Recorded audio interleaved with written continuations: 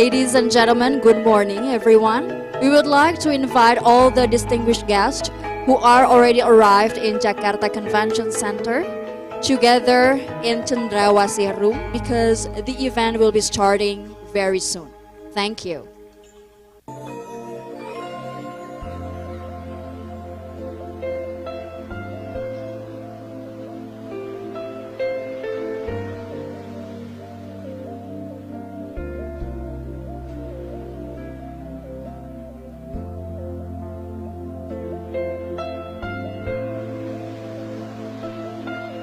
Good morning, ladies and gentlemen. We would like to invite all the guests who are already in Jakarta Convention Center all together and be seated in the seat that have been provided by the organization because the event will be starting very soon.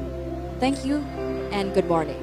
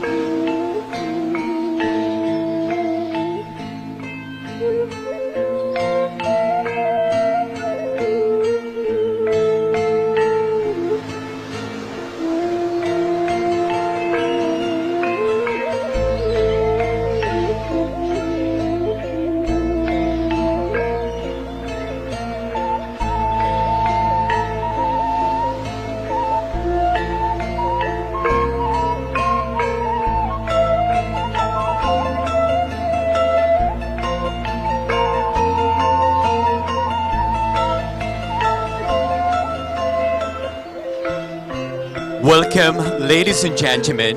We would like to inform you all that the 10th World Water Forum kick-off meeting will begin very shortly. And please be seated. Thank you.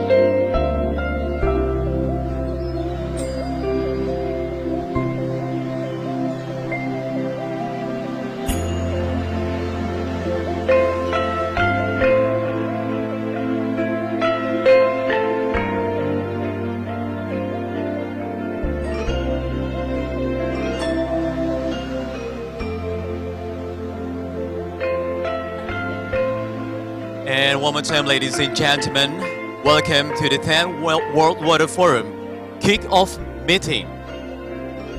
To all participants and distinguished guests, please be seated as the event will begin very shortly.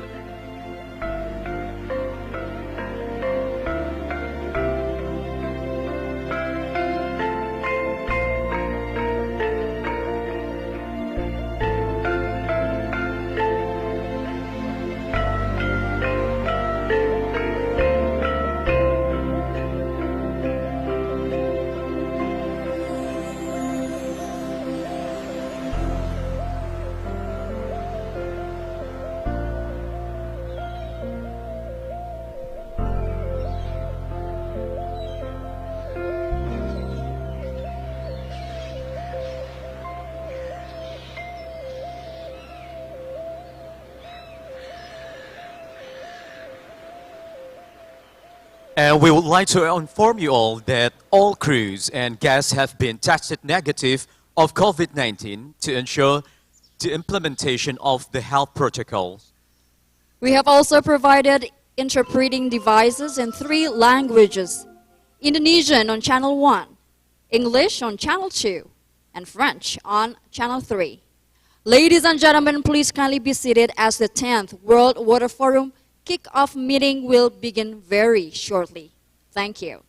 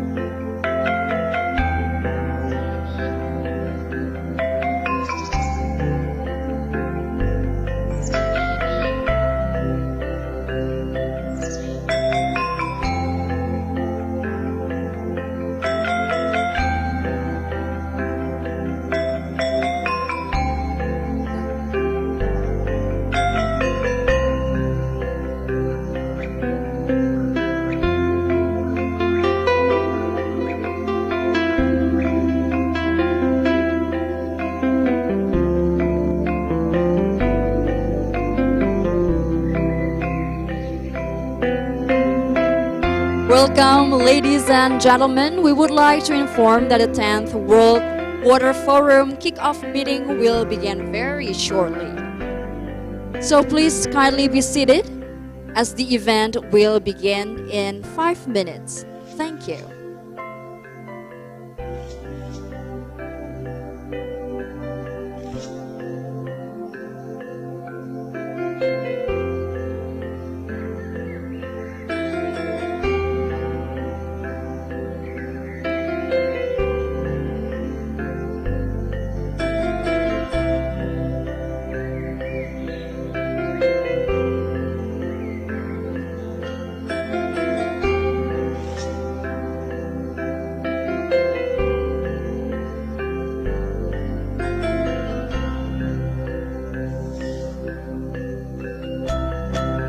Ladies and gentlemen, we would like to inform you all once again to please be seated as the event will begin very shortly. Thank you.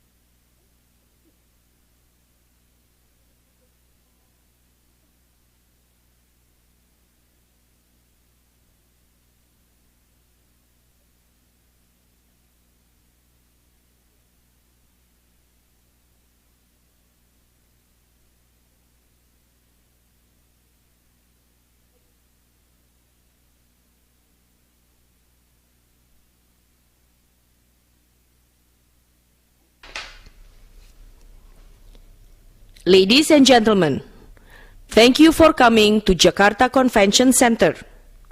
In case of emergency, the building evacuation will be announced room by room basis. Please leave the building immediately, following the instruction from the emergency response team. Walk calmly, do not panic, and do not use the elevator. Do not return to the building for any reasons until further announcement.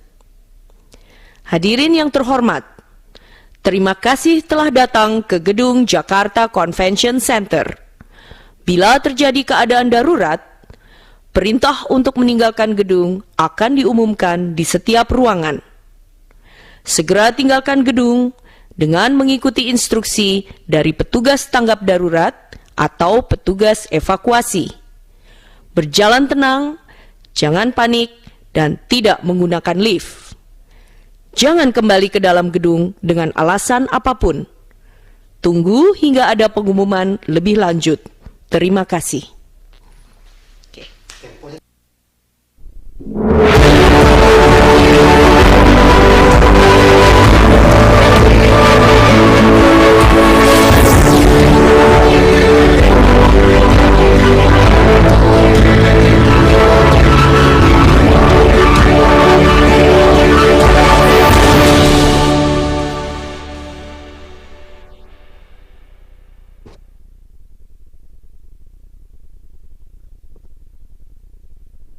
The Honorable President of the World Water Council, Mr. Loic Fouchon, Minister of Public Works and Housing of the Republic of Indonesia, Minister of Tourism and Creative Economy of the Republic of Indonesia, and Minister of Water and Sanitation of Senegal,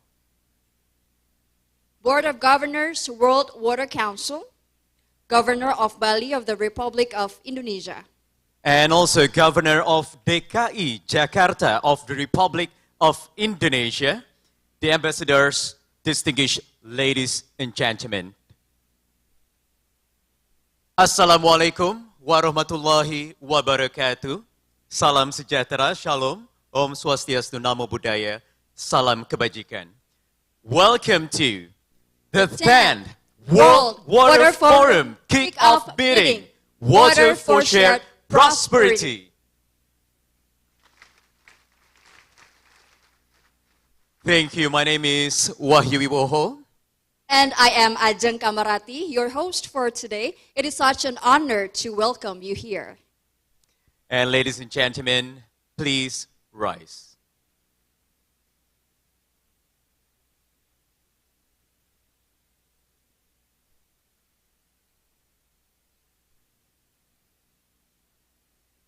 The national anthem of Indonesia.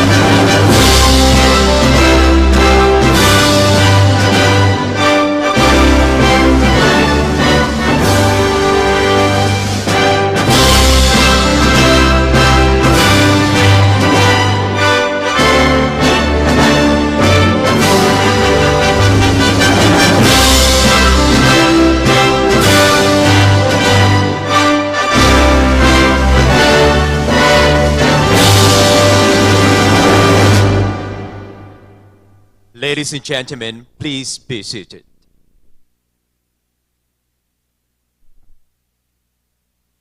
The 10th World Water Forum Kick-Off Meeting, Water for Shared Prosperity, today at the Jakarta Convention Center, will be opened with the performance from Galih Montana.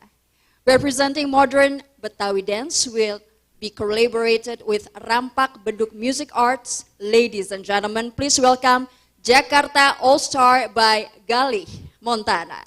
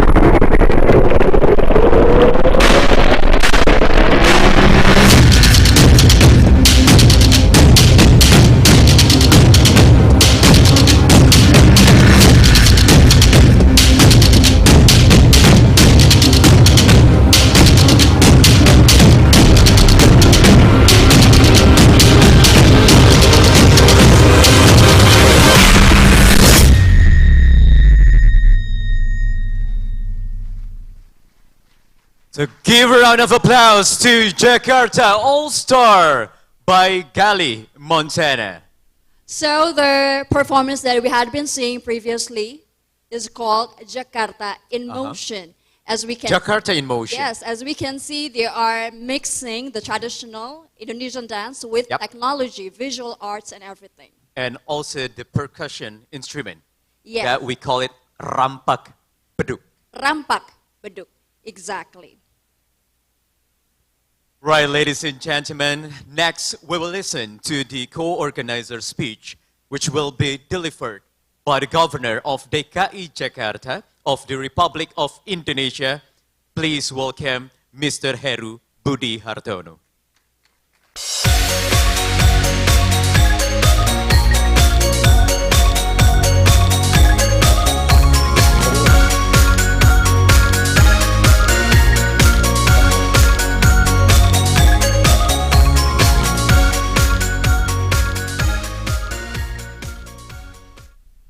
Terima kasih.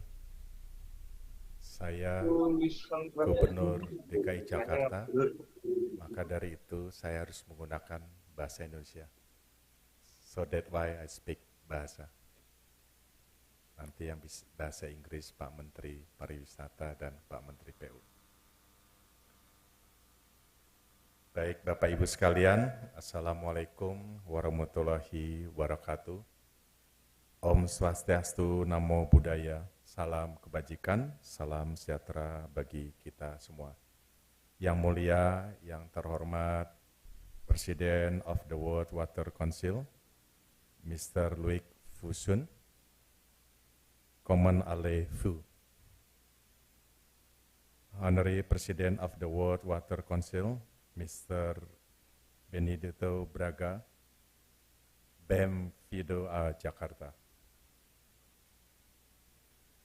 Minister of Water and Sanitation of Senegal, Mr. Sarin Bay, Tiam Bonzu. Yang terhormat, yang kami banggakan, Menteri Pekerjaan Umum dan Perumahan Rakyat Republik Indonesia, Bapak Basuki Hadi Mulyono, Menteri Pariwisata dan Ekonomi Kreatif Republik Indonesia, Bapak Sandiaga Uno. Tentunya yang kami hormati, sahabat kami, Gubernur Provinsi Bali, Bapak Iwayan Koster. Bahasa selamat paginya, Rahajeng Semeng. Dan seluruh peserta undangan yang saya hormati, yang mulia dan sahabat-sahabat sekalian. Selamat datang di Jakarta. Jakarta adalah miniatur Indonesia dengan berbagai suku dan bangsa dan budaya. Saya merasa terhormat menyambut Bapak dan Ibu sekalian peserta kick-off meeting of the 10 World Water Forum di kota kami, kota Jakarta, yang menjadi mandat bagi jutaan penduduk Indonesia untuk menggapai masa depannya. Pada forum berbahagia ini, izinkan saya memberikan apresiasi bagi seluruh peserta yang hadir, serta panitia yang telah merancang acara yang sangat penting ini. Air adalah kebutuhan dasar manusia, karenanya semua warga harus terlayani kebutuhan dasarnya. Air minum dan air bersih yang cukup dan layak. Rata-rata pertumbuhan populasi penduduk DKI Jakarta dari tahun 2019 sampai dengan 2022 adalah sekitar 0,93%, dengan jumlah penduduk di 2022 adalah sebesar 11.259.294 orang. Hasil proyek perhitungan data lalu lintas DKI Jakarta menyebutkan bahwa jumlah komuter yang setiap hari masuk dan keluar wilayah Provinsi DKI Jakarta adalah sebanyak 3.622.000 orang. Singkatnya adalah sekitar 14 juta orang melakukan aktivitas ekonominya setiap hari di wilayah Provinsi DKI Jakarta. Dengan luas daratan sebesar 661 km persegi, Jakarta menjadi kota terpadat nomor 1 di Indonesia. Sehingga demi menciptakan kota yang nyaman untuk ditinggali warganya, pemerintah Provinsi DKI Jakarta berusaha memenuhi kecukupan sumber air bersih yang menjadi faktor penting bagi makhluk hidup. Penggunaan sumber-sumber air bersih yang ramah lingkungan diharapkan mampu menjaga ketersediaan air bersih di masa depan, tentunya sembari memelihara bumi dari kerusakan seperti penurunan muka tanah, timbulnya ruang kosong di dalam tanah, serta intrusi air laut. Jakarta menargetkan 100% layanan jaringan perpipaan air bersih pada tahun 2030 dengan total pelanggan sebanyak 2.167 rumah tangga. Target ini juga mengcover 2 poin dalam tujuan pembangunan berkelanjutan, yakni Clean Water and Sanitation serta Climate Action. Pemerintah Provinsi DKI Jakarta melakukan berbagai peningkatan suplai air melalui strategi optimalisasi aset existing dan penyediaan aset baru, serta tentunya berkolaborasi pembangunan infrastruktur dengan pemerintah pusat, khususnya dengan Kementerian PUPR, untuk penyediaan air baku dari Waduk Jatiluhur dan Karian Serpong. Terima kasih Pak Menteri. Pemerintah Provinsi DKI Jakarta juga berupaya menguatkan ketahanan air di Jakarta melalui penambahan tampungan-tampungan baru, serta penggunaan sumber-sumber alternatif lainnya seperti pembangunan tanggul raksasa atau NCICD. Tentunya jumlah kebutuhan air bersih di DKI Jakarta pada tahun 2050 diprediksi mencapai angka 43.000 liter per detik, yang dimana cakupan layanan suplai air bersih yang bersumber dari PDAM sendiri hanya dapat mencapai dan terpenuhi 28.026 liter per detik karena adanya penurunan suplai air baku dari Waduk Jatiluhur yang juga merupakan sumber air bersih bagi Provinsi Jawa Barat yang terus berkembang. Peningkatan cakupan lain jaringan perpipaan di Jakarta dapat memenuhi kebutuhan air bagi masyarakat dan dapat meningkatkan taraf hidup masyarakat dalam berbagai aspek seperti kesehatan, sosial, dan ekonomi. Dalam kesempatan World Water Forum ini, kami mengajak Bapak, Ibu, dan hadirin sekalian untuk dapat berperan aktif dalam menjaga keberlangsungan air dunia sehingga ke depan kita dapat akan mewariskan air mata air untuk cucu kita, tapi kita mewariskan segala sesuatu yang terkait dengan kehidupan di belahan dunia. Tentunya saya mengucapkan selamat mengikuti kick-off meeting the 10 World Water Forum tahun 2023. Semoga dengan berlangsungnya acara ini dapat menjadi inspirasi bagi pelestarian sumber daya di dunia. Terima kasih, sukses Jakarta untuk Indonesia. Om Santi, Santi Om, Namo Buddhaya. Wassalamualaikum warahmatullahi wabarakatuh.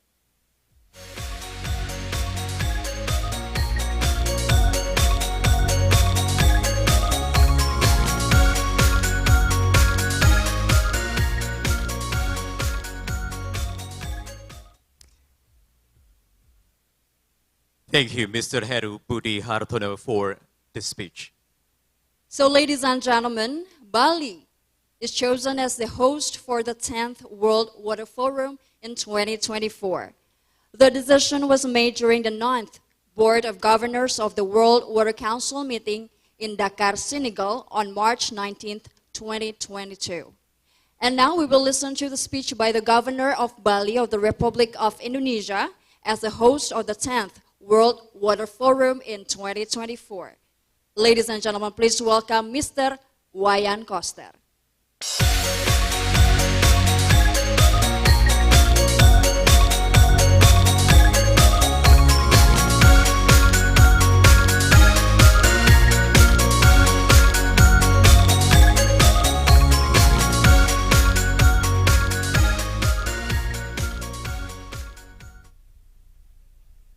Om Swastiastu. Assalamualaikum warahmatullahi wabarakatuh. Salam sejahtera, shalom, namo buddhaya, salam kebajikan, rahayu untuk kita semua. Yang saya hormati dan saya muliakan Presiden World Water Council, Mr. Louis Pousson, beserta para anggota Board of Governors World Water Council. Yang saya hormati dan saya banggakan Bapak Menteri PU sekaligus Wakil Ketua Panitia Nasional Penyelenggara World Water Forum ke-10 Bapak Basuki Hadi Mulyono. Yang saya hormati Bapak Menteri Pariwisata Bapak Sandiaga Uno. Tentu saja yang terhormat sahabat baik saya Bapak Gubernur DKI Jakarta Bapak Heru Budi Hartono. Pimpinan dan hadirin sekalian yang saya muliakan. Pertama-tama saya mengucapkan terima kasih kepada World Water Council yang telah melaksanakan acara kick-off meeting World Water Forum ke-10 yang salah satu kegiatannya akan dilaksanakan di Bali. Sebagaimana telah diputuskan bahwa acara puncak World Water Forum ke-10 akan dilaksanakan tanggal 18 sampai 24 Mei 2024 di Bali. Tema World Water Forum ke-10 adalah Water for Shared Prosperity. Tema ini sangat selaras dengan nilai-nilai kearifan lokal Bali, yaitu Danu Kerti, yang berarti penyucian dan pemuliaan sumber air. Penyucian dan pemuliaan sumber air dilaksanakan secara niskala atau religi dan skala. Secara niskala atau religi dilaksanakan dengan upakara tumpek uye, yang merupakan hari raya untuk menyucikan dan memuliakan sumber air atau hari jadinya air di Bali, yang dilaksanakan setiap 6 bulan kalender Bali, yaitu setiap 210 hari. Tepatnya pada hari Sabtu, Sanis Cara Kliwon, Uku Uye. Leluhur Bali telah memberi wejangan hidup bahwa air adalah sumber kesejahteraan dan kebahagiaan kehidupan manusia. Bagi masyarakat Bali, air memiliki fungsi secara niskala atau religi dan skala. Secara niskala, air berfungsi sebagai tirta untuk kepentingan upakara adat dan untuk menyucikan atau membersihkan diri. Secara skala, air berfungsi sebagai sumber kesejahteraan dan kebahagiaan kehidupan masyarakat untuk memenuhi kehidupan sehari-hari dan untuk pertanian. Oleh karena itulah, pemerintah Provinsi Bali telah memberlakukan kebijakan yang dituangkan dalam Surat Edaran Gubernur Bali nomor 04 tahun 2022 tentang tata titik kehidupan masyarakat Bali berdasarkan nilai-nilai kearifan lokal Sadkerti dalam Bali era baru, yang mulai diberlakukan tanggal 4 Januari 2022. Secara skala, pemerintah Provinsi Bali memberlakukan kebijakan yang diatur dengan Peraturan Gubernur Bali nomor 24 tahun 2020 tentang pelindungan danau, mata air, sungai, dan laut, yang mulai berlaku tanggal 29 Mei 2020. Bali memiliki sumber air yang sangat memadai, yaitu 4 danau: Danau Batur, Danau Beratan, Danau Tamblingan, dan Danau Buyan. Memiliki 246 sungai, sebagian diantaranya melintasi kabupaten-kabupaten yang ada di Bali. Juga memiliki air terjun dan banyak sumber mata air murni atau air kelebutan. Danau Batur yang terletak di Kecamatan Kintamani, Kabupaten Bangli, merupakan danau terbesar di Pulau Bali yang berfungsi sebagai ekologi yang kaya dengan keanekaragaman hayati, dengan potensi pengembangan untuk pariwisata, perikanan, pertanian, hortikultura yang telah ditetapkan dalam Rencana Tata Ruang Kabupaten Bangli. Danau Batur juga merupakan salah satu warisan budaya dunia sebagai Batur Global Geopark oleh UNESCO sejak tahun 2012. Berdasarkan nilai-nilai kearifan lokal tersebut, masyarakat Bali memiliki budaya pengaturan air dalam sistem pertanian yang dikenal dengan subak. Subak adalah salah satu bentuk sistem irigasi yang mampu mengakomodasikan dinamika sosioteknis masyarakat setempat. Sistem irigasi subak dikelola dengan prinsip-prinsip keadilan, keterbukaan, harmoni, dan kebersamaan melalui suatu organisasi masyarakat yang fleksibel dan demokratis dengan kepentingan masyarakat. Sistem ini tidak semata hanya untuk mengatur masalah dan urusan teknis pengaturan dan pembagian air saja, tetapi juga memperhatikan aspek lingkungan, sosial, dan niskala atau religius. Sejak tahun 2012, UNESCO telah mengakui subak sebagai warisan budaya dunia setelah Indonesia memperjuangkannya selama 12 tahun. Hal ini menjadikan subak adalah budaya kelola air yang istimewa, karena subak bisa menjadikan masyarakat petani di Bali serasi dengan alam untuk mencapai hasil panen yang optimal. Hadirin sekalian yang saya hormati, Bali merupakan pulau yang memiliki kekayaan alam yang indah, masyarakat yang ramah, serta kebudayaan yang kaya dan unik, sehingga Bali menjadi destinasi wisata utama dunia. Bali memiliki fasilitas yang lengkap dan accessibility, serta sangat berpengalaman dalam menyelenggarakan event-event internasional, seperti IMF dan Bank Dunia tahun 2018, dan pertemuan puncak presidensi G20 pada tanggal 15 sampai 16 November 2022, yang berlangsung dengan sangat sukses. Dengan berbagai pengalaman tersebut, Bali sangat siap mendukung penyelenggaraan World Water Forum ke-10 tanggal 18 sampai 24 Mei 2024 yang akan dihadiri oleh berbagai pemangku kepentingan, baik pejabat negara, akademisi, pebisnis, dan masyarakat lainnya, termasuk para generasi muda. Terakhir, kami juga siap menjadi tuan rumah kick-off meeting. Sebagai lanjutan pertemuan hari ini, kami akan menyambut Bapak Ibu semuanya dengan penuh kegembiraan. Kami menegaskan dengan senang hati selalu siap untuk bekerja sama dengan World Water Council, juga dengan seluruh pemangku kepentingan di seluruh dunia, guna menyukseskan penyelenggaraan acara World Water Forum ke-10 di Bali. Dengan penuh rasa bahagia, masyarakat Bali akan menyambut para peserta pertemuan World Water Forum ke-10 di Bali. Sampai jumpa di Bali, the island of God.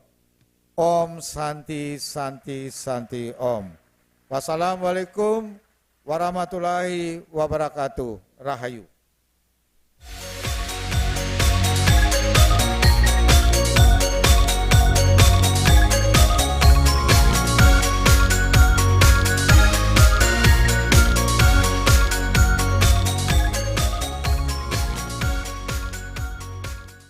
Thank you so much, Mr. Wayan Koster, for the speech. As we can see previously on the stage, Mr. Wayan Koster is wearing Bali traditional costume or attire. Right, thank you. And ladies and gentlemen, World Water Forum is organized every 3 years between World Water Council and a host country, which Indonesia will be the host of 2024 World Water Forum. And the World Water Forum shall be a multi-stakeholders event to present the mission, views, and also achievements of the water community. The World Water Forum shall aim as much as possible to bring all stakeholders from various geographical and sectoral backgrounds together for open debate. The forum provides a unique platform where the water community and key decision makers can collaborate and make long-term progress on global water challenges. And ladies and gentlemen, to know more in detail what is the 10th World Water Forum, let's watch this video.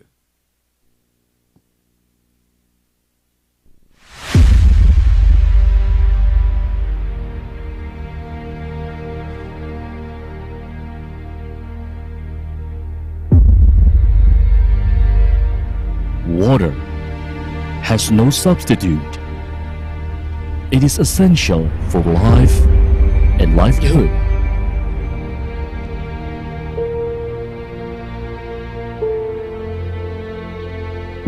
Authorities in South Africa's Nelson Mandela Bay are racing against time to prevent taps running dry.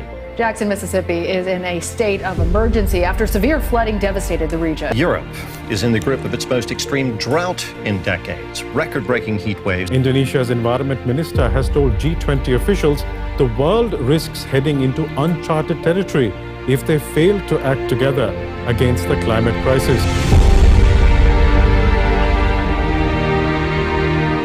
By the end of 2022, 8 billion people over the world consume water, but 2/3 of them are facing severe water scarcity. around 74% of all natural disasters were water-related. Water challenges are real.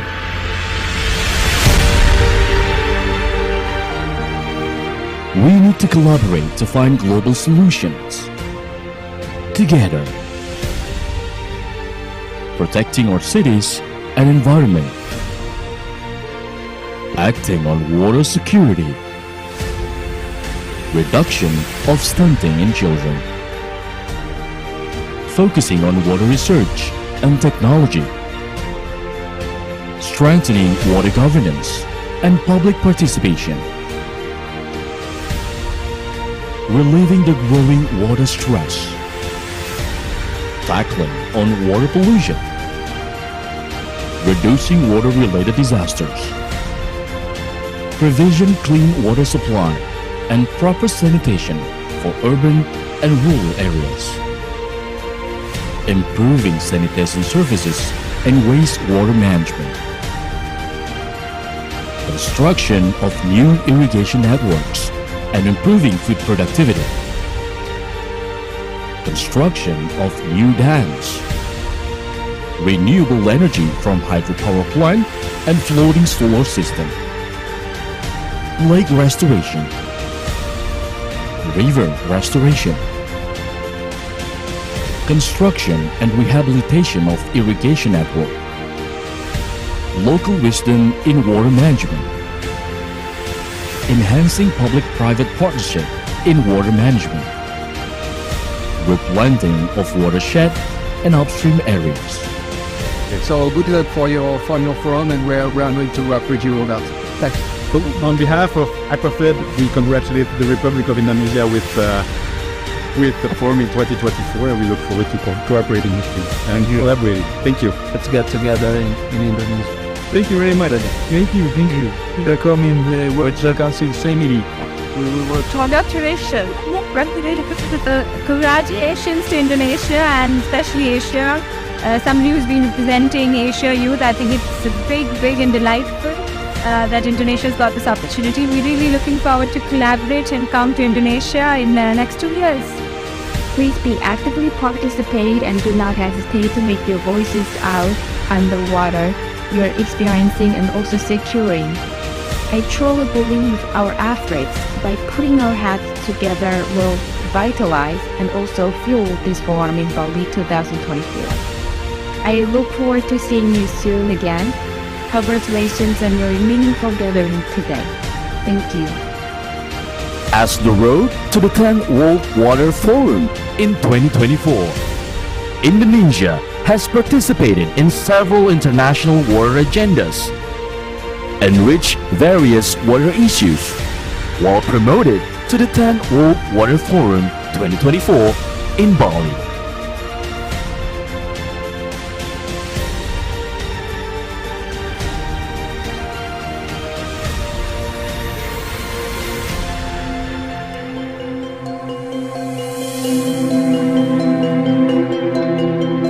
We propose the theme of Water for Shared Prosperity for a 10th World Water Forum 2024.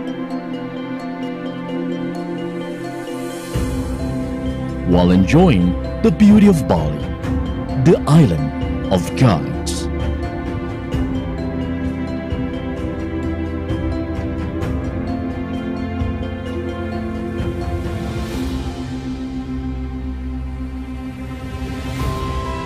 Bali, home of ancient tradition, the place where tradition, culture, and nature meet.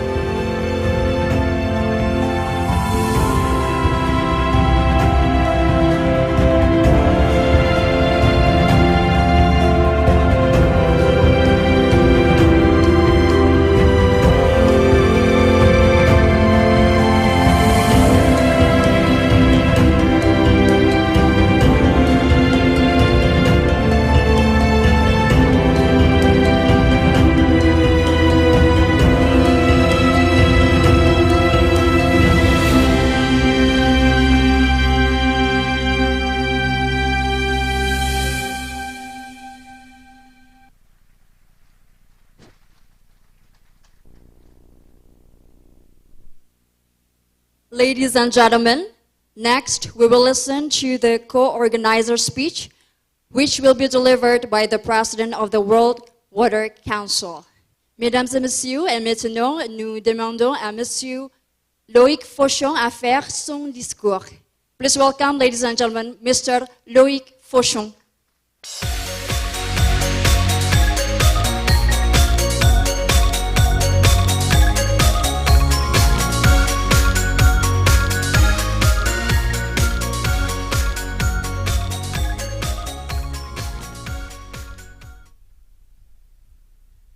Dear Mr. Bazuki, my friend,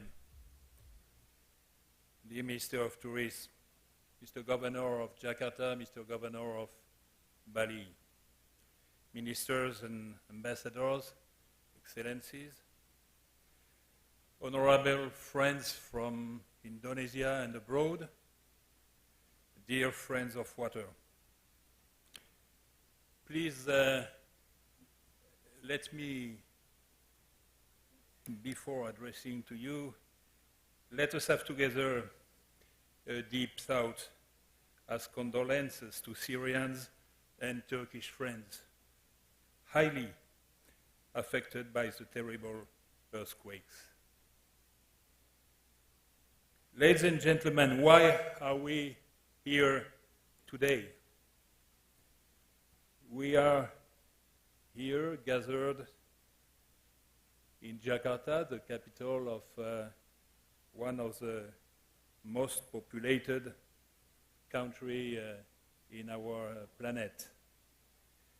We are here in Indonesia today and tomorrow and next year because we are concerned, we are worried and much preoccupied about the water situation in the world. Here and there, water can be hungry. It can get out of its bed, destroy everything, and spread terror and death. In some other places, water has disappeared. Droughts kill more than floods, threatens agricultural and livestock production, and displaces people. Very often, water is still available for human activities, but it's polluted, sometimes even toxic, leading to epidemics and diseases. And with population growth and the constant expansion of cities taking up the countryside and the best agricultural land, water is becoming increasingly scarce. And in addition to the increase in the world's population, there's also climate divagation, changing temperatures, increasing extreme weather, disturbance in ocean like upper sea levels. And climate evolutions obviously affects the availability of water. These, dear friends, are some of the important reasons, among many others, why we are here today. We have in common that we are interested in the future of water, but also in the present. I would like first to celebrate the commitment of Indonesia, its president, its ministers, in particular my friend Minister Bazuki, and the entire staff and secretariat of the forum. I would like to thank them for the quality of the preparation of this kickoff and more generally for the warmth of their hospitality. Thank you to Indonesia. Thank you to the Indonesian people. With Indonesia and the World Water Council, we have built a strong professional and friendly relationship, which provides a solid foundation for an effective and successful joint organization of the 10th World Water Forum. I wanted to say this at the opening of this kickoff and to express our gratitude to you, all Indonesian people, on behalf of the Council members present in this room. So, dear friends, what is the purpose of the Bali Forum in 15 months' time? And therefore, what is the purpose of this kickoff meeting in Jakarta? You know, as it has been said, this is a wonderful movie. Water is the only natural element on Earth that cannot be reproduced. Air, soil, can be replenished, not water. And this is a simple reason to take the best care of it. For this 10th World Water Forum, we have decided on the simple motto, water for shared prosperity. Everyone understands this idea, this obligation to achieve abundance, peace, and serenity through sharing. But sharing requires possessing, protecting, safeguarding, and respecting. And in this case, we have to take care of water, to spare it with full respect.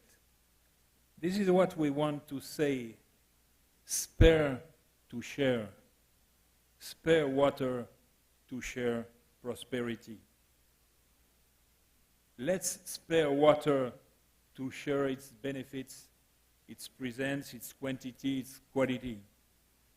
In all language, in all religions, there is a sentence which says, water is life. Air adalah kehidupan, kehidupan. I'm sorry for my bad pronunciation. It came from my heart. And this, dear friends, is what billions of people on this planet expect from us, from you, from the work we will have all together during the next months. We have to provide concrete, sustainable, and equitable solutions to allow each and every one of us to have access to water, and for all the users necessary for this search and sharing of prosperity. We know that the challenges are very high, but it's our common duties to share prosperity. We have first to spare water. Spare water for food. How can we manage our water resources, our soils and our land to produce food for these planetary populations that continues to grow and grow?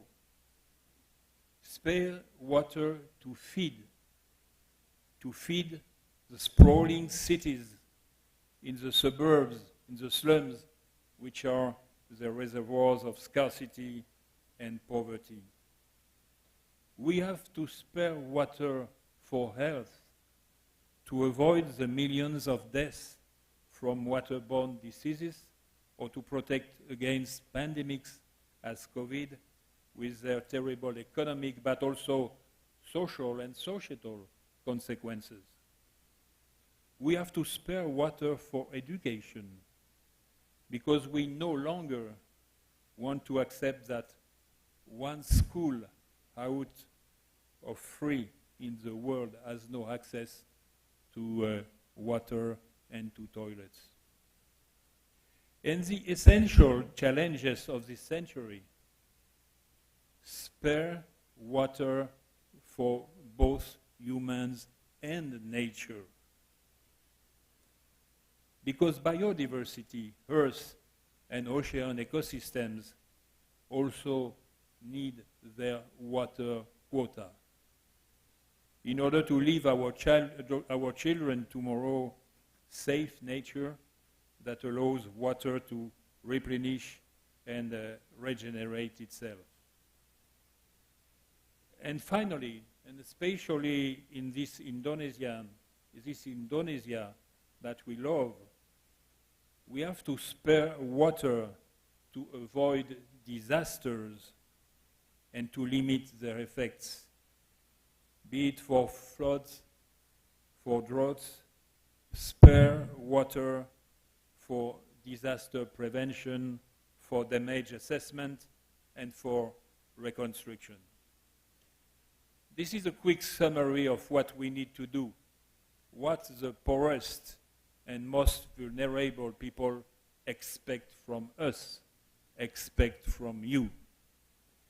And the Bali World Water Forum is holding out its arms to us to change the course of water history, to write its future of abundance to achieve shared prosperity. The first milestones have been set by our joint Indonesian and Council team.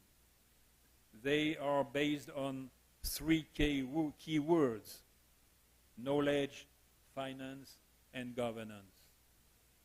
This is why the construction of this forum is naturally built around 3 processes. First, the thematic process, which is already proposing 6 sub-themes for your consideration, which will be developed this evening and especially tomorrow morning.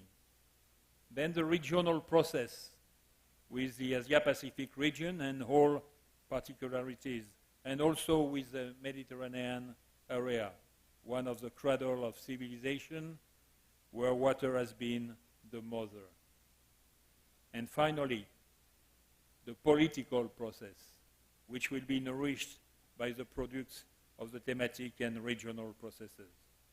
As you know, dear colleagues, we must take the debate to the various institutional levels.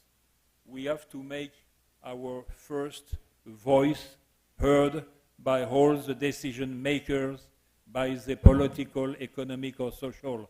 Stop ignoring water. Stop ignoring water. Let's get to know water. Let's respect it. Let's preserve it. And let's save it. And then the second voice is even more voluntary. We need real political will at all levels of decision making. The message is clear. Water is politics. Water is politics. We are here to carry these messages and work together on how to implement them.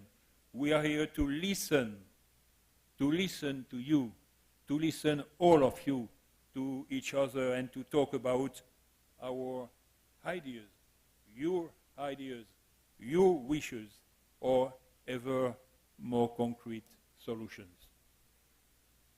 Let us listen to each other with humility and speak with modesty in the service of common ambition to give back hope, dignity through the possibility of access to water, to sanitation, security, and prosperity for all.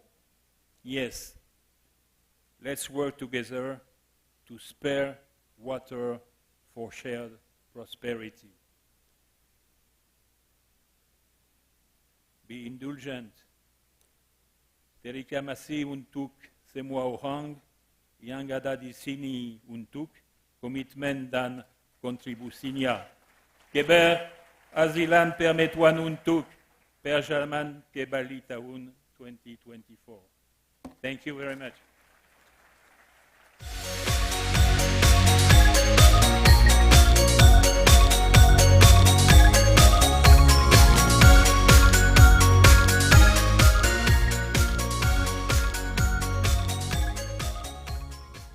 Merci beaucoup, Monsieur Loïc Fauchon, pour votre discours inspirant.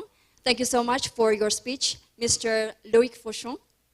And ladies and gentlemen, next we have the opening speech by Minister of Public Works and Housing of the Republic of Indonesia, His Excellency Muhammad Basuki Hadi Mulyono.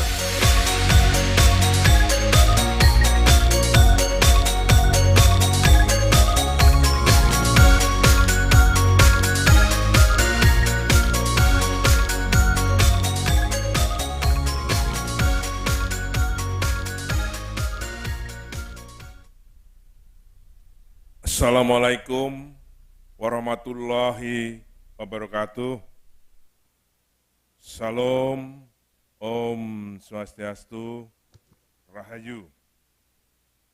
Very good morning, Your Excellencies, the President of the Water Council, Mr. Loic Fauchon, Honorable Board of Governors of the World Water Council, my friends, Minister of Water and Sanitation of the Republic of Senegal, Special Envoy of the President of Tajikistan, Mr. Sultan, Governors of Jakarta, Mr. Heru, and Governors of Bali, Mr. Wayan Koster, all mayors and regions, distinguished ladies and gentlemen. Welcome to Jakarta. Welcome to Indonesia. We are delighted to have all of you here with more than 1,300 registered participants from 56 countries. Thank you very much for your coming to this conference. On behalf of the Indonesian National Organizing Committee, it is a great honor and pleasure to me to meet all of you to this kick-off meeting, which will also be the first international stakeholder consultation meeting on the road to the 10th World Water Forum 2024. The World Water Forum is the largest international water meeting in the water sector, organized by the World Water Council and the government of Indonesia. It provides an essential platform for all global water issues which involve all stakeholders. It aims to raise awareness about the current water challenges and to discuss as well as to initiate adequate water action. Climate change is amplifying negative effect of water resources now. It resulted in floods, droughts, extreme weather, landslides, melting glaciers, groundwater depletion, and sea level rise. Water shortages and pollution are threatening nature and biodiversity, as well as human health, food, and energy production. Excellencies, ladies and gentlemen, 9 previous World Water Forums have set the stage. Marrakesh gave us a vision for water, to act, move from water to action, and Istanbul work on bridging divides. And the last one in Dakar, Senegal, we agreed on Blue Deal. On this 10th anniversary of the World Water Forum, we must have the courage to take bold steps. Incremental changes will not be enough. A real transformation is required. We will need a change of attitude, awareness on all levels, initiative, responsibility, collaboration, solidarity, and finance, which all lead to action. Through this kick-off meeting, there are at least 6 major water resources problems that we must immediately discuss to find solution. So again, immediately discuss to find solution, innovation, and implementation action plans. Those 6 major water resources issues or problems are: first, water for human and nature. The rate of population growth and development has resulted in changes in natural and environmental conditions that affect water resources. These changes require us to make conservation efforts by maintaining the existence and preservation of water environment to ensure that water is always available in sufficient quantity and quality. Second, water security and prosperity. Changes in water quantity and quality can affect food and energy security, as well as the availability of clean water and sanitation. The discussion of this issue should be able to create a water management model towards a smart, integrated water management. Third, disaster risk reduction and management. The current global challenge related to water that has most direct impact on society is natural disasters. Therefore, in order to face and reduce the impact of water-related disasters, disaster mitigation efforts are needed. Fourth, cooperation and hydro-diplomacy. The management of transboundary water resources, both from hydrological, regional, and social aspect, is an important issue that needs to be discussed also.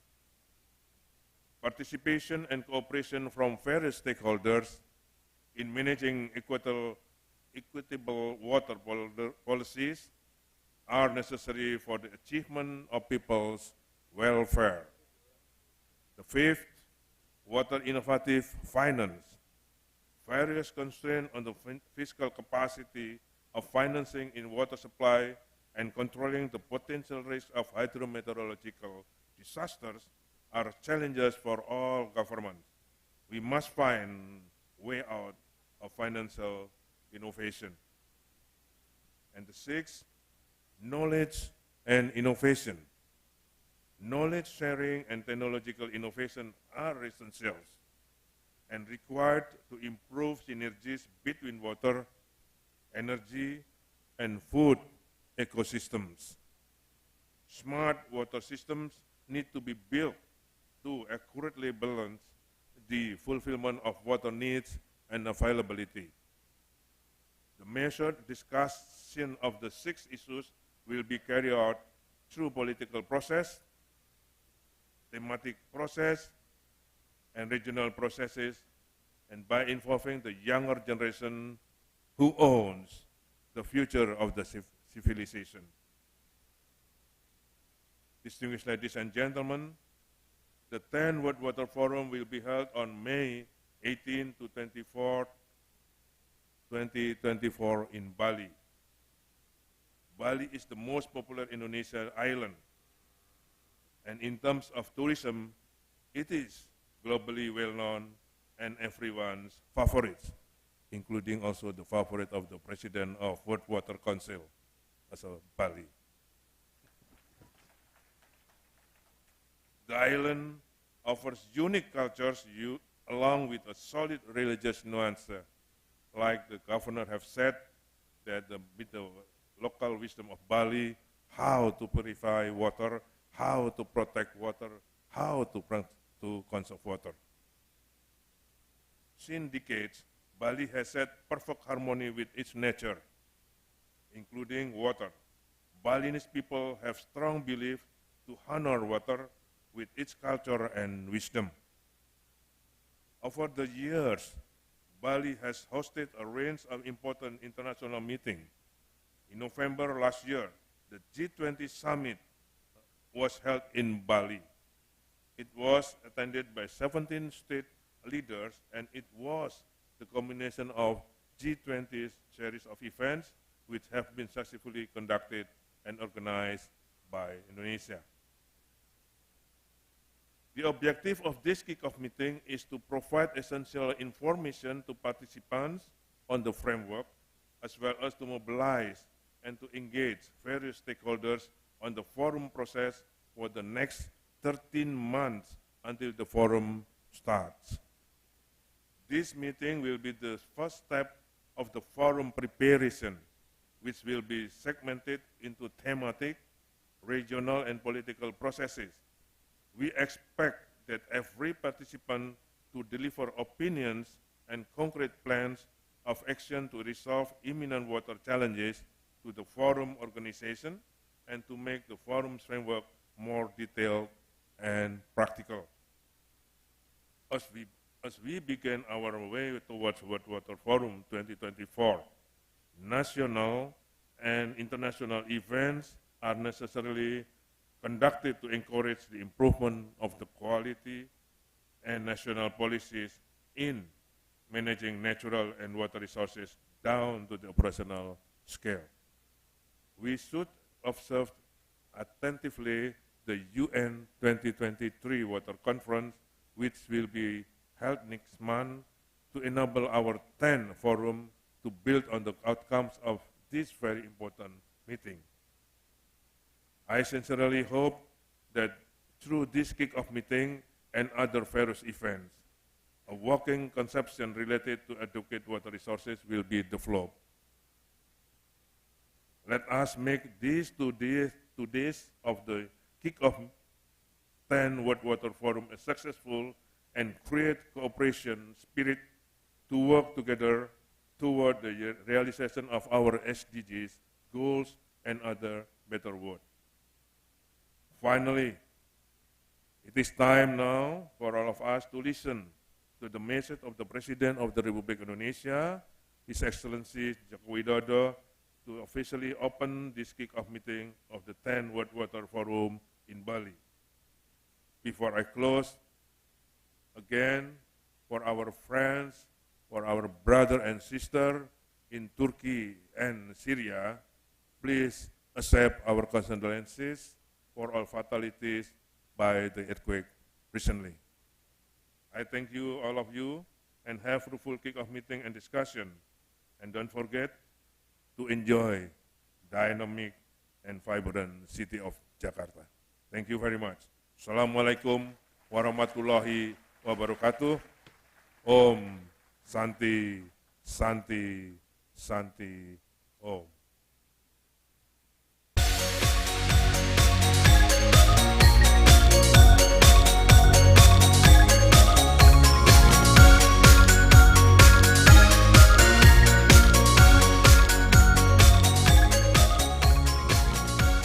Thank you, His Excellency Muhammad Basuki Hadi Mulyono, for delivering the speech. Ladies and gentlemen, next session will be the speech by the President of the Republic of Indonesia. We present you the video speech by Presiden Joko Widodo. Assalamualaikum warahmatullahi wabarakatuh. Yang saya hormati Presiden World Water Council, Mr. WIB-selesai, yang saya hormati Dewan Gubernur World Water Council, Menteri, Koordinator Maritim dan Investasi, para Menteri, hadirin dan undangan yang berbahagia. Keberlanjutan sumber daya air menjadi isu yang sangat mendesak bagi dunia. Kebutuhan air dunia meningkat tajam sejalan dengan pertumbuhan penduduk, peningkatan produksi pangan dan juga industri. Sementara itu, ketersediaan air yang berkualitas dan berkelanjutan semakin sulit akibat degradasi lingkungan dan perubahan iklim. Pengelolaan sumber daya air secara efisien dan terpadu merupakan agenda yang harus kita kerjakan bersama agar air bisa dikelola dan bisa dimanfaatkan untuk kemakmuran bersama. Hadirin yang saya hormati, Indonesia sangat senang terpilih menjadi tuan rumah penyelenggaraan World Water Forum ke-10 di Bali tahun 2024. Kita harus mempersiapkan banyak substansi yang akan dibahas di puncak acara tahun depan untuk mencari solusi, mengembangkan inovasi, dan aksi implementasi bersama sesegera mungkin. Di tengah laju pertumbuhan penduduk dan perubahan iklim sekarang ini, saya ingin menegaskan beberapa agenda penting yang harus diprioritaskan. upaya konservasi air, ketersediaan air bersih dan sanitasi, ketahanan pangan dan energi, serta mitigasi bencana alam berupa banjir dan kekeringan. Agenda-agenda tersebut harus menjadi kerja bersama, partisipasi rakyat dan kerjasama dari berbagai pihak, dialog dan kemitraan antar negara yang dilakukan dalam semangat kebersamaan untuk kesejahteraan rakyat dunia. Selain itu, agenda-agenda tersebut juga membutuhkan banyak inovasi, terutama inovasi finansial yang melibatkan pemerintah dan swasta, inovasi teknologi dalam pengelolaan kebutuhan konsumsi energi dan pangan, serta komitmen semua pihak untuk berbagi dan bekerja sama. Bapak Ibu yang saya hormati, saya sangat mengharapkan pertemuan awal menuju the 10th World Water Forum ini dapat menghasilkan agenda-agenda penting yang akan kita tindak lanjuti pada acara puncak WWF ke-10 di Bali pada tanggal 18 sampai 24 Mei tahun 2024. Dan dengan mengucap Bismillahirrahmanirrahim, kick-off meeting World Water Forum ke-10 saya nyatakan dimulai. Sampai jumpa di Bali pada tahun 2024. Terima kasih. Wassalamualaikum warahmatullahi wabarakatuh. Om Santi Santi Santi Om.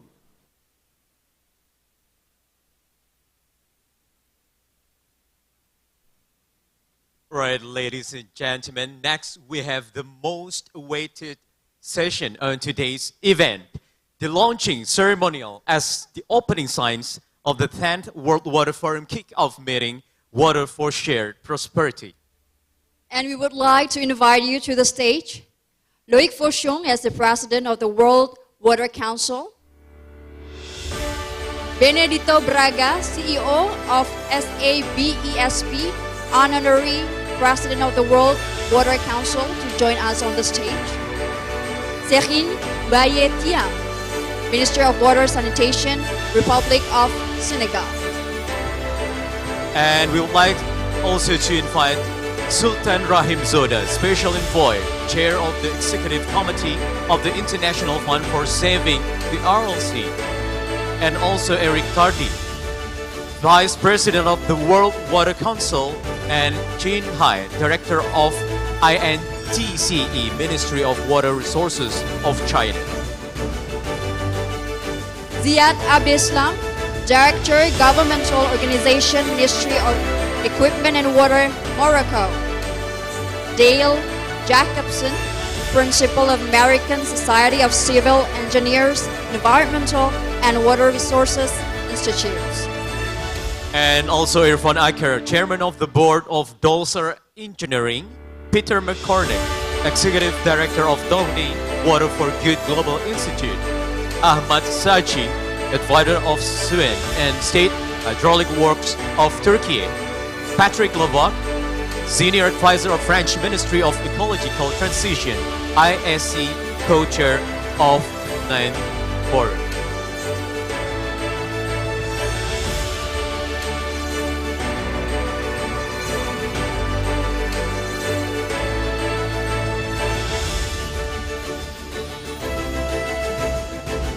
We would like as well to invite the Governor of DKI Jakarta, Heru Budi Hartono, to join us on the stage, and Governor of Bali, Wayan Koster. And also His Excellency Bapak Basuki Hadi Mulyono, also please come to the stage.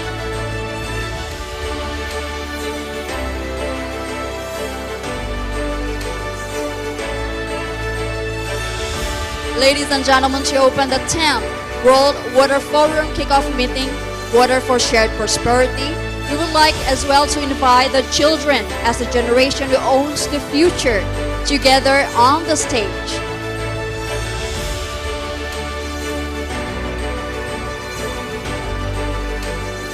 One of them will deliver a message about water for shared prosperity. And now please welcome Vanessa to deliver the message.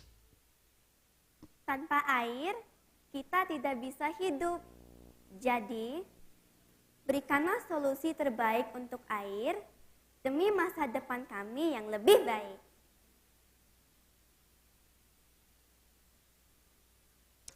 And next, ladies and gentlemen, we are going to do the countdown in 3, 2, 1.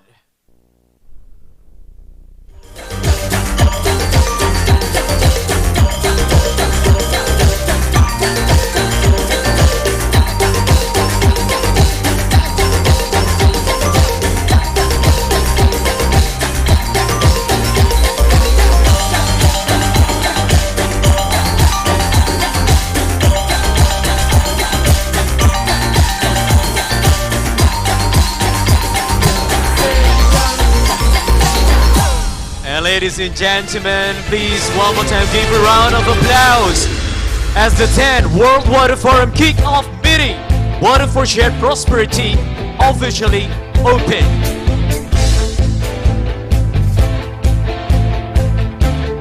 And we would like to invite you people to join us on the stage to take photo or pictures together. Abu Amani as the Director for Water Cooperation UNESCO, please join to the stage.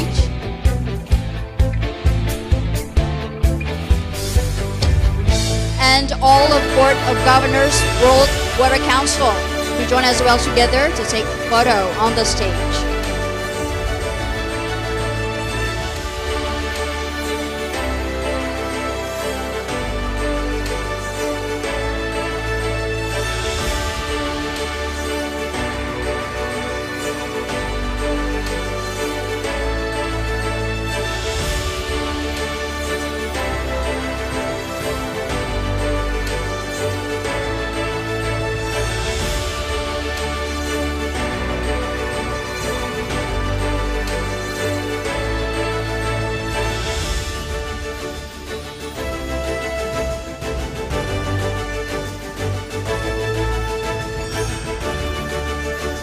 Right, ladies and gentlemen, we are still waiting for all the Board of Governors to join on the stage.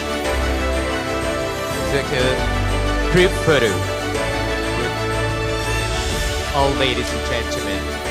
So, yes, seems everyone looks ready. We're going to take photo. In 3, 2, 1. Yeah, moment.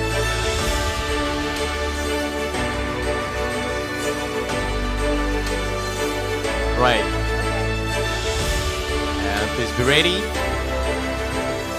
Ladies and gentlemen, and all media partners, photographers and videographers, on my count in 3, 2, 1. One more time. In 3, 2, 1. Right, one more time please, ladies and gentlemen, as the children also will be joining to the stage to take photo together.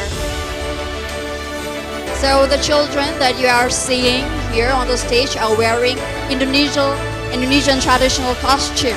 Yeah, especially Balinese traditional attire.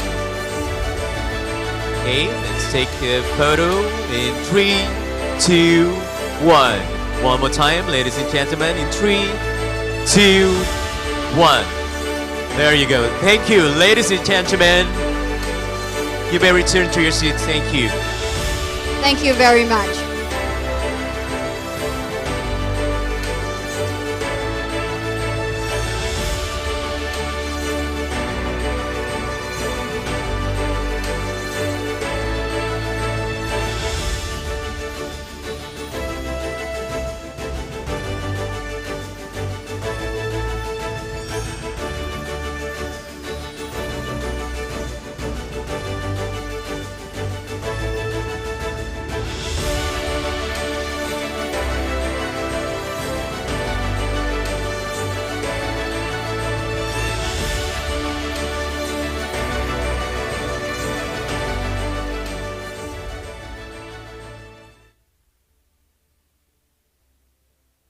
Ladies and gentlemen, we're going to do the next session and the speech by the Minister of Water and Sanitation, Republic of Senegal. Please welcome His Excellency Serigne Baye Thiam. S'il vous plaît, Monsieur Thiam, à faire votre discours.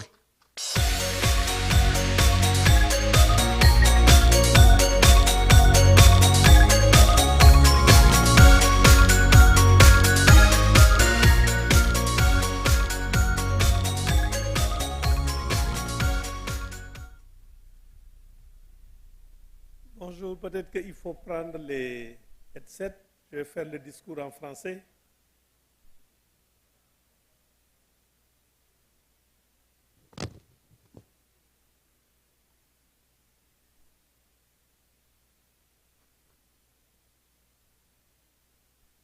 Assalamu alaikum wa rahmatullahi wa barakatuh.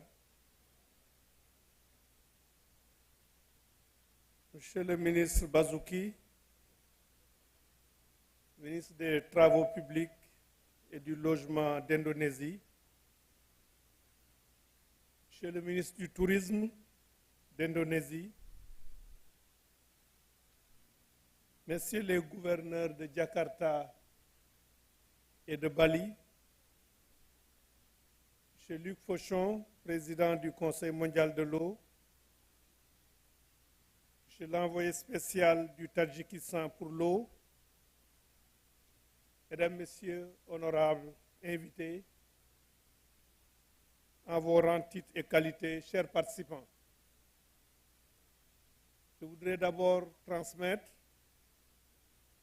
les salutations de son Excellence, M. Macky Sall, président de la République du Sénégal et président en exercice de l'Union africaine, à son homologue, son Excellence, M.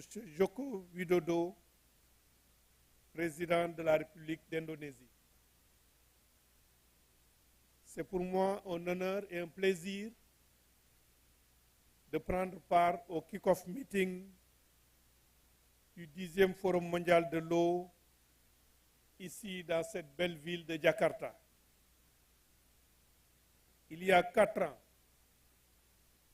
le kick-off meeting du 9e Forum mondial de l'eau se tenait à Dakar. Et il y a un peu moins d'1 an, le 9e Forum mondial de l'eau s'est tenu avec succès. Ce forum était le fruit de l'engagement de toutes les parties prenantes à impulser une dynamique transformatrice autour de l'eau. De Dakar 2022 à Bali 2024, nous restons plus que jamais mobilisés et engagés pour la formulation de réponses aux populations sur les sujets relatifs à l'eau. Je voudrais à cet égard magnifier l'action du Conseil mondial de l'eau et de son président, M. Luc Fauchon. Et plus généralement, je voudrais saluer la mobilisation continue pour faire avancer l'agenda de l'eau. Bali 2024 est une étape importante dans la mise en œuvre de cet agenda mondial de l'eau. Parce qu'il est plus que temps de prendre en charge les enjeux de la gouvernance de l'eau et de procurer aux communautés et à tous les secteurs de production le bien-être qu'ils sont à droit d'attendre. C'est une trajectoire exaltante parce que parsemée de défis si cruciaux pour l'avenir du monde. Dans cette trajectoire, la République d'Indonésie a le mérite d'accueillir le 2e Forum mondial de l'eau placé sous le thème « L'eau pour une prospérité partagée ». À Dakar, la communauté mondiale de l'eau avait échangé sur le thème de la sécurité de l'eau pour la paix et le développement. Le curseur a été mis sur ces ressources essentielles pour assurer la paix, la stabilité, le développement et pour contribuer à juguler les menaces sur la biodiversité à travers les solutions fondées sur la nature et sur l'économie circulaire de l'eau. Nous avons compris qu'il est important de disposer de l'eau en quantité et en qualité pour tous. Nous avons également compris, plus que jamais, qu'il est vital de concentrer notre énergie à sécuriser l'eau pour l'homme et pour la nature. L'eau est un enjeu majeur qui ne peut être relégué au second plan. Ceci est d'autant plus vrai que le dérèglement climatique pose des défis sécuritaires et stratégiques pouvant menacer l'équilibre de nos sociétés, voire de nos États. Il faut arrêter le cycle de dégradation occasionné par l'ampleur de la crise de l'eau et la faible prise en compte de l'assainissement. En Afrique, 319 millions d'hectares sont menacés par la désertification et 40% des personnes n'ont pas accès à l'eau et 70% n'ont pas accès à l'assainissement de base. Si cette tendance se poursuit, c'est environ 200 millions de personnes qui seront obligées de se déplacer d'ici 2030 en raison de conditions difficiles de vie liées à la rareté de l'eau. Ces perspectives peu reluisantes démontrent l'urgence impérieuse d'agir. Il urge en effet d'accélérer les actions de résilience et de mise en place d'infrastructures d'accès à l'eau et de systèmes d'assainissement adéquats pour soutenir le développement socio-économique et tendre, c'est le lieu de le dire ici, vers une prospérité partagée. C'est en raffirmant ces impératifs, en lien avec les objectifs de développement durable, en particulier l'ODD 6, que les parties prenantes du 9e Forum mondial de l'eau ont proposé la déclaration de Dakar intitulée « Un Blue Deal pour la sécurité de l'eau et de l'assainissement, pour la paix et le développement ». Cette déclaration de Dakar appelle la communauté internationale à mettre en œuvre 5 axes fondamentaux pour un monde durable au sens de l'agenda 2030. Premier axe, garantir le droit à l'eau et à l'assainissement pour tous. Deuxième axe, garantir la disponibilité de la ressource et la résilience. Troisième, assurer les financements adéquats. Quatrième, assurer une gouvernance inclusive de l'eau. Et cinquième, renforcer la coopération. Par conséquent, dans le cadre de la capitalisation des résultats du 9e Forum et pour donner suite à son engagement, le Sénégal a mis en place une cellule de suivi, de promotion et de vulgarisation des résultats du 9e Forum mondial de l'eau. À cet égard, le Sénégal a conduit des initiatives politiques et diplomatiques importantes pour placer le sujet de l'eau au cœur de l'agenda international et du multilatéralisme. À titre d'illustration, le président de la République du Sénégal, son Excellence M. Macky Sall, a lancé, lors de la COP27 à Sharm el-Sheikh, en Égypte, les travaux du panel international de haut niveau sur les investissements dans l'eau en Afrique, pour mobiliser des financements adéquats et mettre en œuvre le programme africain d'investissement dans l'eau. Le comité exécutif du Conseil des ministres africains chargé de l'eau, AMCAO, réunie en octobre 2022 à Windhoek, en République de Namibie, a approuvé le Blue Deal en tant que position commune et contribution de l'Afrique à la conférence des Nations Unies sur l'eau de mars 2023.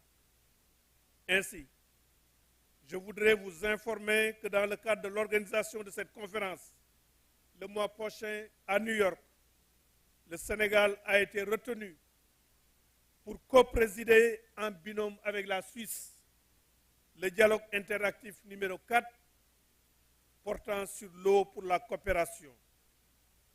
La coprésidence de ce dialogue nous offre l'occasion de promouvoir le Blue Deal de Dakar et d'appeler à une mobilisation vers le 10e Forum mondial de l'eau de Bali 2024.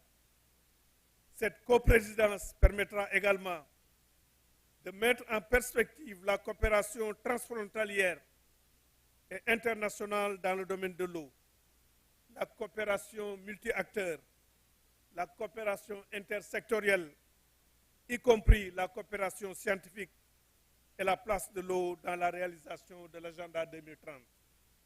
Comme vous le savez, nous passons de Dakar à Bali avec le même viatique des changements qualitatifs à favoriser. Nous sommes appelés à franchir encore des étapes importantes. L'édition de Bali 2024 doit nous permettre de donner des réponses concrètes pour que l'eau contribue à une prospérité partagée. Je salue à ce propos la cohérence et la continuité thématique entre le 9e et le 10e Forum mondial de l'eau.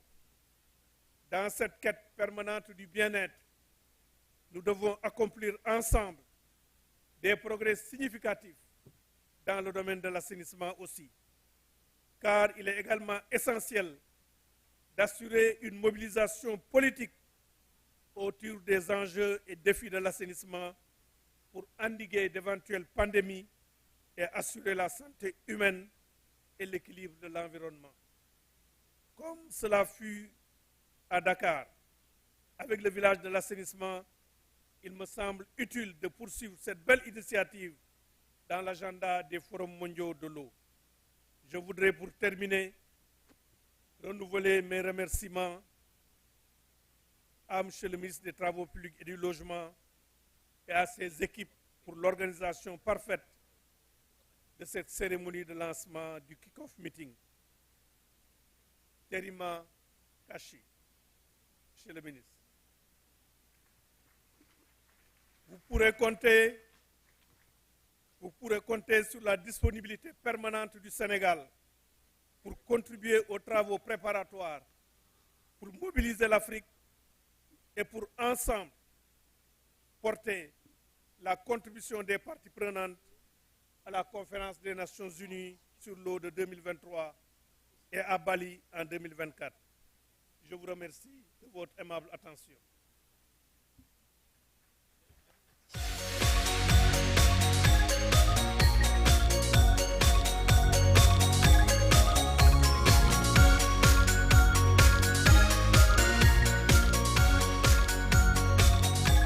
Merci beaucoup, Monsieur Thiam, le ministre de l'eau et de l'assainissement du Sénégal, pour votre discours. Right, ladies and gentlemen, next we'll listen to the speech, which will be delivered by Special Envoy of the President of the Republic of Tajikistan to the Water and Climate Coalition leaders. Please welcome Mr. Sultan Rahim Zodan.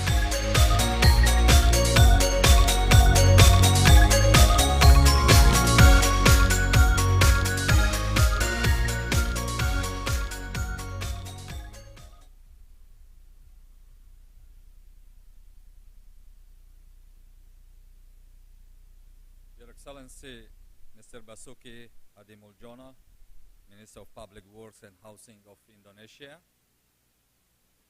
Your Excellency Mr. Serin Thiam, Minister of Water and Sanitation of Senegal, Honorable Minister of Tourism of Indonesia, Honorable President Fashon, Senior Governors of Jakarta and Bali, Excellencies, ladies and gentlemen. It's my honor and great pleasure to address you in this gathering on behalf of the Republic of Tajikistan and the Kingdom of the Netherlands, the co-host of the historical UN Water Conference to be held next month in New York. Taking this opportunity, I would like to thank the government of Indonesia and the World Water Council for the invitation and opportunity to make this statement. I would also like to express my sincere appreciation to His Excellency Mr. Joko Widodo, President of the Republic of Indonesia, for his very inspiring video message and for his strong leadership to promote water issues at the national, regional, and global level. Distinguished participants, while with this kick-off, we start the preparations toward the 10th World Water Forum in Bali next year. The preparation for the UN Water Conference to be held next month from 22nd to 24th in New York is coming to the end. The time is going fast.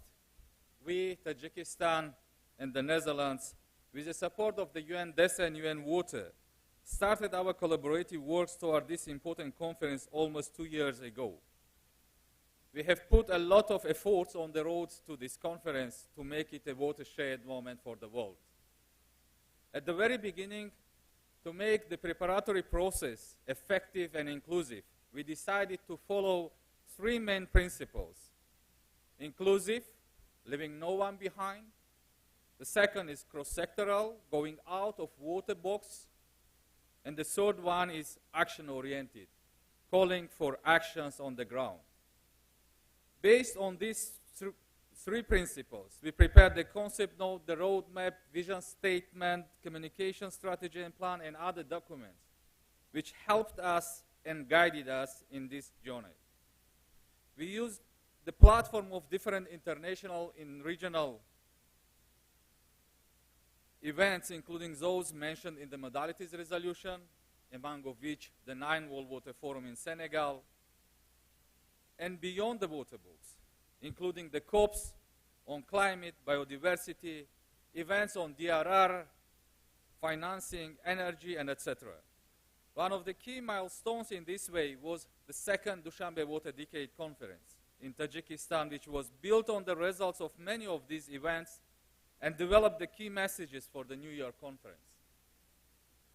All these events, actions, and activity helped us to bring together different stakeholders and sectors to raise awareness about the conference and its historical mission, to attract attention and to engage them in preparation of this historical event.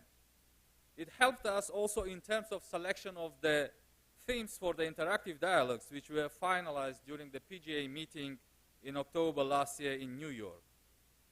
But the important things for us, co-host of the conference, and indeed for the rest of the world, is the outcomes of the conference.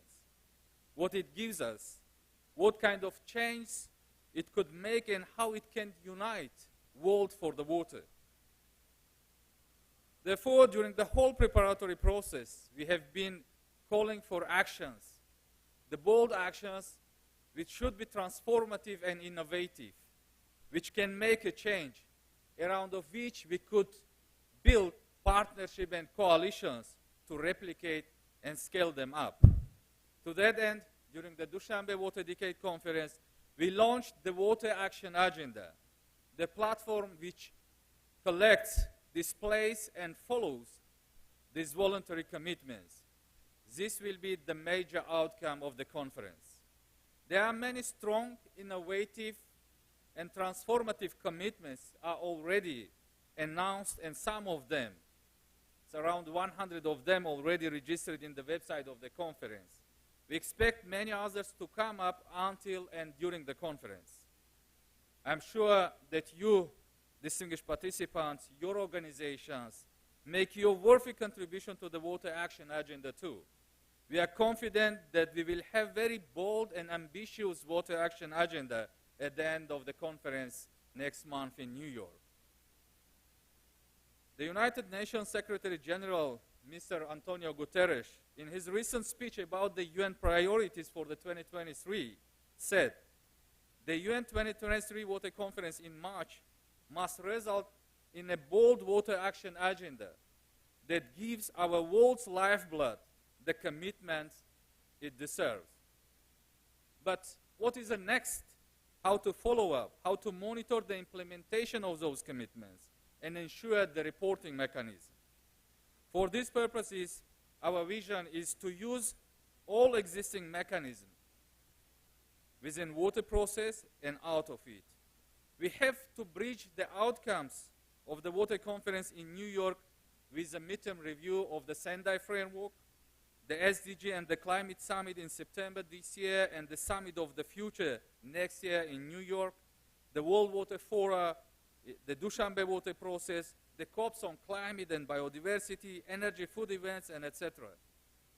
So we need for a strong and systematized follow-up mechanism which will provide us a good platform, the right tools and instruments to implement our ambitious agenda. In this regard, the 10th World Water Forum next year in Bali will be a great opportunity to review the first year of our actions after the conference, to assess what has been achieved, what was a gap, and how to move forward. The themes defined for the 10th World Water Forum are very much aligned with the 5 themes and cross-cutting issues of the interactive dialogues of the conference in New York. So we have to and can easily ensure the synergy between these 2 major events to have better and stronger impact. Dear friends, we have 34 days ahead of us to bring the world together in New York. We, the co-hosts of the conference, count every day because we have an understanding that this is a great opportunity we have no right to miss. Because it becomes now the one-generation opportunity. After the conference in Mar del Plata, Argentina in 1977, we don't have another 40 or 50 years to wait for another UN conference to take a decision or action. Water resources are under huge impact of different challenges, including the climate change, population growth, urbanization, industrialization, desertification, and etc. Therefore, we need actions now. We don't have time to waste. The next generation will not forgive us if we miss this opportunity. We have to use it to give a hope to them and to make the change. We hope that you are with us in this important mission. We need your strong commitments, and we invite you and the rest of the world to be united for water next month in New York, to make this conference historical not in terms of the time dimension, but in terms of its results and impact, and to make it real watershed moment for the world. I thank you very much for your attention, wish you fruitful discussion and successful deliberation, and looking forward to seeing you next month in New York. Terima kasih.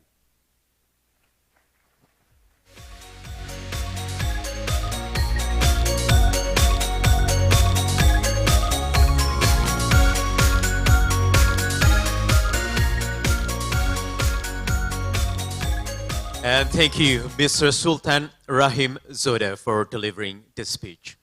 Right, ladies and gentlemen, next we have another speech which will be delivered by the Director Governmental Organization of the Ministry of Equipment and Water of Morocco. Please welcome Mr. Ziad Abdeslam. Et maintenant, mesdames et messieurs, nous demandons à Monsieur Ziad Abdeslam à faire son discours. S'il vous plaît, monsieur.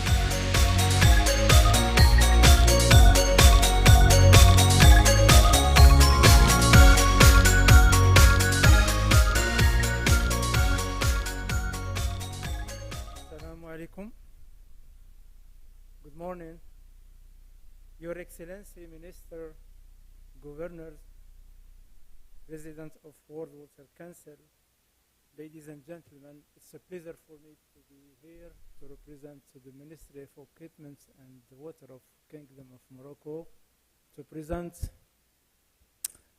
an overview of a great Hassan's second great water prize.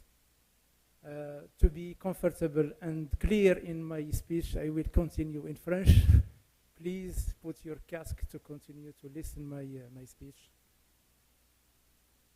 Monsieur le ministre de l'Équipement et de l'Eau du Royaume du Maroc avait programmé de participer à cette présente réunion, mais pour des raisons d'engagement, d'activité de gouvernement, donc il n'a pas pu être parmi nous aujourd'hui. Il m'a chargé de le représenter, de vous transmettre ses salutations et son espoir d'avoir la réussite dans nos activités. Alors, comme vous le savez, le Royaume du Maroc et le Conseil mondial de l'eau ont créé conjointement en 2002 le Grand Prix Hassan II de l'eau pour rendre hommage au feu Sa Majesté le roi Hassan II et surtout à la vision stratégique qu'il a portée en matière de gestion intégrée, durable des ressources en eau pour assurer la sécurité hydrique.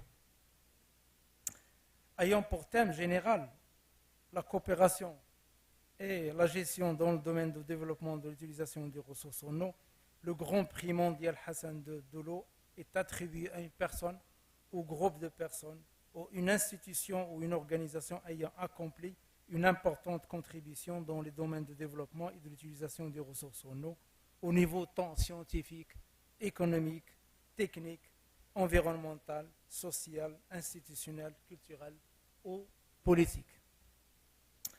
Alors le prix est remis tous les 3 ans à l'occasion du Forum mondial de l'eau, lors de la cérémonie d'ouverture, qui est organisée à chaque session du Forum mondial de l'eau. Donc à l'occasion de la remise du prix, un trophée et un certificat sont décernés aux lauréats. Le prix a été attribué pour la première fois au 3e Forum mondial de l'eau de Kyoto en 2003. Alors le montant du prix qui est évalué à $100,000 a été augmenté à $500,000 à l'occasion de la 9e édition du Forum mondial de l'eau tenue la dernière année à Dakar. Alors cette augmentation substantielle montre l'intérêt que porte Sa Majesté le roi Mohammed VI à la problématique de l'eau, mais surtout à la coopération, à l'appui à la coopération internationale en matière de l'eau. Bien sûr, après Kyoto, Mexico, Istanbul, Marseille, Daïgo, donc Brasilia et l'année dernière à Dakar, le Maroc et le Conseil mondial de l'eau s'apprêtent à lancer pour le Forum mondial de Bali l'appel à candidature qui sera ouvert à toutes les organisations et personnes intéressées. Donc le Maroc et le Conseil mondial de l'eau se mobiliseront pour promouvoir l'édition et communiquer autour du prix, dans l'objectif d'informer les acteurs de la communauté internationale de l'eau du lancement de l'édition et de les encourager bien sûr à candidater. Donc à l'instar des éditions précédentes, la préparation du prix sera conduite par 2 organes. Il y a un comité de pilotage qui sera désigné bien sûr entre 2 parties, entre le Conseil mondial de l'eau et le Royaume du Maroc, et puis un jury qui sera composé par des personnes de haut niveau qui seront désignées par bien sûr le Maroc, mais également des propositions d'experts internationaux par le Conseil mondial de l'eau. Donc une feuille de route a été établie de manière préliminaire, donc nous allons après cette réunion d'aujourd'hui en concertation avec le Conseil mondial de l'eau et notre ministère de se mettre d'accord sur l'organisation d'une réunion le plus rapidement possible, soit en présentiel à Rabat ou à distance, qui sera tenue pour se mettre d'accord sur la thématique qui sera proposée, les membres du comité permanent, mais également arrêter une feuille de route sur les étapes de préparation de ce Grand Prix Hassan II. Donc nous proposons qu'après la réunion de démarrage qui sera tenue dans les semaines à venir, de tenir une première réunion du comité permanent qui va arrêter bien sûr le thème définitive, choisir les membres du jury et approuver le calendrier général. Nous pensons tenir cette première réunion vers le mois de mai, si bien sûr le président, M. Fouchon, après la discussion, donc nous allons voir avec lui pour arrêter définitivement la date de l'organisation de cette réunion. Puis après, donc on va se pencher sur la préparation de la brochure, des supports de communication et la promotion du Grand Prix. L'appel à candidature, nous pensons que peut-être vers le mois de juillet, donc l'appel d'offres sera lancé et on entamera ensuite la campagne de promotion de cette édition. Bien sûr, une plateforme des candidatures sera créée, donc conjointement entre le Royaume du Maroc et le Conseil mondial de l'eau. Il y aura aussi la période de réception des candidatures pendant une période, bien sûr, qui sera déterminée, bien sûr, en accord avec le Conseil mondial de l'eau, dans la perspective d'avoir la remise des candidatures vers le mois d'octobre-novembre et examiner les candidatures vers fin de l'année 2023 et choisir le lauréat à travers des réunions entre le comité permanent et le jury vers le début 2024.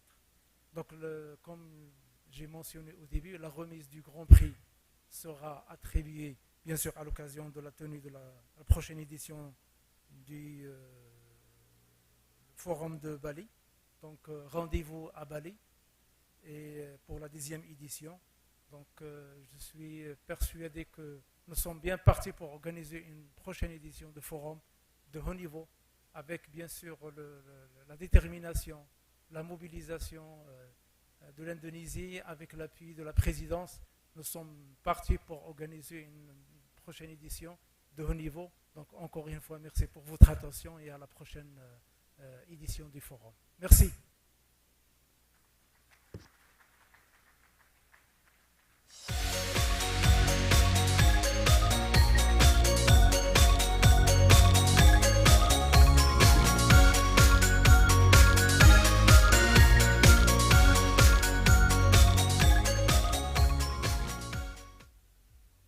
Merci beaucoup pour votre discours, Monsieur Ziad Abdeslam.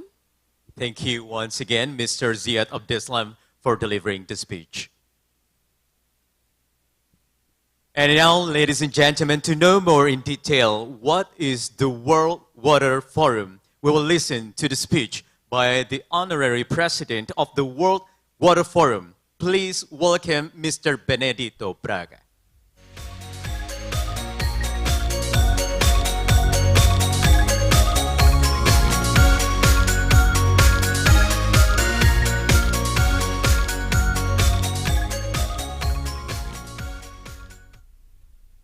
Assalamu alaikum. Excellencies, honorable ministers, mayors, governors, ambassadors, our honorable president, Loic Fauchon, my dear friend and colleagues of the board, ladies and gentlemen, dear friends, it's a little bit high here because I speak too loud, but I think I have to push this here. No, I want to go back. All right, yes. This is, in this monitor here as well, please.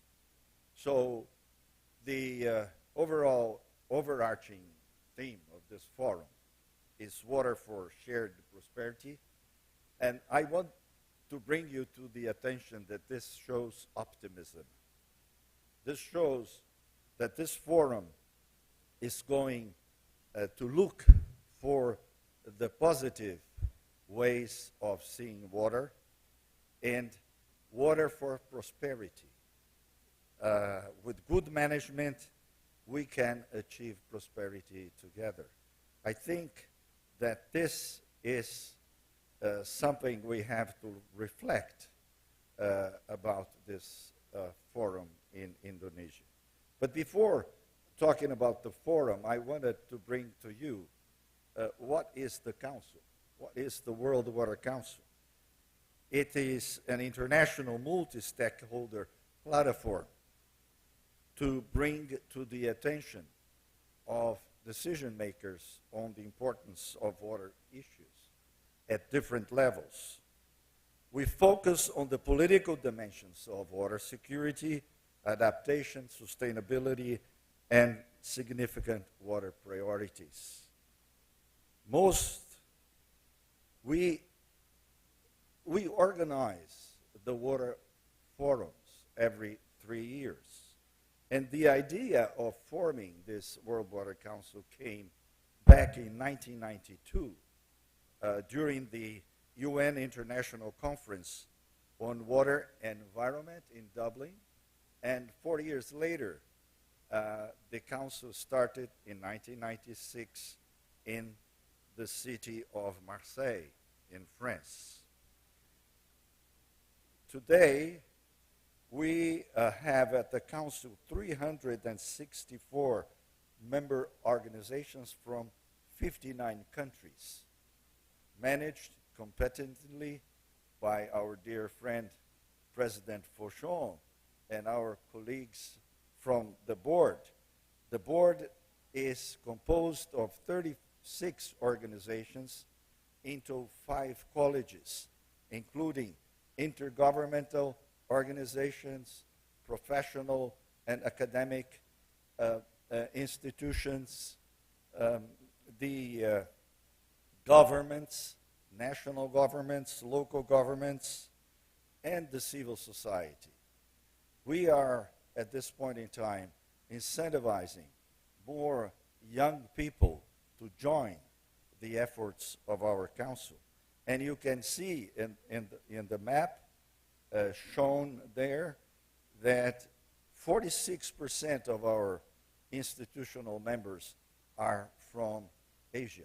So Asia plays a very important role in the operations of the council.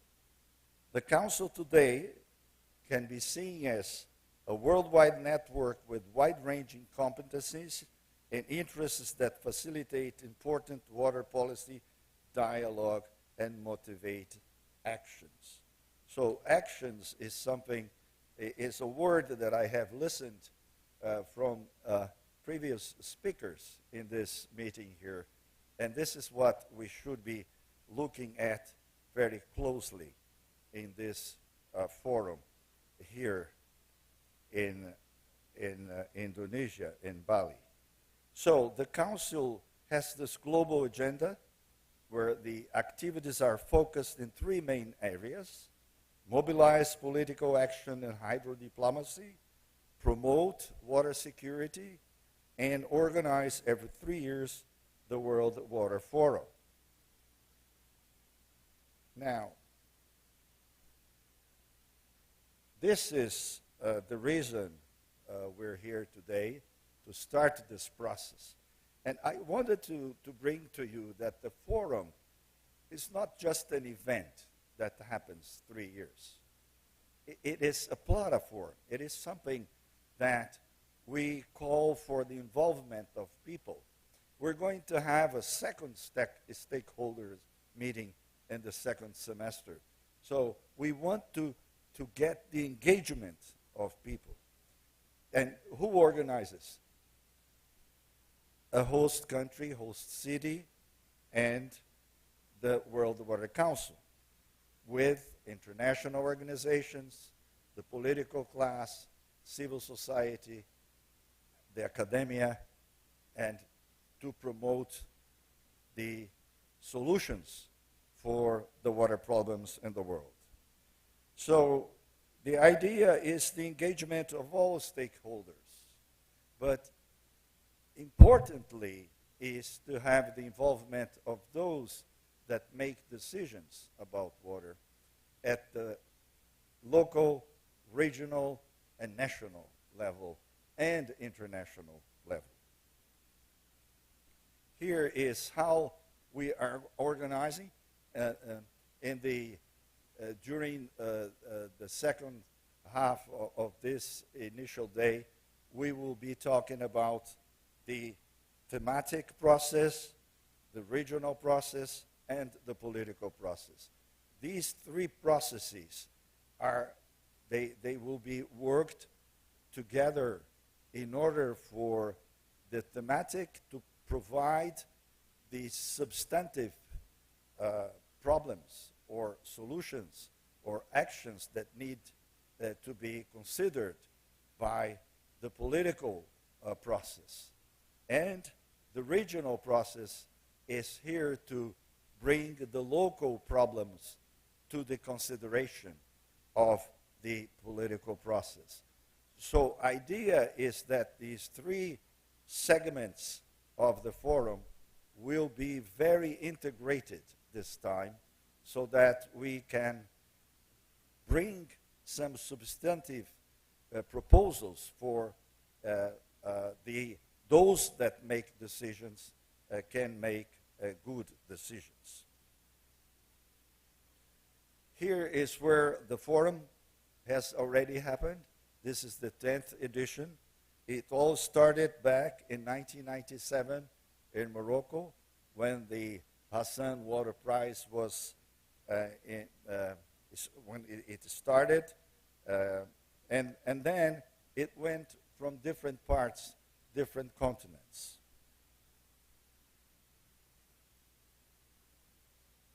So the trajectory here, I don't know if you are able to read here, but it started in 1997 in Morocco, and there we had a vision for water, for life, for the environment. And then 3 years later in Den Haag, there was from vision to action. Then we had the forum in Japan, in 3 cities. It was a very important challenge for us in the organization. Osaka, Kyoto, Shiga. And we had a very important ministerial process during the Kyoto Forum. And this shows that the importance of involving from the local country their Ministry of Foreign Affairs in a very important way. Then we went to Mexico, local actions for a global challenge. Then in Turkey, bridging divides for water. Then comes the Forum of Marseille, which is a landmark in the forums, because for the first time we started talking about solutions. Because from the previous forums, we have been identifying challenges. And then in Marseille was the time for solutions. This was then, we had over 1,000 solutions to water challenges during the Marseille Forum. Then the solutions had to be implemented. Then come the Forum of Daegu, Gyeongbuk in Korea, implementation roadmap and monitoring system. It was proposed. That is what the special envoy was saying. You have to look after, you have to monitor what is happening. Then came the Forum of Brasilia, where we had the sharing waters. Then came Senegal with responses. And then now we are here to discuss with all of you what would be the objective of this forum in Indonesia. Commitments from the political actors. I think that this forum would be an excellent opportunity for us to focus in the political segment. We have seen here the president himself bringing at this initial, this kickoff meeting, a very important message from a political leader that will be able to bring for the political political process a dense participation of other leaders from different parts of the world. But for that, we need to have a thematic process that will bring the real challenges that will interest these political actors. And then we will organize it. I will show in the second half how the political process is going to be organized. But for the time being, I would like to have your participation in this process, in the political, in the thematic, and on the regional, so that we will have in this forum here a very important integration of this process, so that we will be able to comply with the interest of our host country and of the World Water Council. So I think it's about time for lunch. I will not take much of your time and would like to say terima kasih. Thank you. Thank you so very much.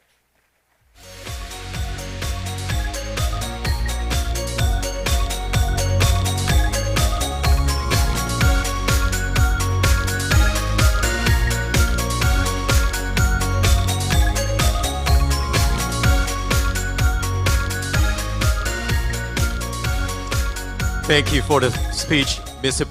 Benedito Braga. Ladies and gentlemen, next session, letter of intent between the government of the Republic of Indonesia and the World Water Council and the United Nations for Educational, Scientific and Cultural Organization, or UNESCO, concerning cooperation to support the organization of the 10th World Water Forum to acting within the framework of joint and concerted cooperation intent to carry out collaboration activities with a view to a successful organization of the 10th World Water Forum to be held in Bali in May 2024. And ladies and gentlemen, will be signed by Chairman of Secretariat of the National Organizing Committee of the 10th World Water Forum, Mr. Muhammad Zainal Fatah, President of the World Water Council, Mr. Loic Foshung, Director of Water Sciences Division, Mr. Abu Amani, and witnessed by Minister for Public Works and Housing for the Republic of Indonesia, Mr. Muhammad Basuki Hadi Mulyono. Please come up to the stage, gentlemen.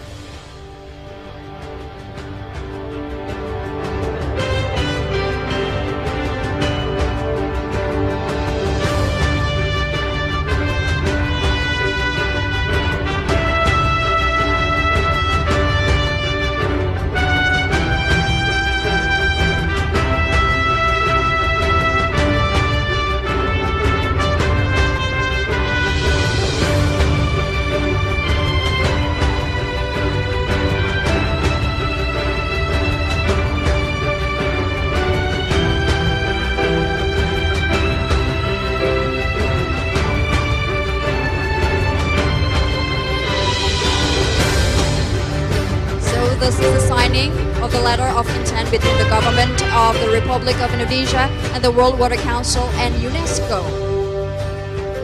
And the letter of intent is copied into two, in Bahasa Indonesia and in English.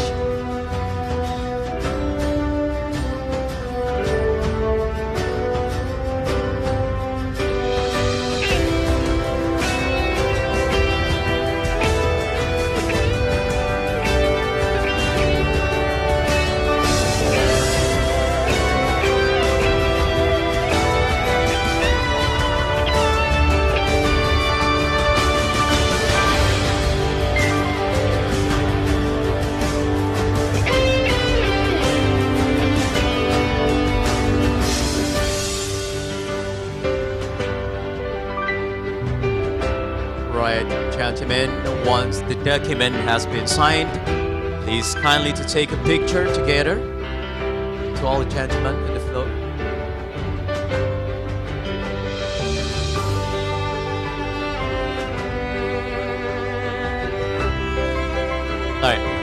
All right. Photographers and videographers. So we have witnessed together letter of intent between the government of the Republic of Indonesia and the World Water Council and UNESCO. Now it's time for pictures. 3, 2, 1. Right, one more time on my count. 3, 2, 1. Thank you, gentlemen. You may return to your seat.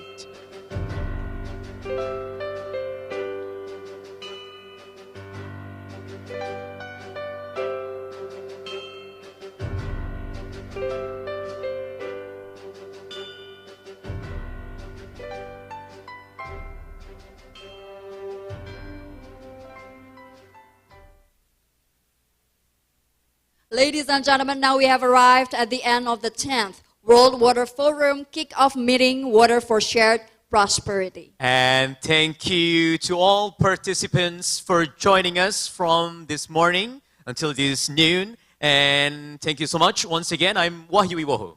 And I am Ajeng Kamarati. Wassalamualaikum warahmatullahi wabarakatuh. Merci beaucoup et see you in Bali.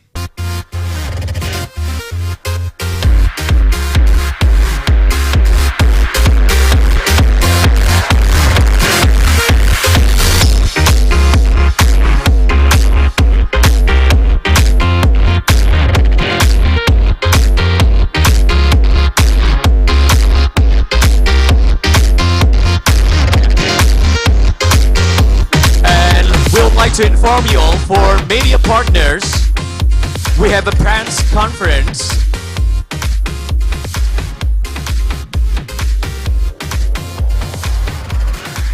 Yeah, the press conference that will be held at 1:45 local time. 1:45 p.m. local time, Jakarta local time.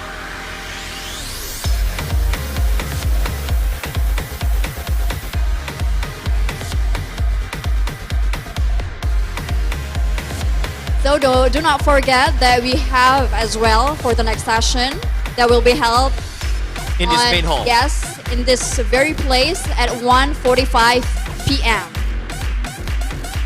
And for media partners, the press conference will be held immediately and will be attending by the President of the World Water Council, Mr. Lloyd Fauchon, and also Minister of Water and Sanitation, Republic of Senegal, Mr. Sein Bayetian.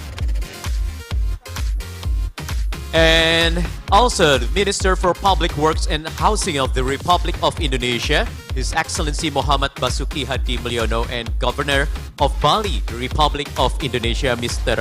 Wayan Koster. And for your information, ladies and gentlemen, the press conference will be held right away at the main lobby of this Jakarta Convention Center, just across the Cendrawasih room, with the moderator, Director General of Information and Public Communication of the Ministry of Communication and Information, Mr. Usman Kanso. Thank you very much, ladies and gentlemen. Enjoy your lunch.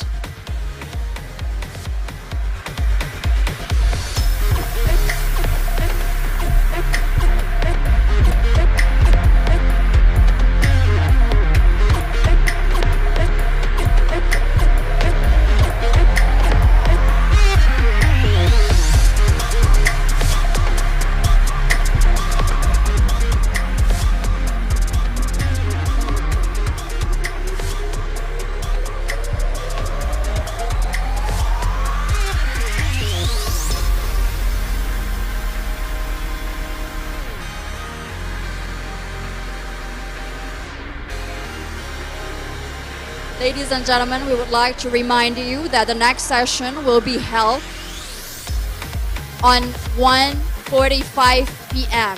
And we would like you to gather in this very room in Cendrawasih room at 1:30 p.m. Thank you so much.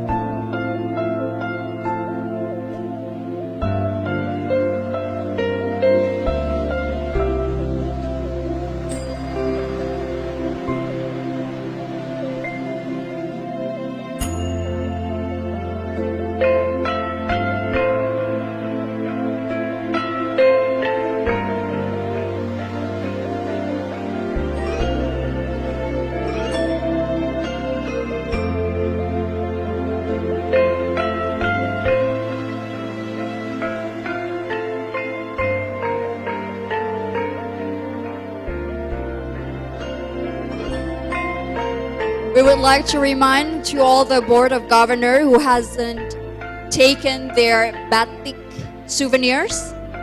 With all due respect, you can take the souvenirs in the souvenir station just in front of the Cendrawasih room. To all the BOG, Board of Government, who haven't taken their batik souvenirs, with all due respect, please take your souvenirs just in front of the Cendrawasih room at the souvenir booth.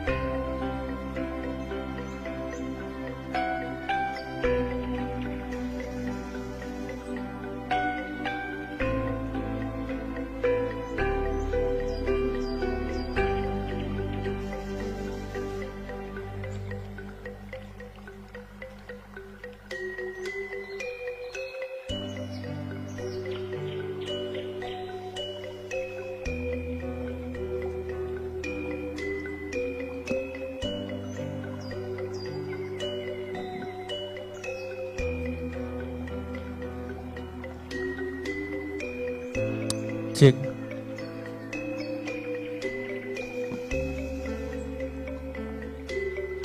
Cek 1.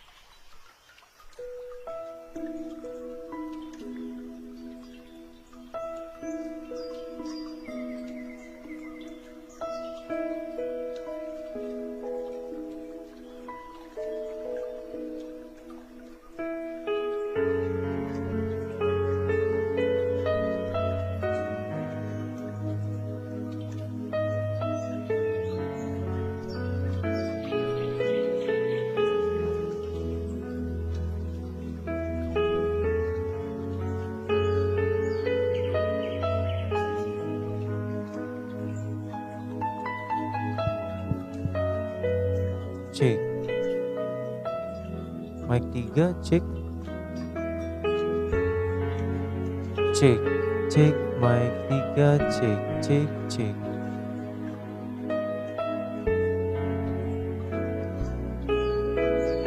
Mic 4, cek.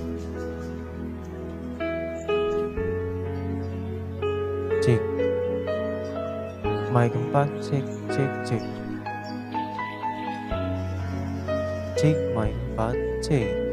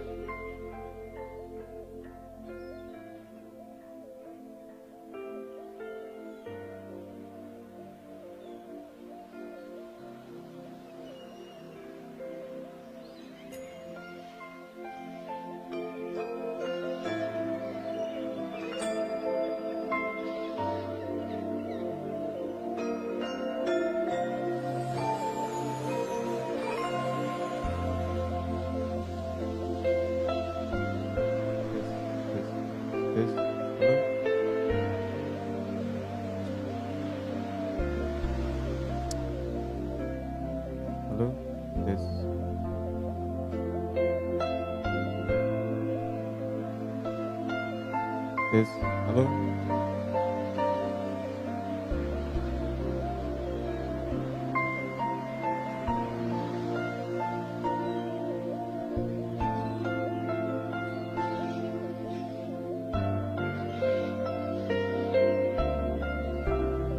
Halo, tes, tes. Halo, tes. Halo.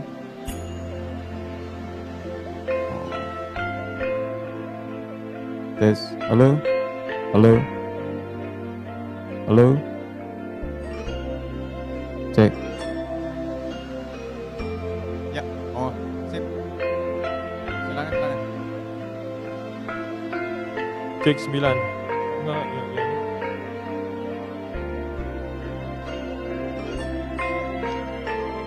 Tes, tes.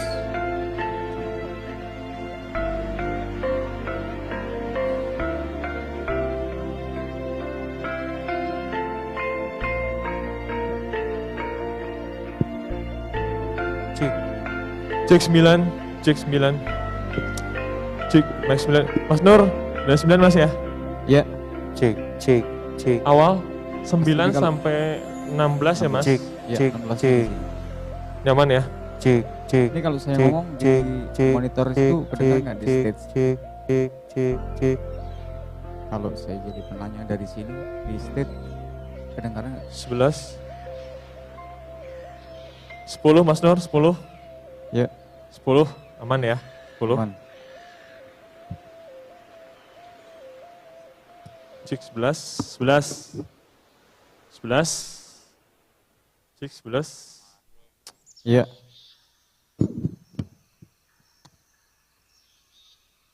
Dua belas, cek 12. 12, cek amankah? Nomor 12, cek mikrofon, cek, cek aman. Aman. 13, cek, cek 13. 13, cek mic 13. Lanjut. 13, cek aman. Halo. Ya Mas Nur? Aman. Ini di situ state kedengaran nggak Mas? Kalau di bawah. 14, cek, cek 14, cek. Cek 14, cek. Sandi. Cek, cek, cek Mas Sandi. 14. Tes. Halo. Ini kalau saya ngomong nanya dari sini di situ kedengaran nggak di state di speaker yang atas itu? Kedengaran Mas?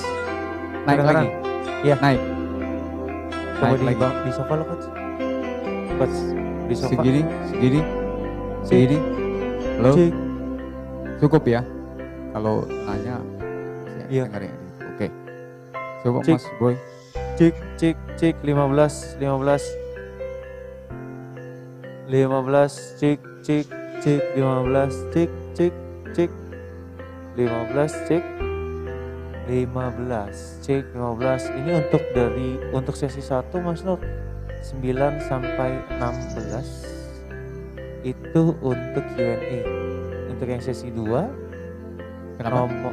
untuk sesi 1 9 sampai 16 kita pakai untuk Q&A. Buat di sini kan? Untuk Q&A betul. 9 Ya, oke. sampai 16. Untuk yang sesi 2 kita pakai dari nomor 10 sampai 16. Oke, sip. Thank you Mas. Cik, cik.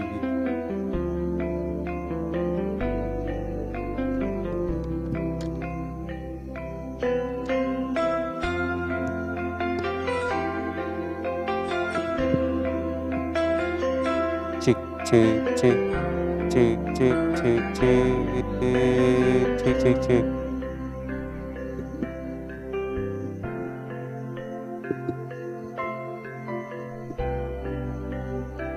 Cik.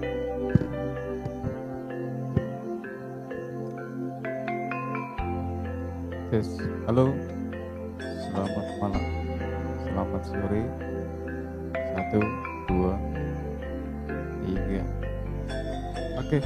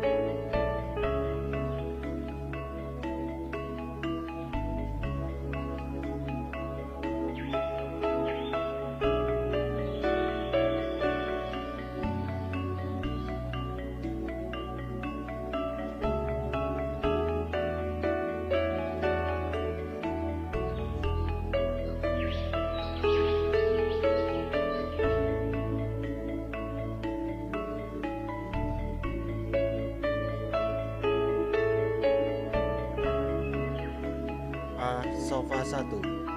Dicoba sofa 1, cek 1, 2, 3. Hadirin sekalian, cek 1.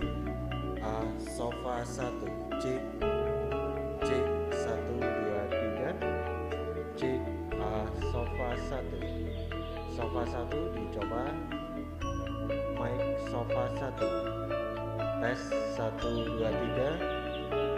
Mic sofa 1 dicoba. Cek sofa 1. Cek sofa 1. Cek 1, 2, 3. Cek sofa 1. Cek 1, 2, 3. Cek 1 sofa 1.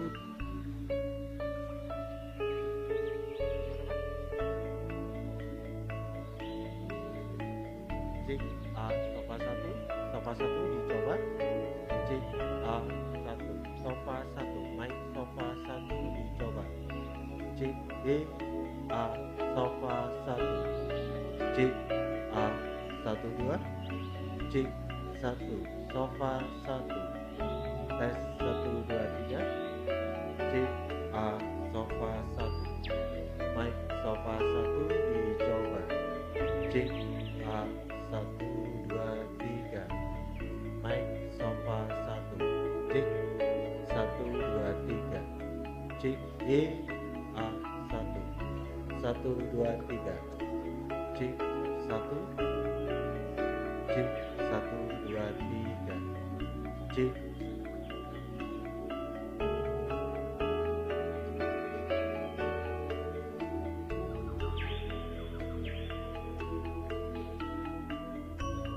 Satu, dua, cek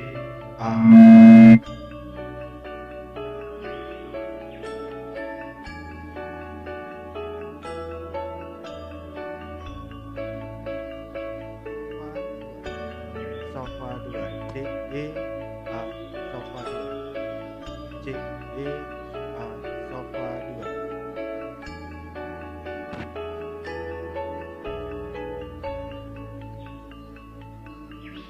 Sofa 2. Cek sofa 2.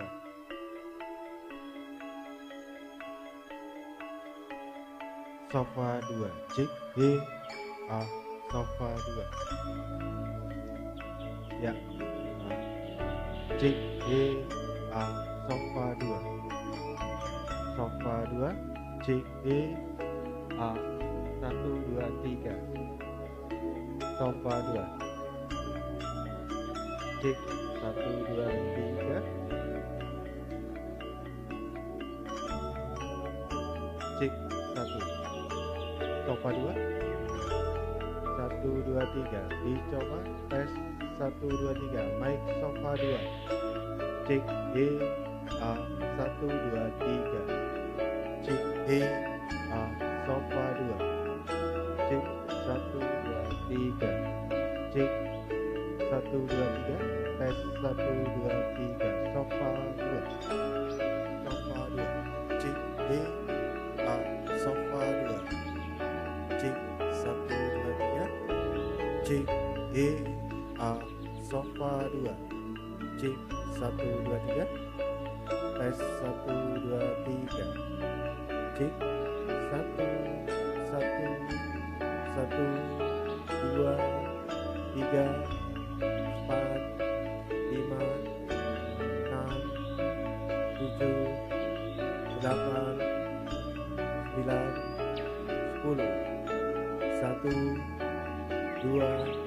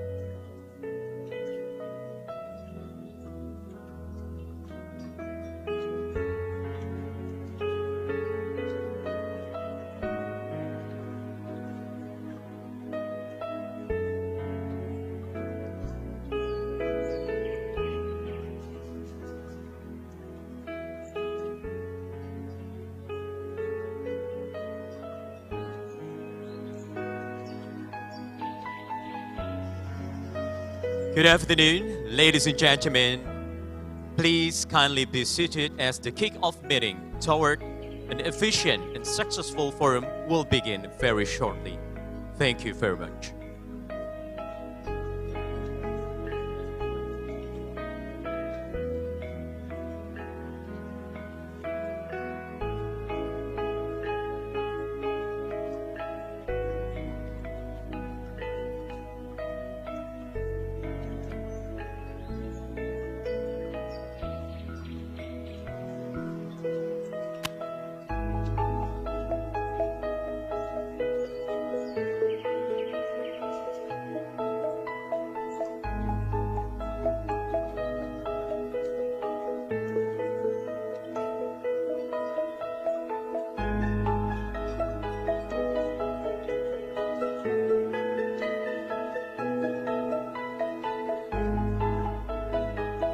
Ladies and gentlemen, welcome back to the 10th World Water Forum Kick-Off Meeting.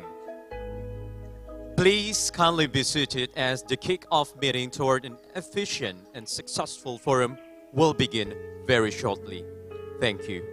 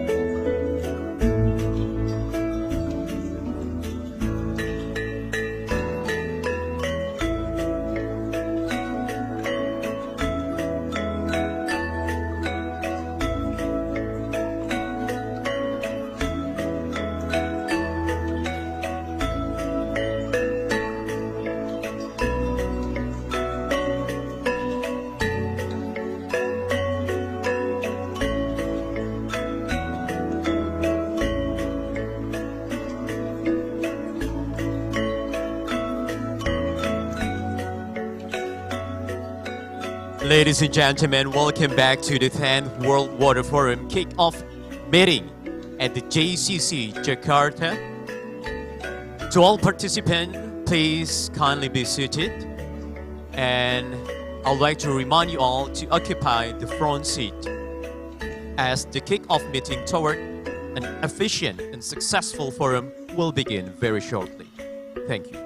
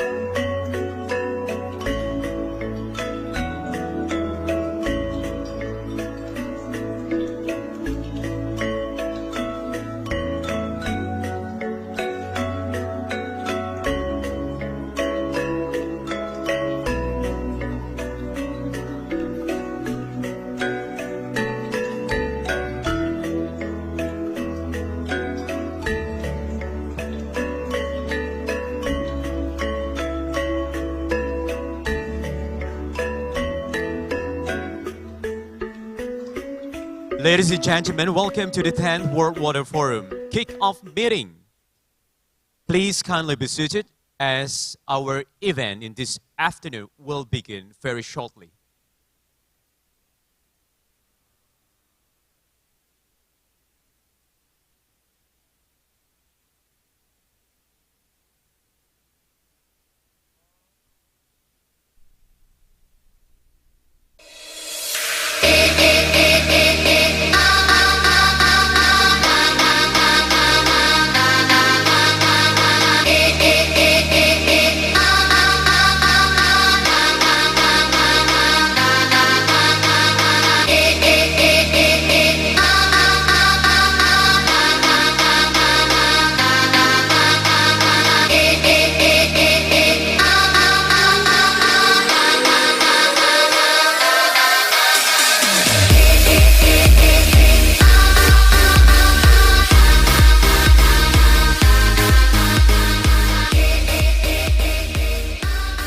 Good afternoon, everyone. Good afternoon, ladies and gentlemen, distinguished guests.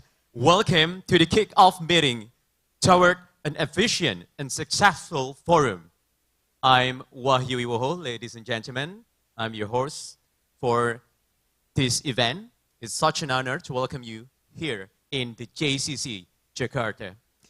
The agenda to be discussed in this meeting is main objectives and expected outcomes of the forum, timeline, and also milestones, introduction of the theme Water for Shared Prosperity, and framework of the political, thematic, and regional process.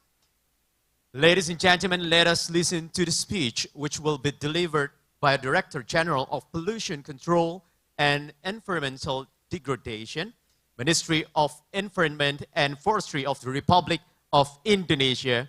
Please welcome Mr. Sigit Reliantoro.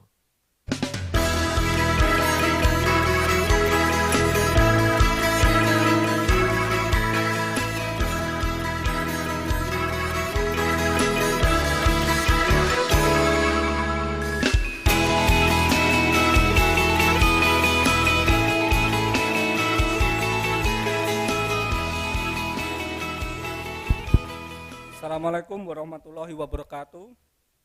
It is my honor to extend the warmest regard from the Minister of Environment and Forestry. The Minister sent compliment to the meeting and apologize for not being able to attend this dignified forum. Please allow me to deliver the remarks on behalf of the Minister. Excellency President of the World Water Forum, Honorable Board of Governors and Water Council, Yojing Kim, Director of Asia Pacific Region and 10 Forum World Water Council, all members of National Organizing Committee, ladies and gentlemen. Water is essential for every living being. It is crucial and underpin almost everything we do toward sustainable development. The right to safe and clean drinking water and sanitation is human right. Therefore, as derived from the right of adequate standard of living. Water demand is therefore rising exponentially along with the growing population, expanding industrialization and economic growth, as well as increasing agriculture activities. In the face of the challenges, SDG 6 is at risk of being missed if billions of people are still lacking access to safely managed drinking water, water services, and even more are lacking safety managed sanitation services. Indonesia, as the host of the 10th World Water Forum, is well placed to advance an integrated, comprehensive, and social solution-driven approach to pursue sustainable growth and accelerate the achievement of SDG 6 and the water-related goal of the Agenda 2020, as well as the effective implementation of International Decade of Action Water for Sustainable Development, which soon end in 2028. The journey to the 10th World Water Forum marked with the signing of the Framework Agreement on 10 November 2022, followed by establishment of National Organizing Committee in January 2030. Tracking back to the 3 National Stakeholder Forum to introduce the 10th World Water Forum at the national level, we are now at the kick-off meeting to announce to the international level. Going forward, Indonesia has planned several national and international agenda to promote the 10th World Water Forum, such as participation in UN Water Conference in New York and the 28th World Water Congress in Beijing. Ladies and gentlemen, as highlighted by the Minister of Public Works and Housing during the yearly session, the 10th World Water Forum is seeking to address 6 major water resources thematic topics, which are water for human and nature, water security and prosperity, disaster risk reduction and management, cooperation and hydro diplomacy, water innovative finance, as well knowledge and innovation.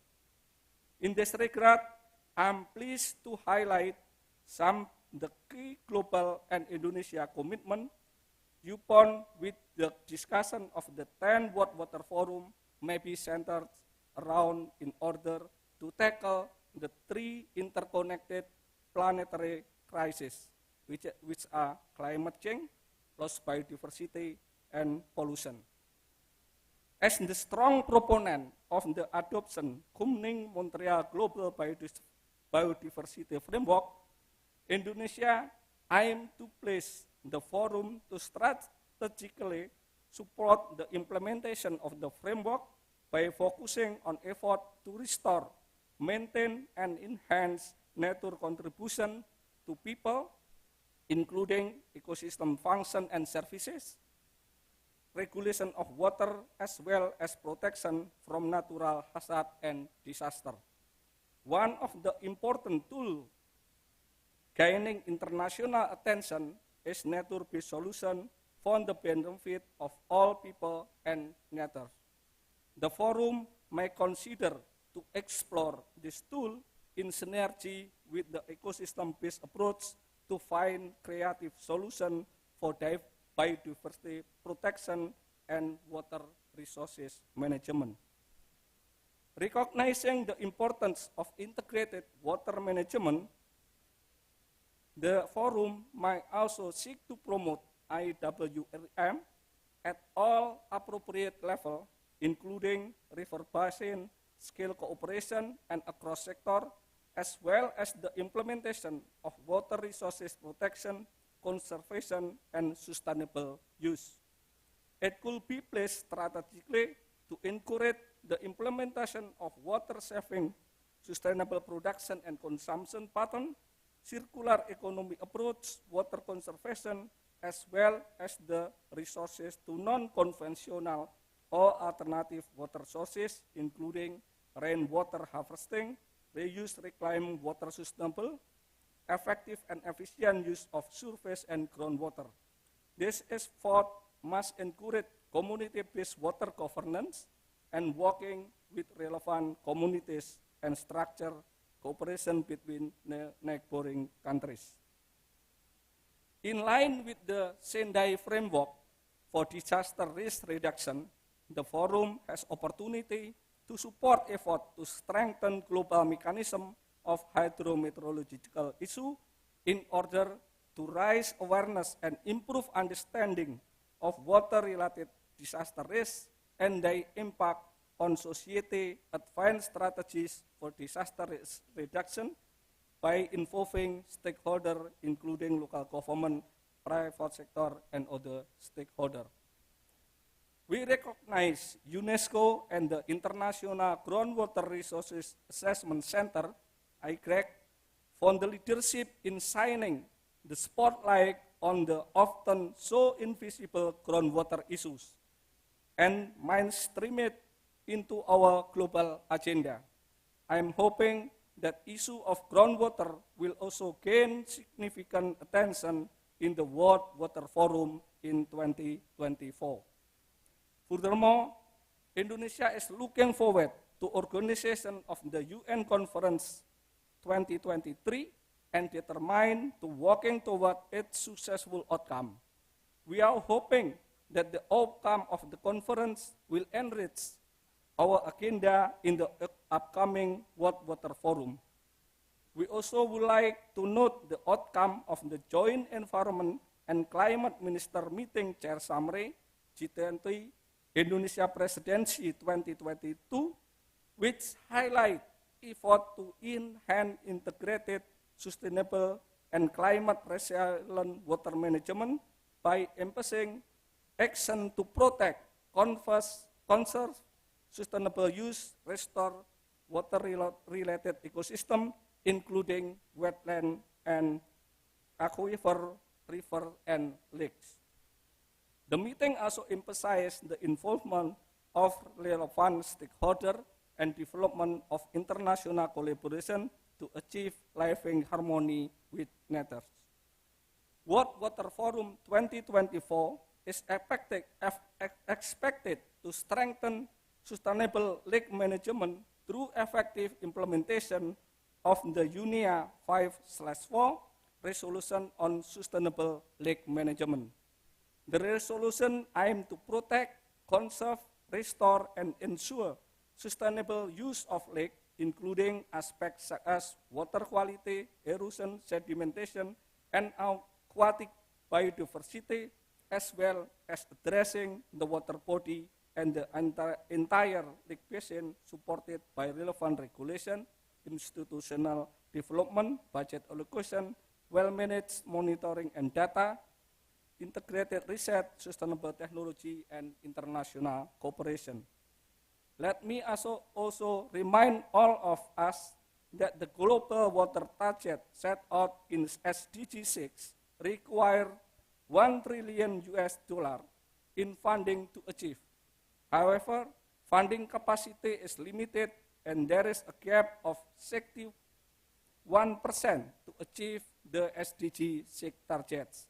I encourage all participants to contribute the deliberation of water financing innovation and that involve private sector as part of the funding mix, such as public-private partnership, microfinance, green bond, and technological transfer.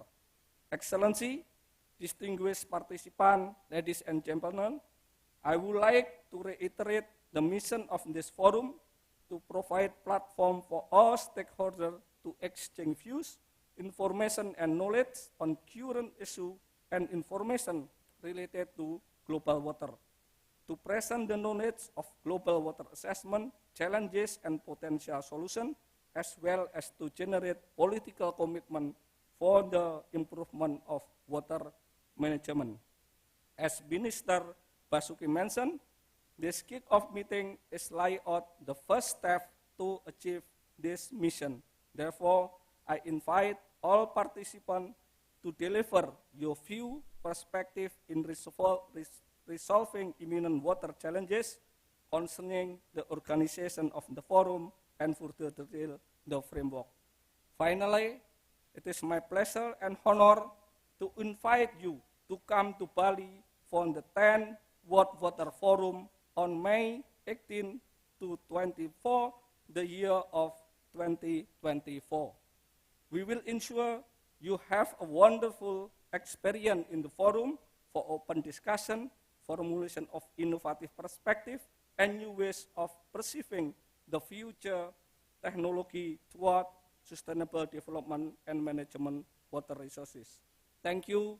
We look forward to seeing you in Bali, Indonesia in May 2024. Minister of Environment and Forestry, Siti Nurbaya.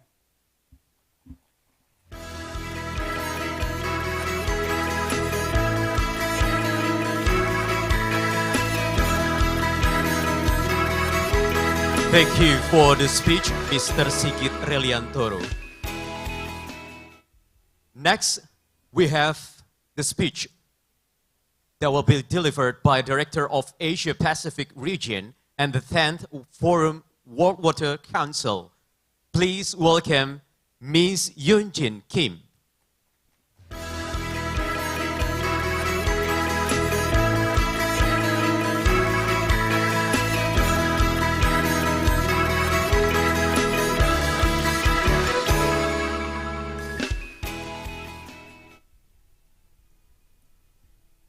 Thank you everyone for being here for the kickoff and also the first stakeholders meeting of the 10th World Water Forum.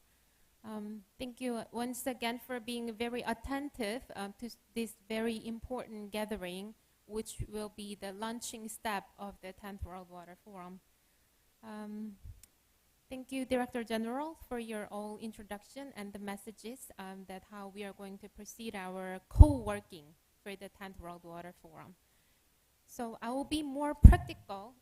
I'll be more practically tell you how we are going to proceed our launching process throughout this kickoff meeting and also the first stakeholders meeting. So the kickoff meeting, if I remind you, is to provide you all the essential information on the framework and also how to engage in the forum process for the next 1 year until the forum period.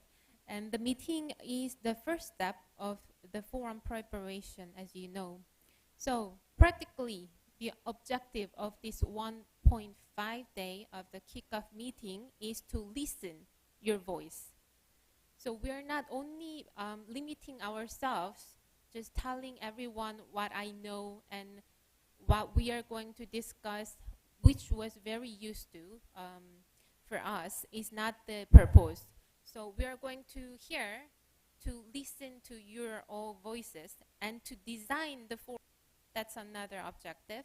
And the third is to formalize a very precise agenda before we develop our own priorities and also the regional priorities. The communicate is also another objective. So we are going to interact each other, who we know and who we don't know yet. So it's going to be very good place that you can interact with each other and having a more broader networks together under your interest of the themes and regions.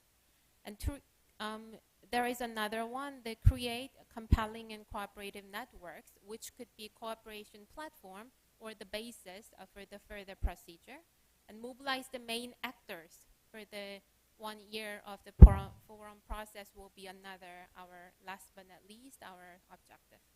So expected outcome, if I can summarize, is scope down the water priorities to be discussed and implemented during the 10th World Water Forum. This is not only limited to thematic process, but we are going to do also for the regional and political process.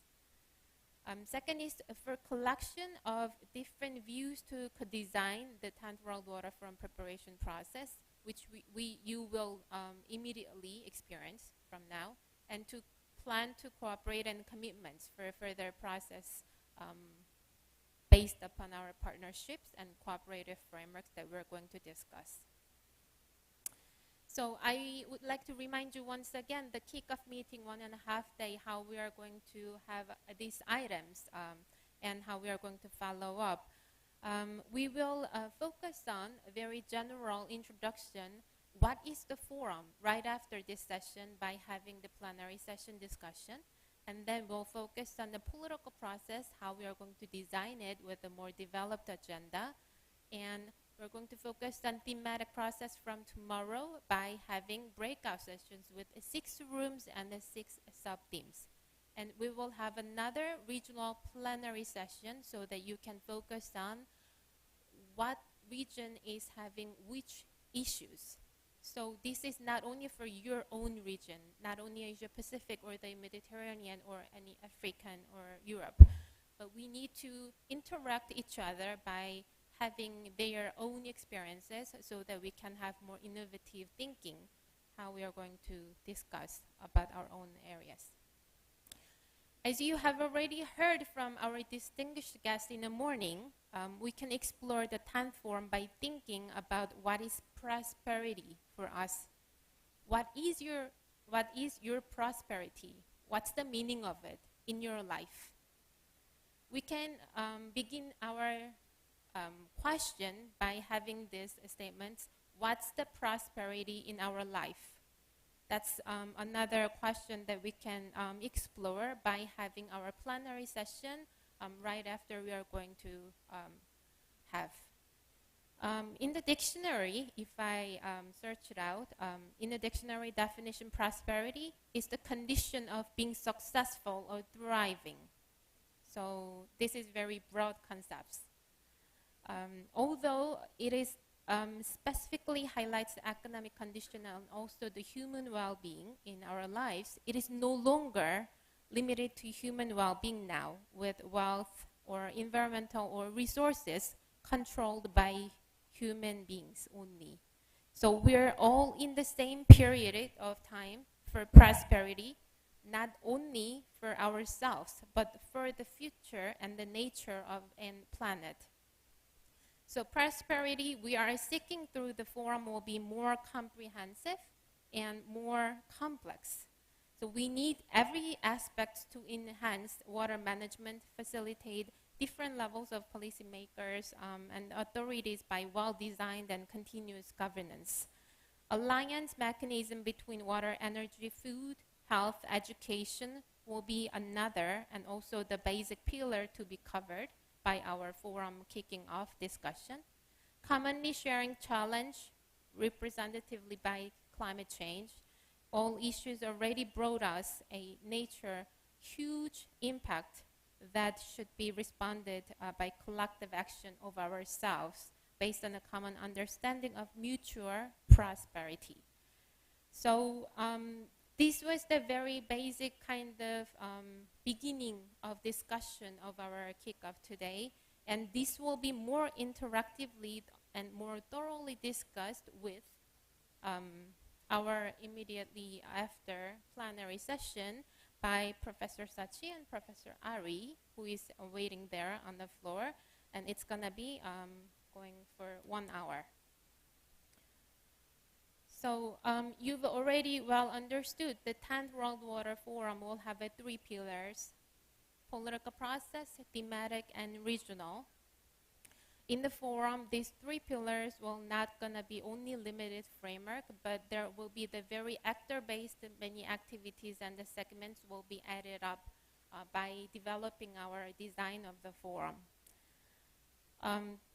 To give you the very brief process objective, a political process is to facilitate a better understanding of water in the center of every sector and different dimensions of political decision makers for humans and nature together, including outside of water sector.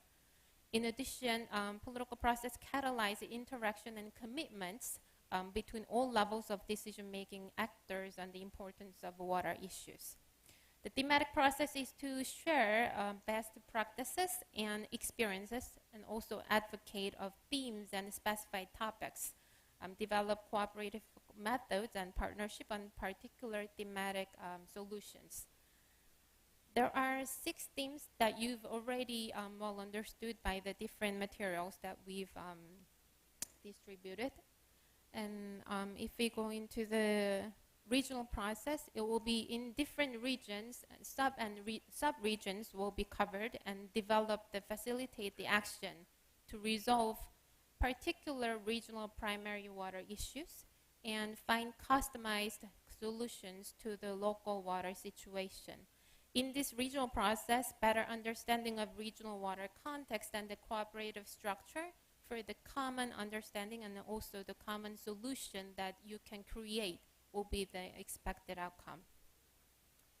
And these 3 pillars will be introduced by those 3 slots, which will be done today in the very end, 30 minutes thematic process by our Patrick Lavard, the co-chair of the 9th Forum. And also thematic process will be more in-depth discussed by having a breakout session for tomorrow morning and the afternoon. And regional process will be introduced by Alain Messonnier and Dwi Korita Karnawati, who will be held tomorrow in the morning for 30 minutes. So this is the whole structure that you can see at a glance. If you say 3 processes of the World Water Forum will coordinate diversified action and implementation of solutions to identify primary themes and prioritize political agenda, as well as regional needs to spare water for shared prosperity. You can see the pillars under the water for shared prosperity with 6 different themes and common challenges, as well as cross-cutting enablers. Throughout whole forum, it will be discussed and developed for the concrete plans and actions on the ground by your experiences and knowledge and the new innovative solutions that you will develop for the forum process. So whole detailed discussion will be held by our Professor Braga and Professor Fidrusali by having political process plenary for 1.5 hours today in the later afternoon. And thematic process will be also done in the breakout session as well. This was all quite duplicated from the previous slides, but I think you can remind the very important timelines. Here, the very specific but not detailed explained themes introduction. So water security and prosperity, water for humans and nature, disaster risk reduction and management, and water innovative finance and knowledge and innovation. Those are not only limited 6 areas that we're going to cover, but we are going to make this definition of each of the themes by having our in-depth discussion from today. So that's all about our discussion at the kickoff and the first stakeholders meeting. So we've scoped down with the different keywords here, but what you are going to have at the breakout session tomorrow, every thematic breakout session will draw out the 5 to 6 tentative topics under each themes. So you'll be more tentative to think about your interest on each themes today by having discussion, and it will be really appreciated to have your knowledge and insights at the breakout session in case of thematic process. I was not only focusing on the thematic process to explain about these 6 themes. These 6 themes, as you've just seen from the previous slide, it will go every process and applied to their own solution discussion. So please consider these 6 themes will be your kind of main pillars in a thematic-wise mechanism that we're going to provide for the whole 1-year forum process. And this is our pillar, the regional process will be more focused on Asia Pacific and the Mediterranean this time at the kickoff. So other regions will be we're waiting for the call for interest to launch. And Asia Pacific Mediterranean will be led by our colleagues from the international side and also the Indonesian side, which are Mr. Alamasonye and Dwi Korita. So it will be also the session that we are going to focus how the Asia Pacific region has made their own management of water resources and how they have developed their plans and the policy upon making better governance of water and different areas that has been already there. But it could be really great if you can interact each other even from the different areas. It would be a really great place and time that you can learn from other regions' insights and also the best practices maybe you can invite to your region to have a new creative solutions. So this is actually my last slide because this is the regional process introduction, and also the plenary will be there tomorrow in the afternoon. But after this political plenary discussion with you and thematic breakout session and regional process discussion in the plenary session, we are going to give you the results by having a closing ceremony rapporteur's report to you. So you will not only get those results by the report, verbal reports, but you'll be also receive all the written materials after the first stakeholders meeting, the kickoff meeting, so that you can decide where and how, with whom participate the further process of the forum steps. So we'll be more attentive to your voices, not only through this 1.5 day, but we will now more having our communication channel to get your voices. So thank you very much for being here once again, and we'll be very look forward to having you in the tomorrow and today's session, and also for the further procedures. Thank you.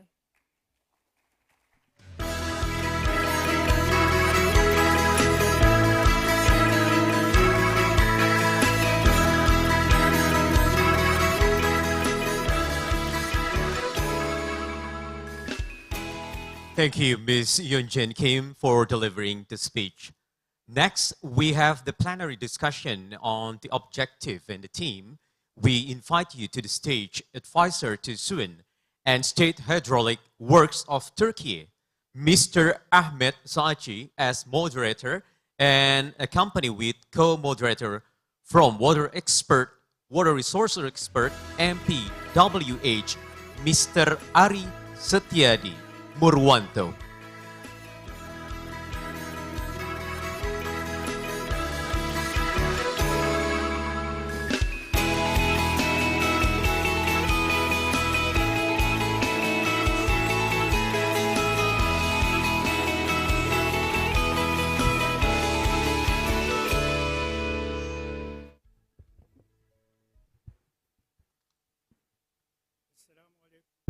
Warahmatullahi wabarakatuh.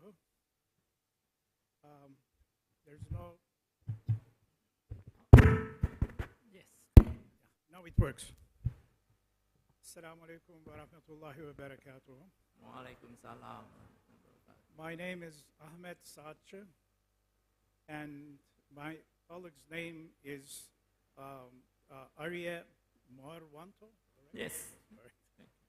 We are the moderators of this panel, and the panelists are you. So we will start by, as you see on the screen, we should have the Menti on the screen, please. Menti.com, yes. You see a website on the screen. If you could please, go to this website, and the code is written there already, 6970-3394. You will have a program which is called Mentimeter that we'll work with, because we have lots of people here, and to have your ideas, we have to use this system. And we will have two kinds of questions. And first, we will have options, like 4 options, A, B, C, D. You will choose one of them, just one, please. And then don't forget to submit it.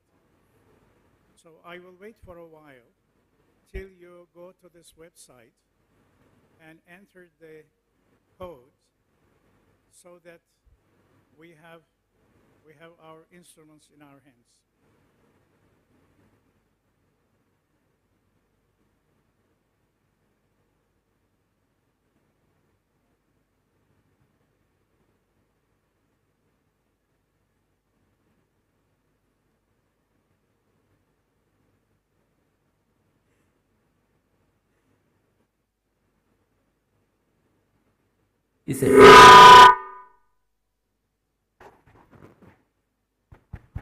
Is everything okay? Just pointing out the barcode and install and put the code. So can I see some hands if you're successful? Just 1 or 2 hands so far. I will wait a little bit more. Thank you. It's better that way. Is that...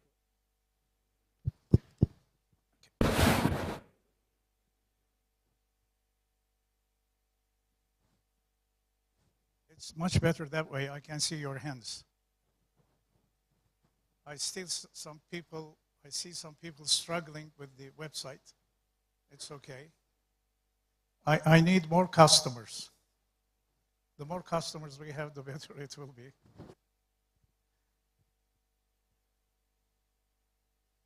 Thank you. Over there. Okay. As I have said, we will have two kinds of questions. The simplest one will be like the test. You'll have choices. And please select one choice only, the most important one you want. And the second kind, you have to write a keyword that you will choose yourself.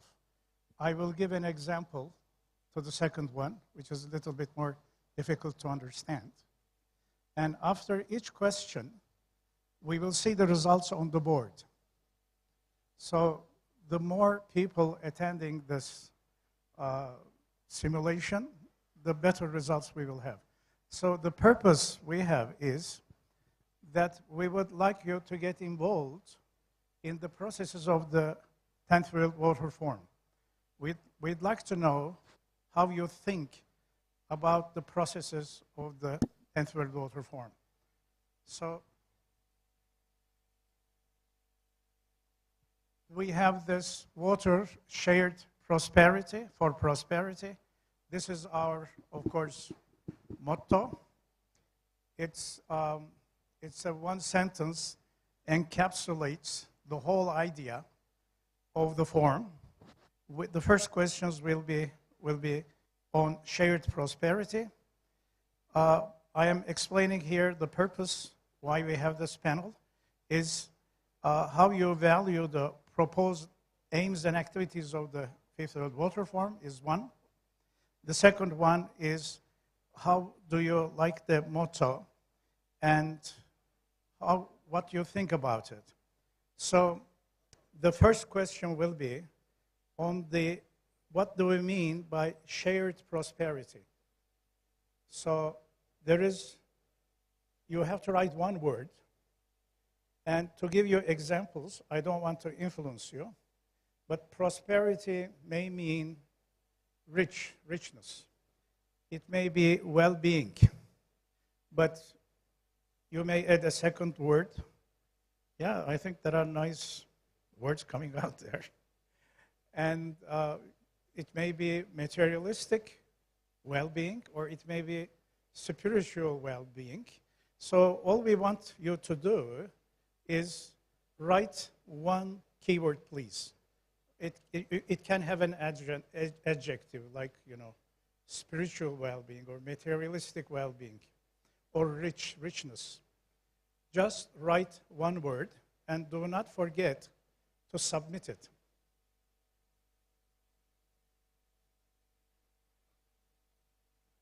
It's hard.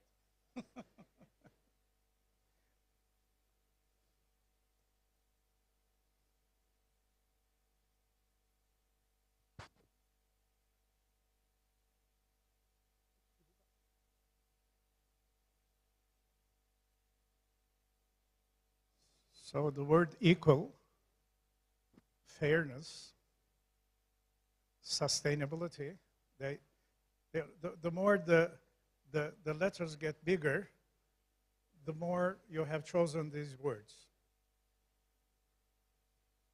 So we go through justice, equal, fairness, sustainability. I'll wait a little bit more because we can see the numbers increasing there. Thank you very much. We have 183. I was not expecting this. Yeah, that's good. 191, 193. It's still going. I feel like a salesman trying to. 201. Equality, equal, sustainability, equal, equality.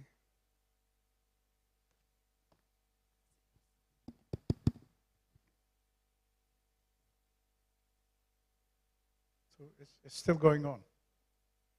Great.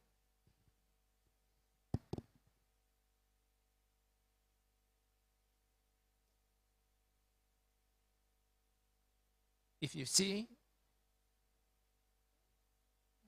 the most people who choose will be highlighted there.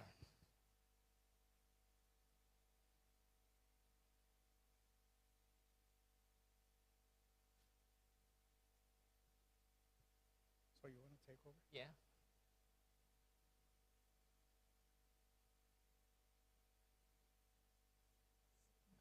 So we leave it at that.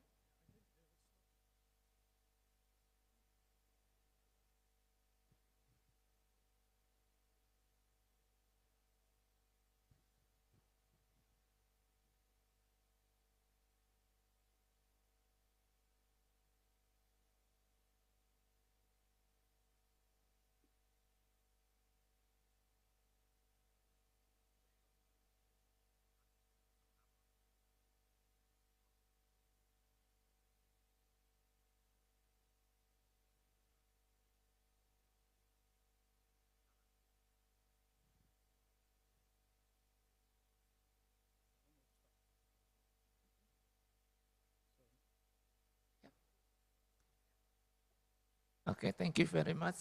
And then we will move to the next question.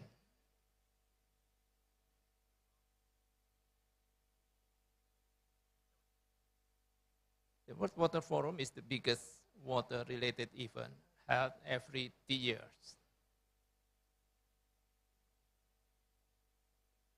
And then?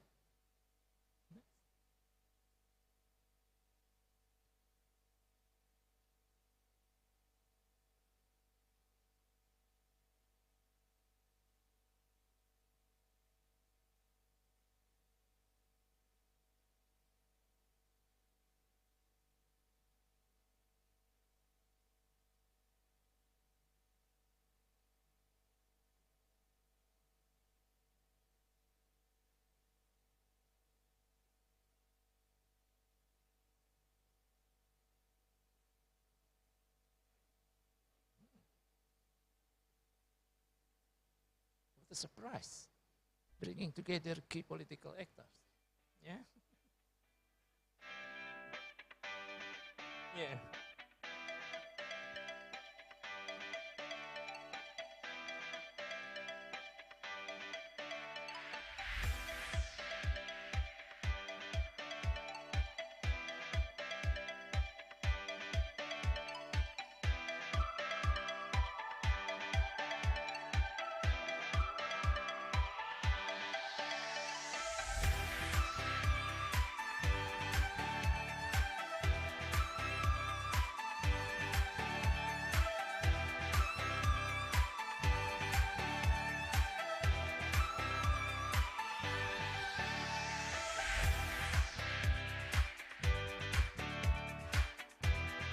Very interesting.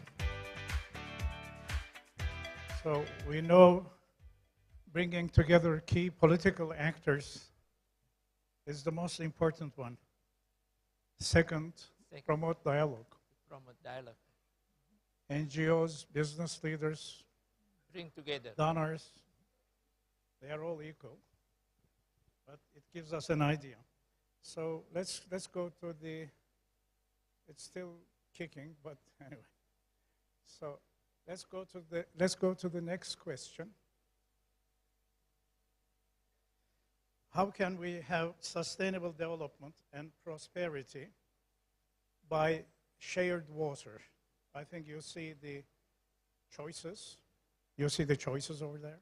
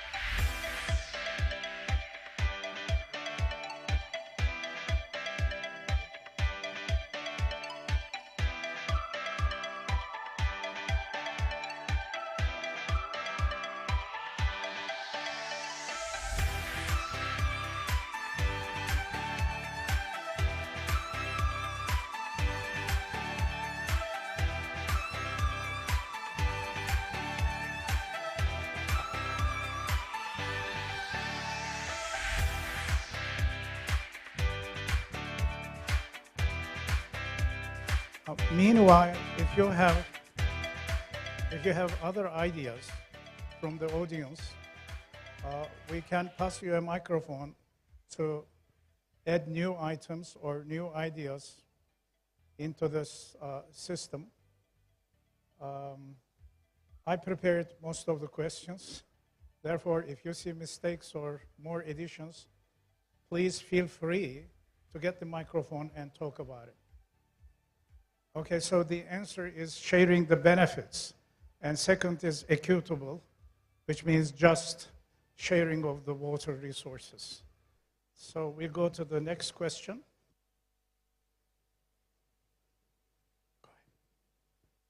Which one is the most important player or stakeholder in achieving prosperity through water?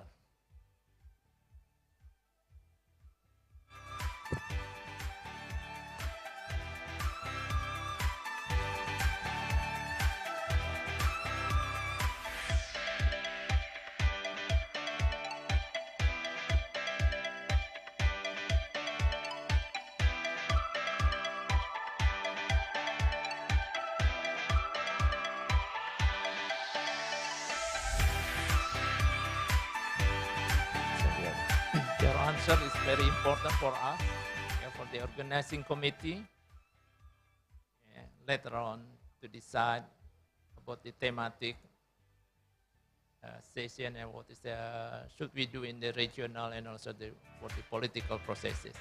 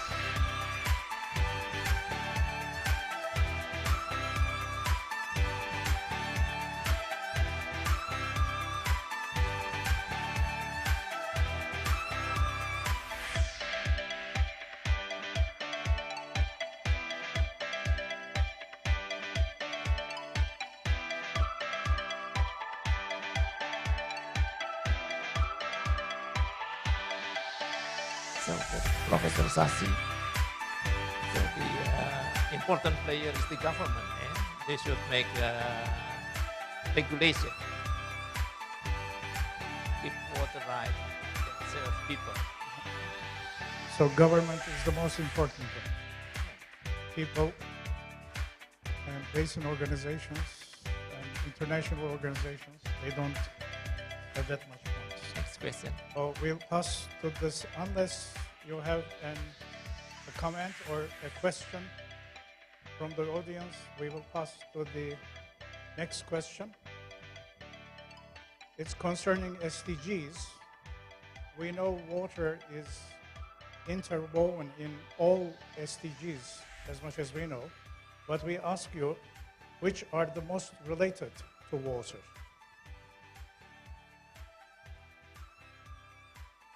That was a simple question.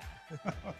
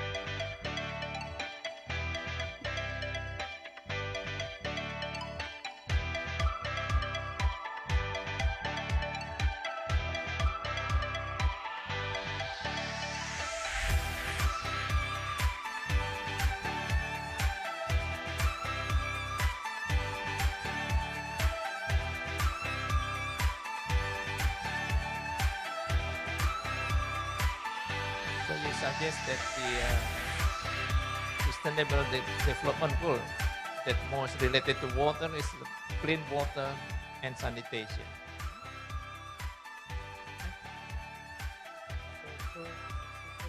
Yes, next.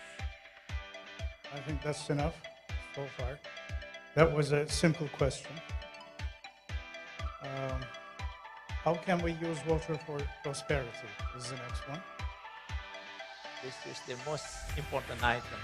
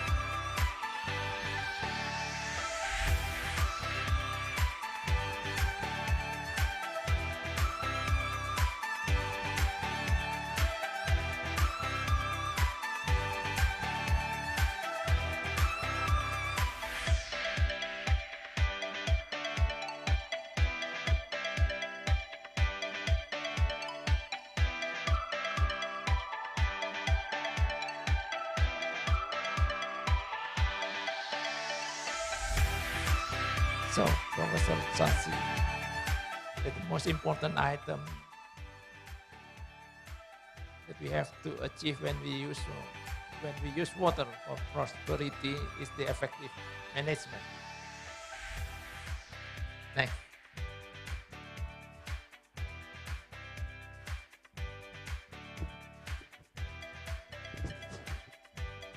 The answer was obvious. The next question is, yeah. Earth population is increasing. We need more food, more energy using water. But the amount of water that can be used for those purposes is fixed. So how we can deal with this constraint?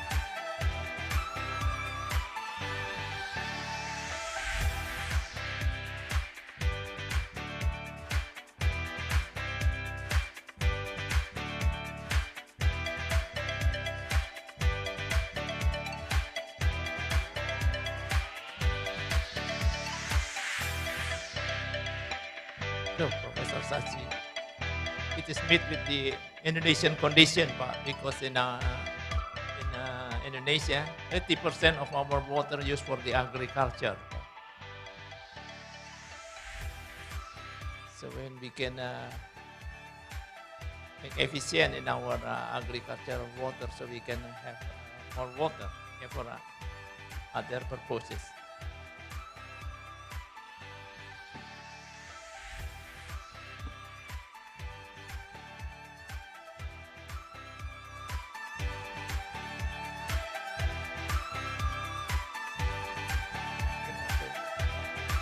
Saving water in domestic use.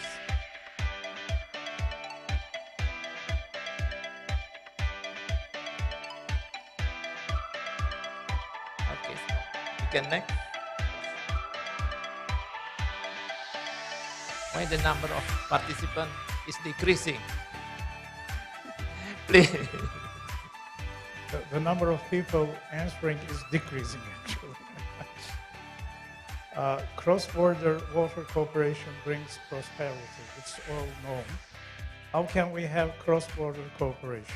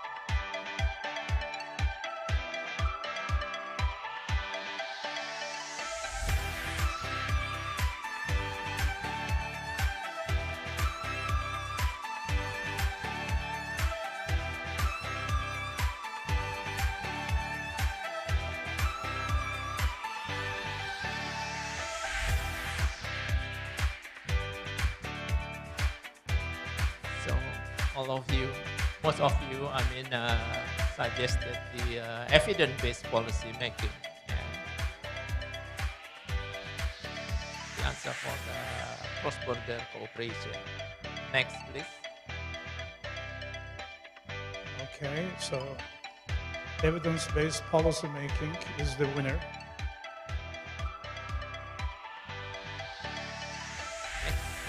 Next one.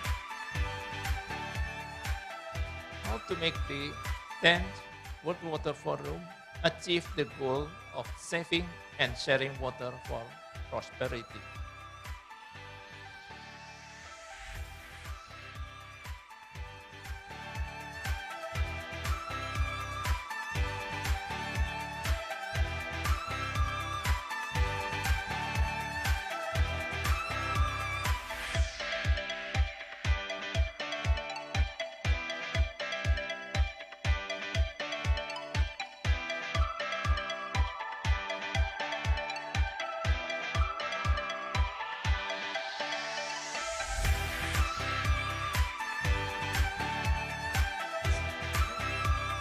So Professor Braga, we have to work very hard.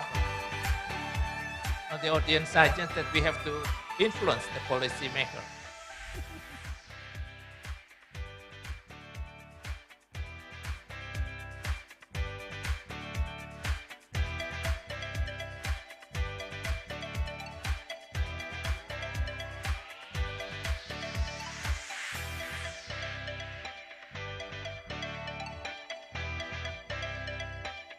The counting is stopped. We can go to the next. Oh, still there. Right. So the numbers are dropping. Yeah, that's why the participant is decreasing. I think some are bored with the. Go to the next one. Next question. How can the 10th World Water Forum encourage shared access to water and sanitation?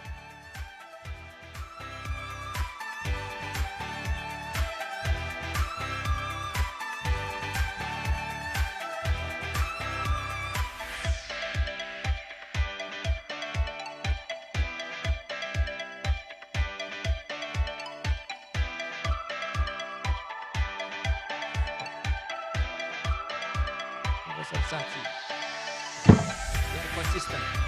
They are by bringing, the suggestion is by bringing together the decision makers and achieving political will. always the first one.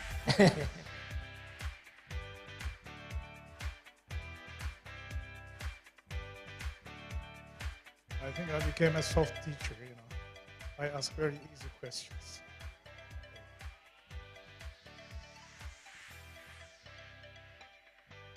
Maybe you go to the second one, or shall I continue? Yes or no? One night. Yeah, no, it's just. Okay. We move to another question.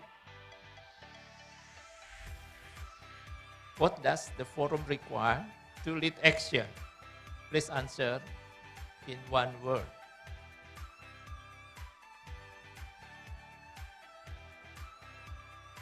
Now they are thinking. Yeah.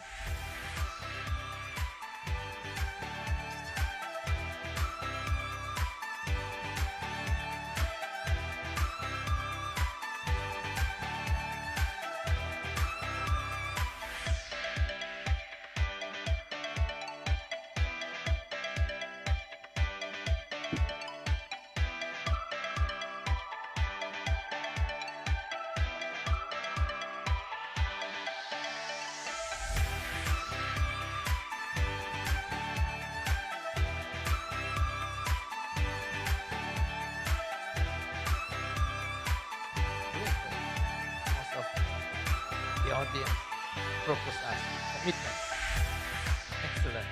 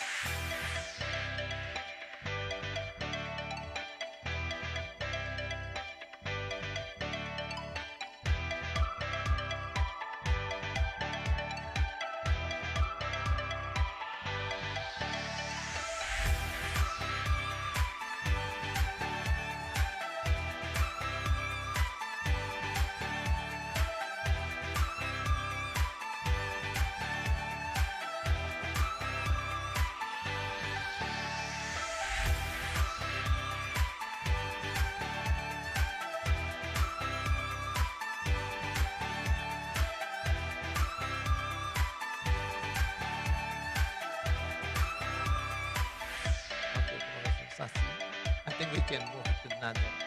I think commitment and action. Follow up. These are good words.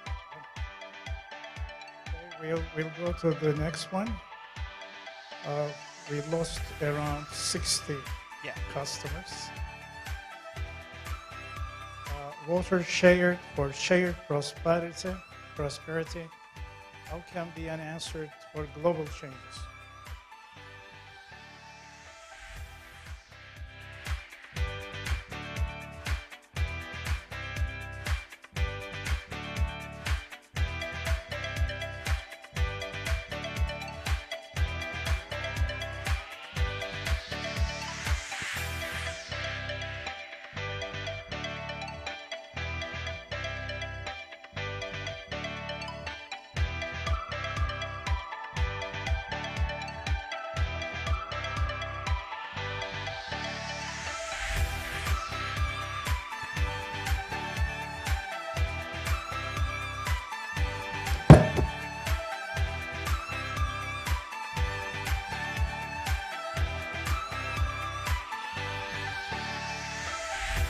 Please suggest us, please.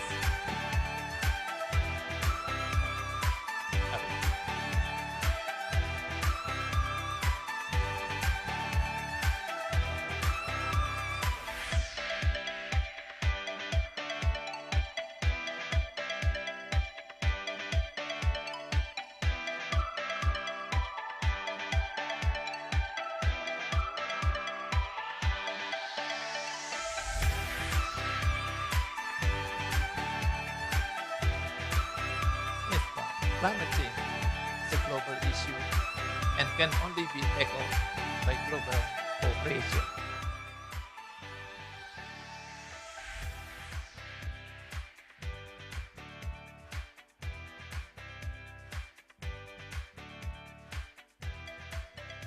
Move the next question, please. Yes. Yes, We got 200. We lost 7 customers. Okay, the next question. So, which the most important thematic activity that will have an impact on water?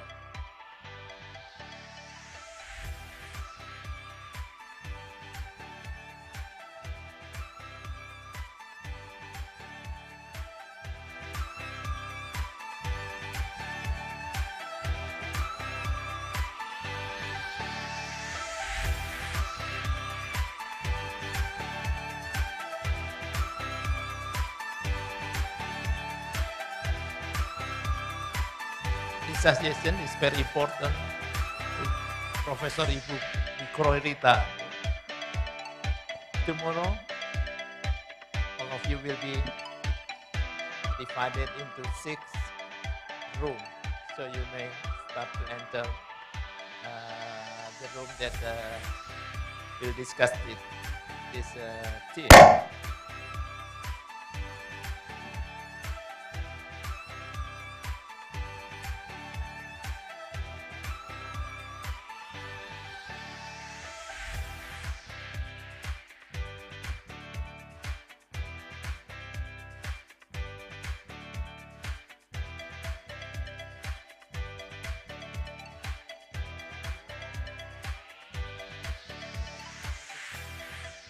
Next question. Water security is the main issue.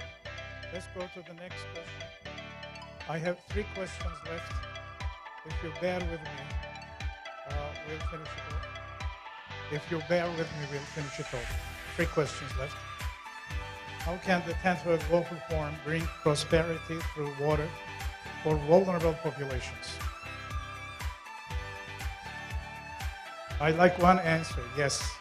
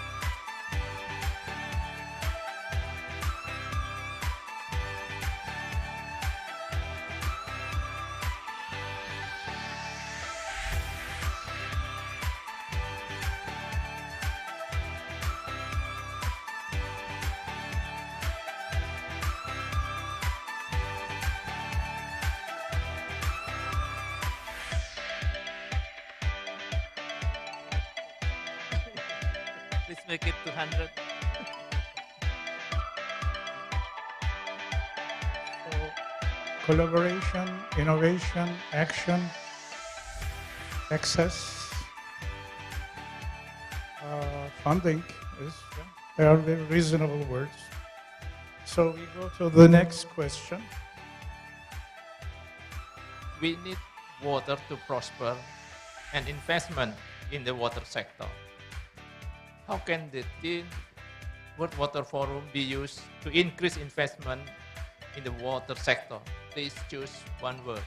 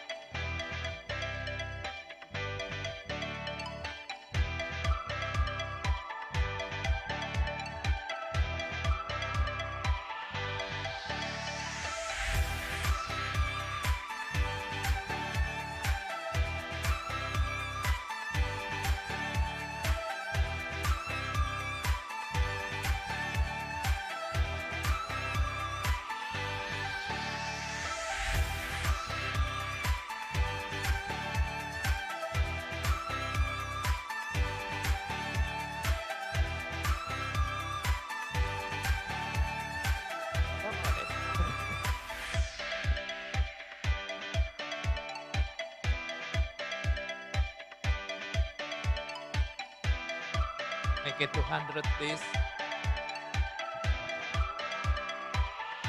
We are waiting for 200, but I think people are bored already.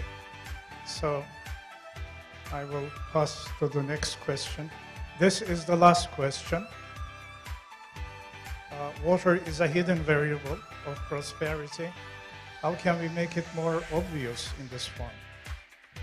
This is the last question. Thank you for your patience.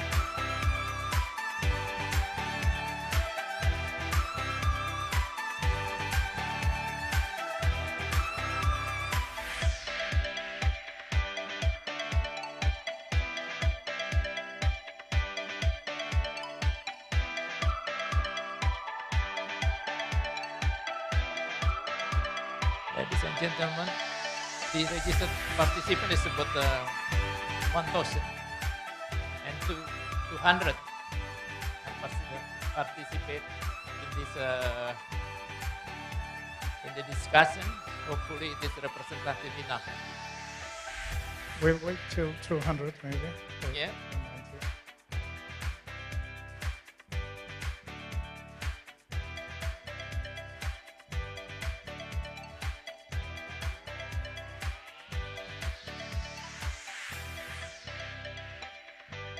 Campaign, promotion. Yes, promotion is our new words. Campaign is a new word. Promote and promotion, they are similar actually. So we have to campaign. That's what we learned. These are all the questions I have so far. Do we have any comment from the audience? If you want to ask questions, we'll be pleased. Do you like this? Do you like the questions? You don't like the questions? You want to add more questions?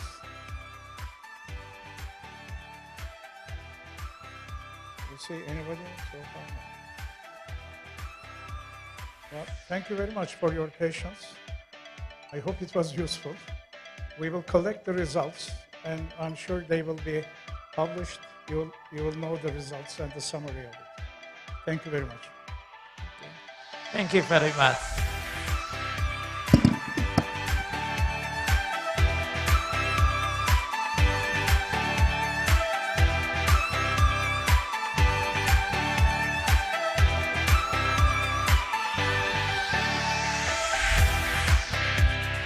Well, thank you, gentlemen, for moderating our discussion in this afternoon. Next, we have 30 minutes break, ladies and gentlemen, and please kindly return to this main hall 30 minutes from now. Thank you.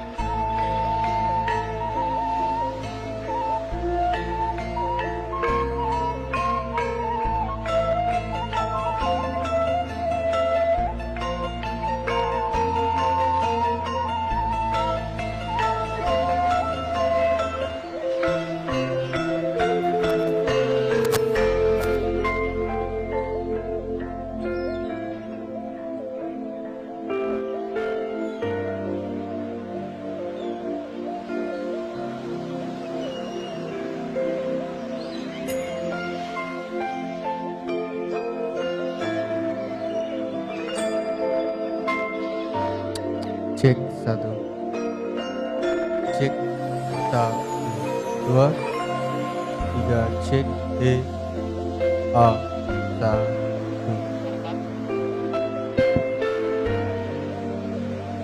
Cek 1 2 cek A 1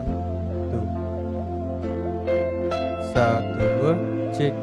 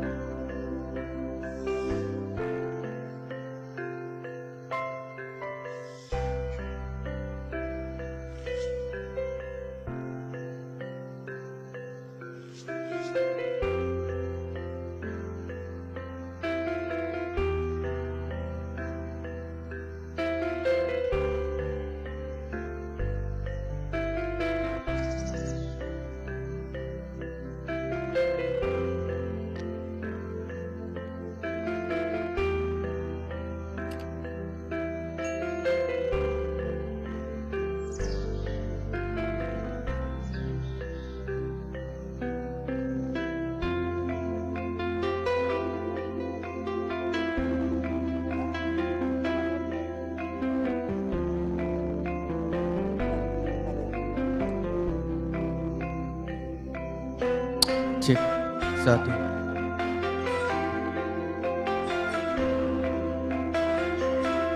Cek 1.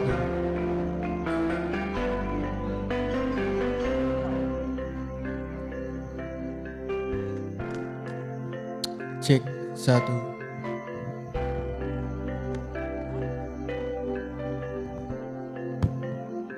Cek 1.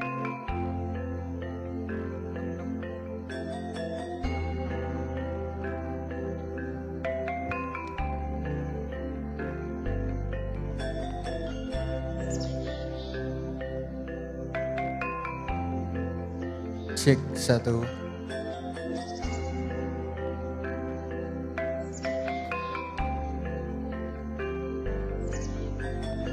Cek satu dua.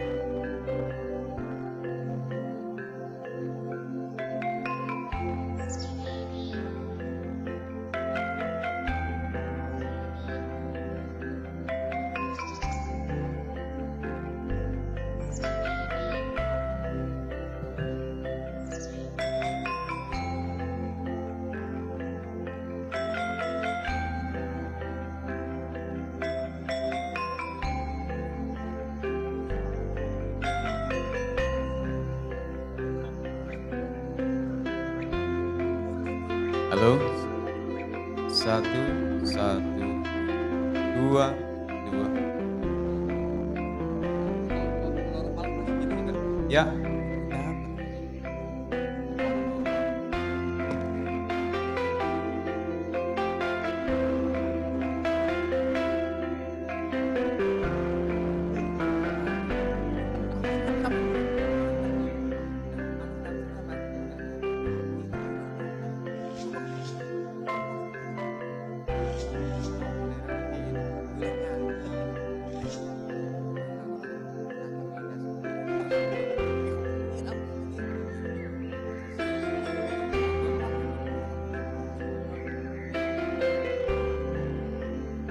Selamat siang, selamat malam.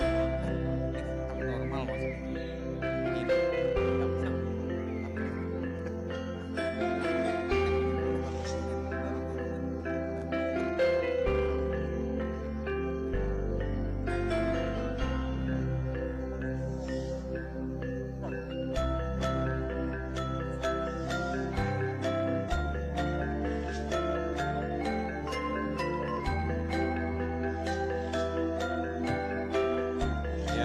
Selamat siang. Halo, satu.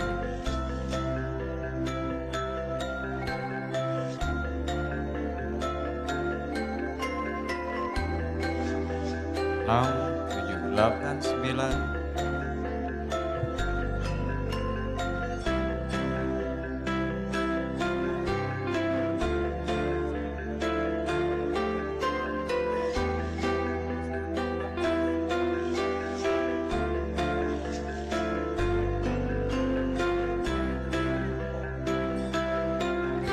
Remuk caranya.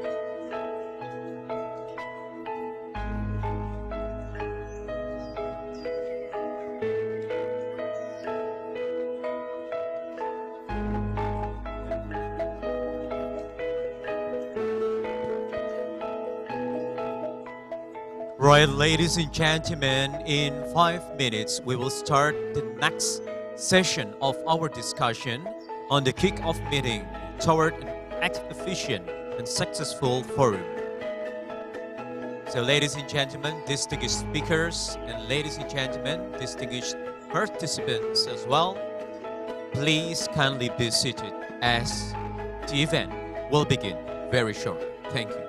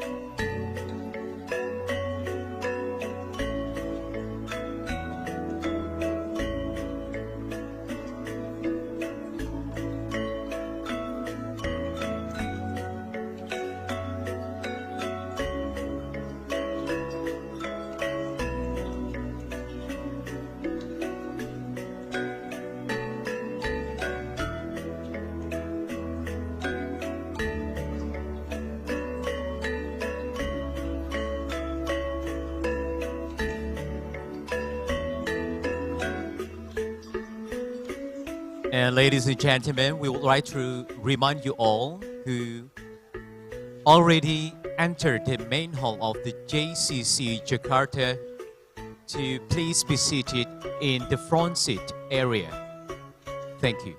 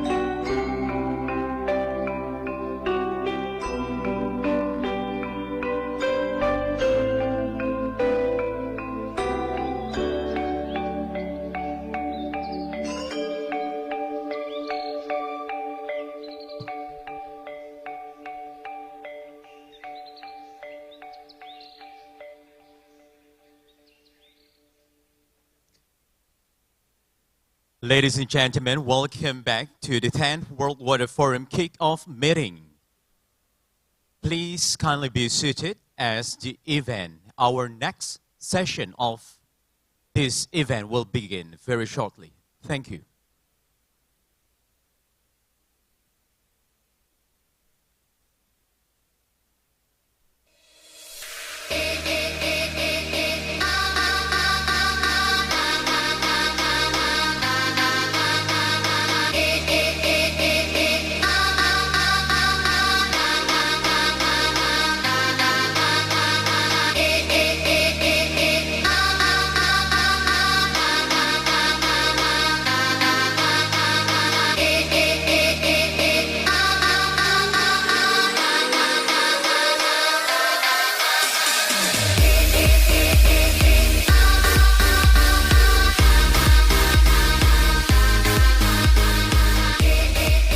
Good afternoon, ladies and gentlemen.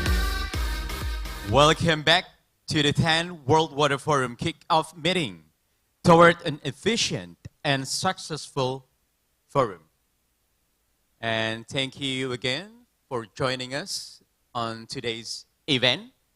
We still have two sessions, not two sessions, remaining before we attend the gala dinner this evening.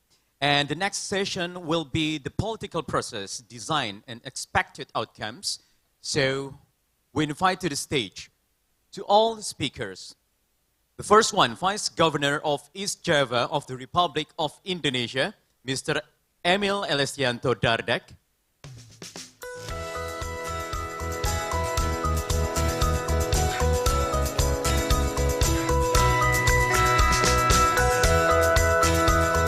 And next we have Director of Division of Water Sciences Secretary, IHP UNESCO, Mr. Abu Amani.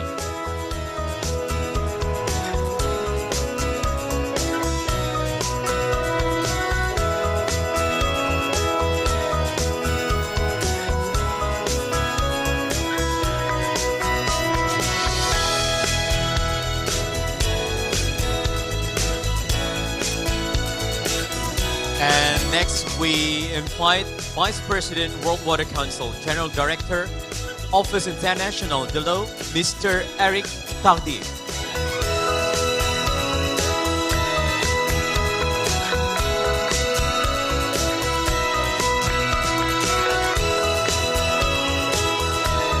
And also we have the member of the House of Representatives of the Republic of Indonesia, Mr. Lazarus.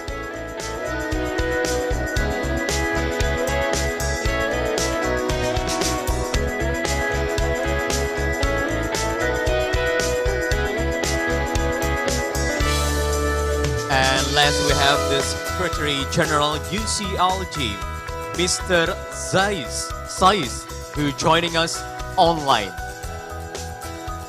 And we would like to invite to the stage the moderator, Professor of Civil and Environmental Engineering, Honorary President of the World Water Council, Mr. Benedito Braga. And also our co-moderator, Senior Advisor to Minister of Public Works and Housing of the Republic of Indonesia, Mr. Firdaus Ali.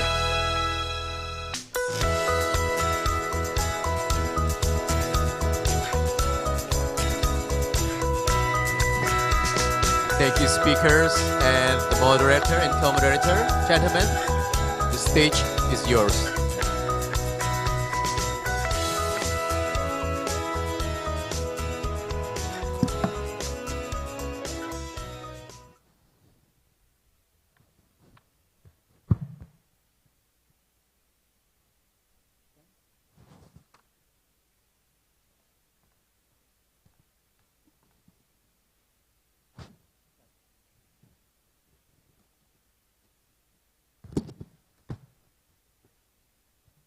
Good afternoon, everybody. We are starting the political process. So, together with Professor Ali, we will run this session in the most efficient way possible. And I would like to introduce the political process. If I have the control.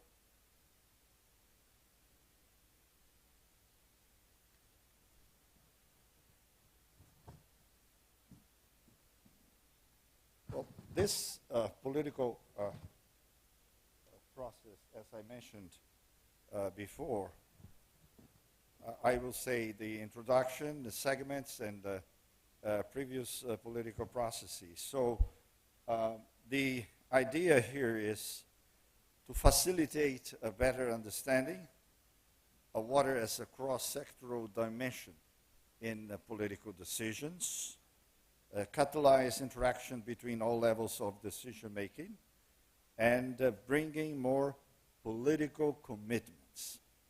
So political commitments is something we are definitely looking for during this forum. I mentioned in my last presentation that in past forums we have had very good discussions, but these political commitments, they are still necessary if we would like to have results from the political process. And the idea is to create a long-lasting platform for political dialogue and influence on policy-making process water as priority. So in last forums, we had, for example, in the sixth forum, the Forum of Solutions, it resulted in a message from local and regional authorities, parliamentarians' manifest, parliamentarians' commitment, and ministerial declaration. These ministerial declarations are represented here, if you can see there in the slide. In all forums, we have had these declarations. But now we want to go beyond the declarations and having the commitments. And here again is the dimensions of the political process that interacts with the regional and with the thematic. After this political process, we will have the thematic, and then we will have the regional for you to interact and brainstorm how these things should be organized. Idea is that there is a relation, a very close relation between the processes, so that the high-level decision makers will be interested in participating in the process and consequently make commitments. Segments that we are planning is one with heads of states. This, of course, should be run by the presidential palace with the protocols of the president. Heads of state are invited by heads of state. So we are very happy to see the interest of the President of Indonesia in our forum. And he certainly will be leading this process, bringing very high quality heads of states to discuss the challenges and exercise the commitments. Then we have the ministerial. And here, of course, we will have to have the leadership of the Ministry of Foreign Affairs of Indonesia to organize these discussions with these high-level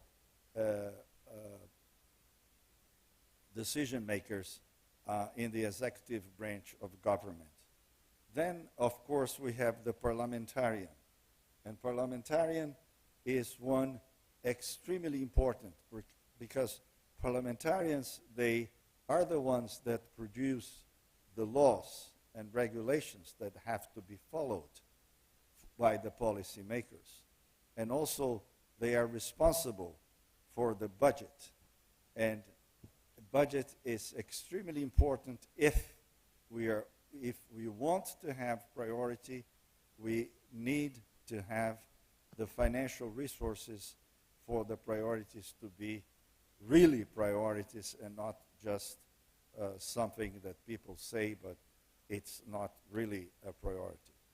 Then we have the local authorities, mayors in federal countries, governors, that are responsible mainly for the subject of sanitation.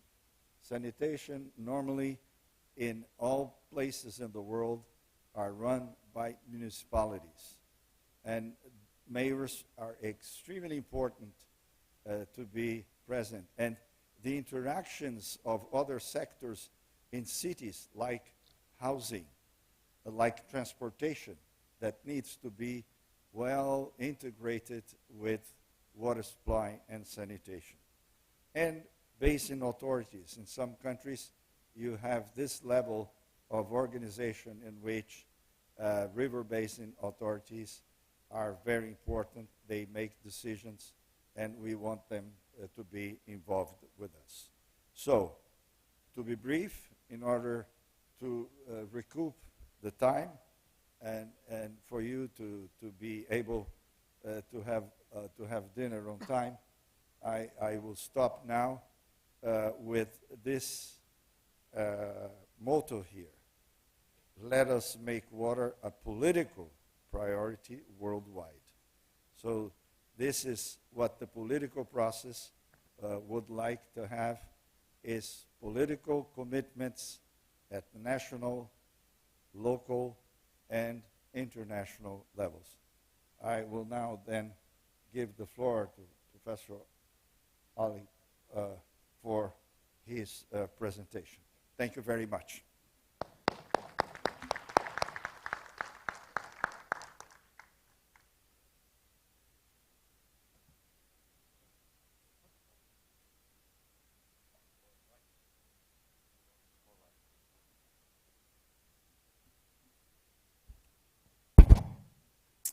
Bismillahirrahmanirrahim. Assalamualaikum warahmatullahi wabarakatuh. Very good afternoon, ladies and gentlemen. So, as we discussed last night with Professor Benito Braga, he's former president World Water Council and also professor from University Sao Paulo in Brazil. So, before we start our discussion, so I will try to brief some background political process that we are proposed from kick-off meeting until the 10th World Water Forum in Bali next year. Ladies and gentlemen, it is a great honor for me to accommodate this plenary session political process, design expected outcome, together with Professor Benito. My enormous appreciation to the organizing committee for preparing the meeting and greeting to all distinguished speakers this afternoon, and also panelists and also all the participants that joined us this afternoon. One of the crucial aspects in effort to manage water and water resources in a sustainable manner is how to build political support and commitment to water issues, starting from the local and national, regional, and global level, so that water issues then the sustainability of civilization become one of the strategic political agenda that we will inform political actors. The problem of the low coverage of pipe water services in many areas in Indonesia, and also sanitation system, and the existence of the conflict between group in the management and utilization of water and water resources will trigger the water crisis in hope is a homework that we must work on and solve immediately to be able to overcome all the challenges. It is necessary to leverage water issues and water management starting from local government level and national level and also global, which require political commitment and support. Narrating and communicating water-related issues and then raising them into the public sphere so as to get political support and commitment from all stakeholders, becoming increasingly urgent for every government in effort to prosper society and at the same time in effort to mitigate disaster-related water. Ladies and gentlemen, it is our great hope that from this discussion we can gather information and insight from all panelists and participants to make the 10th World Water Forum a success in Bali in 2024. The 10th World Water Forum in Bali is the perfect opportunity to strengthen commitment to success of sustainable water management around the world. As we gather today at the kickoff meeting, the 10th of Water Forum, we are faced with pressing challenges to ensure that water is managed sustainably and equitably for benefit of our people and also our planet. This challenge is becoming increasingly complex as we navigate the changing social and economic and political landscape and the impact of the rapidly changing climate change. It is the context that we role a political process become paramount.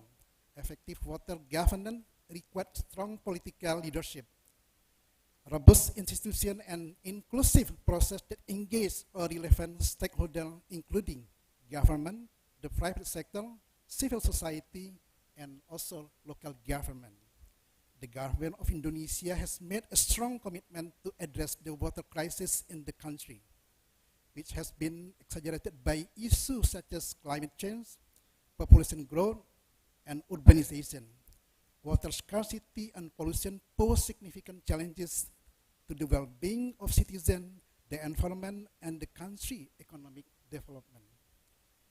To tackle these challenges, the Indonesian government has implemented various policy and programs, such as the National Water Resources Management Strategy, which emphasizes sustainable water management practice, conservation, and protection of water resources.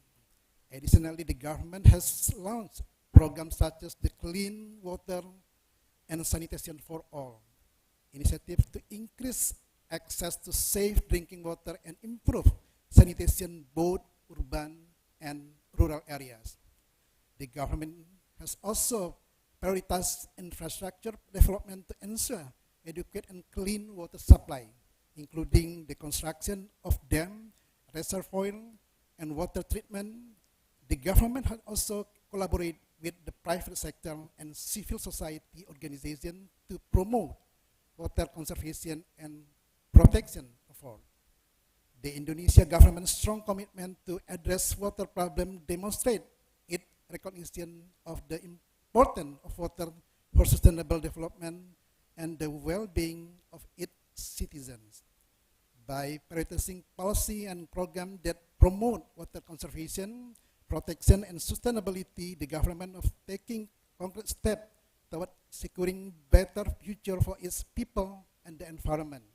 So that's why this afternoon we get together to discuss the political process toward the 10th World Water Forum. So we are so lucky today. We are have at least 4 distinguished speakers from Indonesia and also from abroad, and also one presenter will show the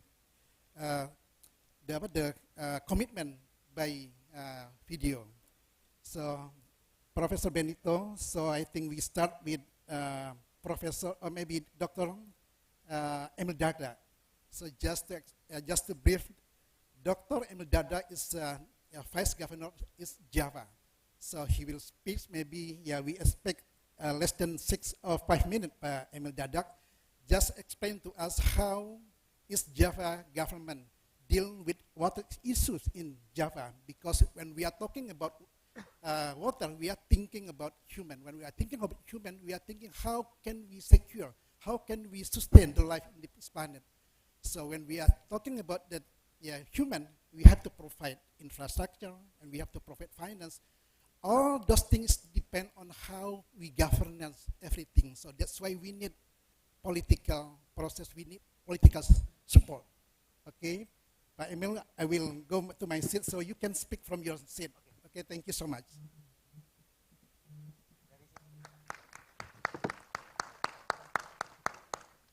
Thank you.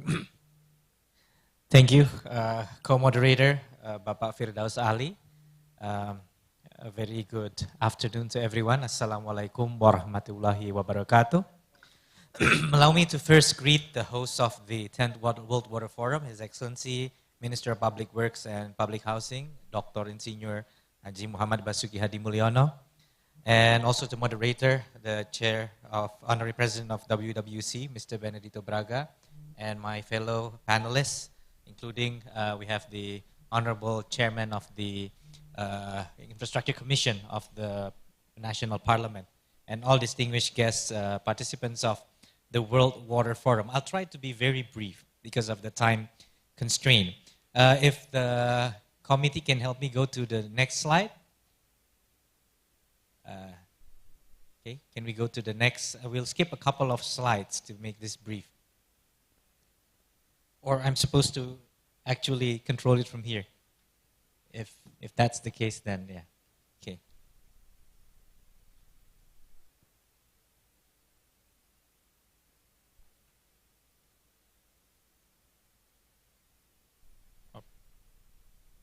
Okay.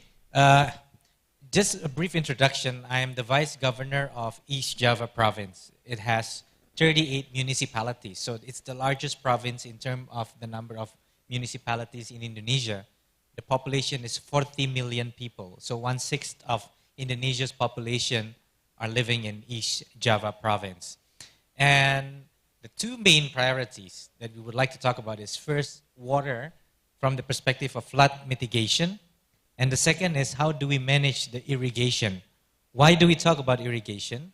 Because East Java is the largest producer of rice, wet rice cultivation, and it requires a lot of water, a lot of water. So we produce nearly 10 million tons every year. And I would like to say, when we talk about political aspect, I'm speaking on behalf of local authorities. And let's say this is not just the matter of the political actors. For example, the parliamentary members, or the mayors, or the governor. It is a reflection of the constituency. What I'm trying to say, for example, is there is a water spring in one municipality, and there is a need for that water in a neighboring municipality. The rule, the law says that you cannot make profit out of water. You cannot make profit out of water.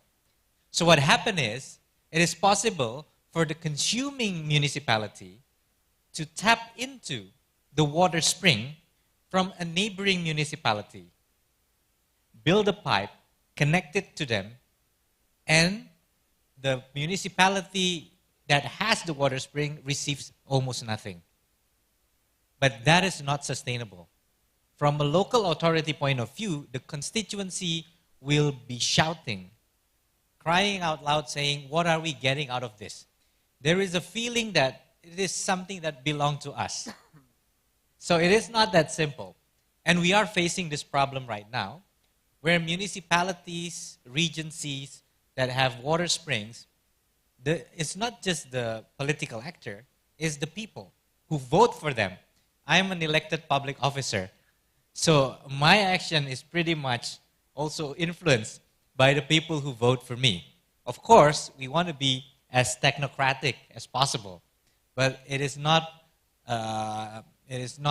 untrue that a lot of our actions are influenced by the pressure that emanates from the constituency that we represent.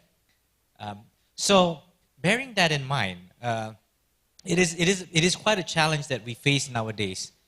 We have a major project we call it the Umbulan Water Project, which basically builds nearly more than 100 kilometers of piped water from a water spring into 5 different municipalities. Now, one way we actually compensate the producing region is they're allowed to offtake the water at a much reduced price from the offtake location, and they can actually enjoy a much larger margin of selling that to the industrial customers. That's how we compensate for that, in addition to providing additional infrastructure projects and development funding for the area that where the water spring is located, which is Pasuruan. And then the other areas are supposed to pay more, not only because it represents longer distance for the pipe, but also because they are the consuming region. So it is a bit of a homework right now, because the law said that the area that has the water spring cannot enjoy any financial proceeds for being the location of the water source. That's the law. But in reality, we cannot avoid conflict among the constituencies. There is a conflict that happened in Malang between two municipalities that are adjacent to each other. So the water spring is piped into the urban metropolitan municipality. And then there is a conflict in terms of the pricing arrangement between the metropolitan municipality and the rural municipality where the water spring is located. And we are now still sorting out what price mechanism can be done to reflect. And of course, we can say that the law mandates that you cannot charge. But in reality, when I was trying to mediate the process, the next day there is this petition to say that the vice governor should stay away from the issues of the people. Do not intervene, because we are farmers who deserve more of this water. So it goes back to this issue. So when there is a situation, an uneasiness happening between neighboring citizens, they would go to this clause. The rural area will say, we need the water for rice. So that is a challenge. And we also say, when we talk about water crisis, that very water spring location is currently being utilized more than the permitted water extraction license as we speak. If we're going to enforce the license, then we're going to deprive households of water supply, of reticulated, clean, potable water. So we do have very urgent matters that we face right now. I know the time is limited and there will be question and answer, but I hope I gave a bit of a quick overview of how local authorities' contacts play into these issues of water. So when we talk about water, conflicts happen between areas where there is a water spring and area that needs the water. And we know that in urban area, we cannot get them to rely on groundwater extraction. It's not sustainable for them to be pumping water from the aquifers, but to tap into the water. Now, if it is a surface water, there is an upstream and downstream. There is always also an issue. Which area deserves to get more of the water license? So one of the issues that is being heated discussion right now is the metropolitan area is trying to apply directly to the ministry for a water extraction license. And this creates, this resulted in negative feedback from the citizen of the rural municipal area that has the water spring. They say, you should not bypass us and ask directly for a water extraction license. So we are facing this issue, and we believe that this is a great forum to put this issue on the table where maybe in other countries similar issues are being faced. And I hope that our lesson, our experience can be useful for us to really draft the way forward, which is not only good on paper, saying that, okay, water belongs to everyone, nobody should claim, but also think about the practical situation in the field. I cannot persecute people in the rural area for protesting, because that will create horizontal friction between the people. So it's not that easy to use law and enforce it just like that. Of course, it doesn't mean that I'm evading responsibility and we need to find, but this complexity has to be taken into account when talking about the political nuances of water resource management. Then I return this to the moderator. Thank you. Thank you, Dr. Emil. So, yes, applause, Dr. Emil. So, we move from the local government to the parliament member. So, next to me is Mr. Lazarus. Yeah, Mr. Lazarus is the member of the House of Representatives of Indonesia. So I think Pak Lazarus, if you can make less than 5 minutes, Pak. Okay, go ahead, Pak. Thank you. Baik, terima kasih. Assalamualaikum warahmatullahi wabarakatuh. Selamat sore dan salam sejahtera bagi kita semua. Yang saya hormati Presiden World Water Council, yang saya hormati para anggota Board of Governor, yang saya hormati Bapak Menteri Pekerjaan Umum dan Perumahan Rakyat, yang saya hormati Ibu Kepala BMKG, Wakil Gubernur Jawa Timur yang kami hormati, Bapak Ibu sekalian yang berbahagia.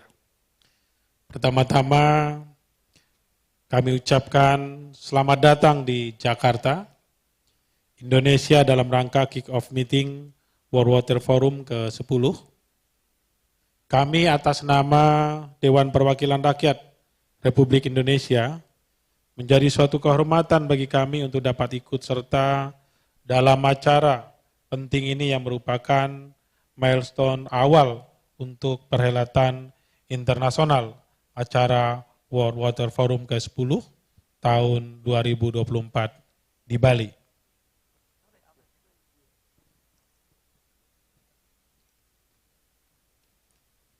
Hadirin yang kami hormati, seperti yang kita ketahui, air merupakan kebutuhan dasar manusia dan menjadi hak setiap rakyat untuk mendapatkan air.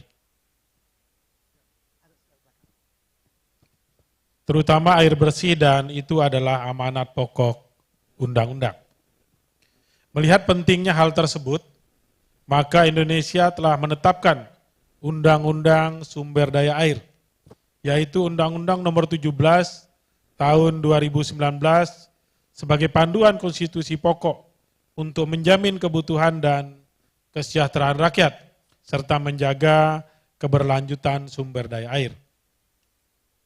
Para hadirin yang berbahagia, kami selaku Dewan Legislatif dan bersama pemerintah mempertimbangkan hal-hal terkait pengelolaan sumber daya air yang diatur pada Undang-Undang Nomor 17 Tahun 2019 dengan 3 pilar utama pengelolaan sumber daya air. Yang pertama, konservasi sumber daya air. Yang kedua, pendayagunaan sumber daya air. Dan yang ketiga, pengendalian daya rusak air. Ketiga pilar utama tersebut harus mengikuti 3 tahapan, yaitu perencanaan, pelaksanaan, pemantauan, serta evaluasi pengelolaan sumber daya air. Dengan 4 indikator jaminan ketersediaan air untuk rakyat, yaitu kuantitas, kualitas, dan kontinuitas, dan keterjangkauan.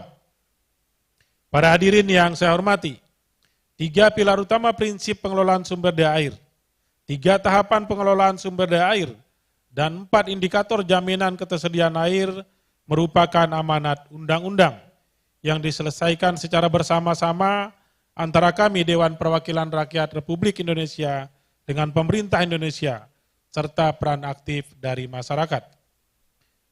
Kami Dewan Perwakilan Rakyat Republik Indonesia berkomitmen tinggi, berintegritas dan transparantif, melaksanakan tugas dalam menyusun legislasi, menyusun budgeting, dan melaksanakan tugas pengawasan dalam rangka pelaksanaan amanat undang-undang sumber daya air tersebut. Bapak Ibu sekalian yang berbahagia, air merupakan isu mendasar untuk menjamin kesejahteraan rakyat, baik dalam skala lokal, regional maupun global, dengan berbagai tantangan kebutuhan dan kebencanaan yang tinggi, tentu memerlukan banyak peran dan unsur legislatif sangat fundamental dalam perannya, menyusun kebijakan di suatu wilayah. Kami mengajak rekan-rekan legislator di seluruh dunia untuk bersama-sama menciptakan iklim dan kebijakan yang kondusif untuk mewujudkan air untuk kesejahteraan rakyat sesuai tema WWF ke-10 ke depan, Water for Prosperity. Air untuk kemakmuran bersama. Terima kasih atas perhatian, selamat berdiskusi. Assalamualaikum warahmatullahi wabarakatuh. Selamat sore dan salam sejahtera bagi kita semua. Thank you, Mr. Lazarus. Professor Braga, so from Indonesia, from East Java, and also from Parliament, so we already hear the voice. So I think, yeah, we'll turn to you how to manage our friend from abroad. Thank you so much. Thank you. Thank you, Professor Ali. We will now then pass on to Abu to speak about the ministerial process. Thank you, Mr. Braga. Assalamu alaikum. For the political process, ministerial one, I want before that to just to highlight key achievement, because as we know, our role is to bring all together decision makers in order to raise the profile of water when it comes to decision making. And in that regard, I think let's start by recognizing some achievement. Collectively together, I think we did a great work. And one of the key achievements I can highlight is the fact that, as you know, we moved from the Millennium Development Goals, where there was no water as goal. There was only an element of target in that one of the goal, and then we moved to the SDGs. And the collective effort, political effort, led to having a full-fledged SDGs dedicated to water, SDG 6. And beyond that, the nature of all those SDGs, because of all their interconnection within water, are giving more importance to SDG 6 to water. In addition to that achievement, thanks to the leadership of Tajikistan and also to all the member states who are behind the UN General Assembly resolution, we got a water decade, 2018, 2028. And throughout this movement, we'll be having, as you all know, in March, the midterm review of the decade, which will be this big gathering of the water community to mobilize and to transform how are we addressing water beyond Agenda 2030. And in parallel of those global political processes, we recognize also the 3 high-level panels related to water. I think this is important. Why I'm putting this, because I want to make the link when we'll be doing the ministerial. As you know, we had the high-level political panel, the high-level panel on water, which was led by head of state, which produced a report, every drop count. We have also the high-level panel on water for peace. And then we have also the high-level panel of experts and leaders on water and disasters.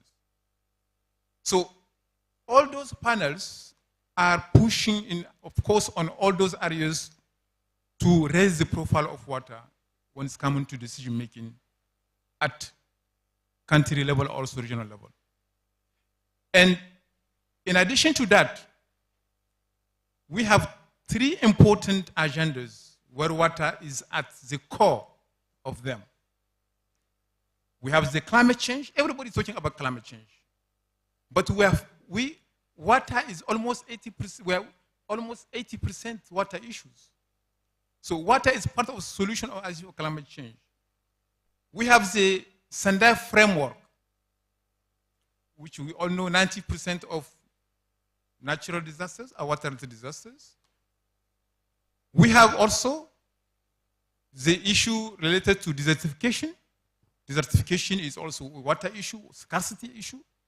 So all those agendas are extremely important. Why I'm highlighting those ones is just to show the connectiveness of issue of water, so that moving forward, when it comes to the political ministerial process, we need to sensitize ministers so that at the country level, not only the ministers of water will be in charge of addressing water, but we know that water is in almost all the many ministries, to sensitize ministers at country level to have water coherent policy. For me, this is really the key message. Water coherent policy at country level to connect all those global agendas at country level. Water is the glue of all those. The second one, message, when it comes to the moving political ministerial processes, is the issue of evidence-based decision making. I appreciate the questionnaire, the previous session where we asked questions, and we saw that evidence-based, when it's come to complex interrelated water challenges, is a must, because we cannot address the issue of water if you are not looking at it in a comprehensive way. So that evidence-based, we need to push our ministers at country level to consider that integrative approach of water. Unfortunately, despite that we have other RIAM, integrated water resource management, in many countries still, water is addressed in a silo way, unfortunately. We need to continue pushing those kind of messages. The other issue, which is, I believe also is really critical, is the issue of data. And unfortunately, based on my own experience, in many developing countries, network of data collection are down, and ministers are reluctant to put money, fund in data collection. We cannot move forward if we really want. For me, it's a foundation. So we need to still again come back, pushing it to our ministers so that they can understand the criticality of the issue. The last point, which also we realize in many developing countries there is a gap of skilled water professionals. In many ministries, staff are aging, they are not replaced, and government are reluctant to hire new staff and to build their capacity. And this have direct impact when it comes to effective water management. So those aspects also need to be considered so that we can have well-skilled water professionals. So governments should consider investing in their human resources is critical for moving forward. Thank you.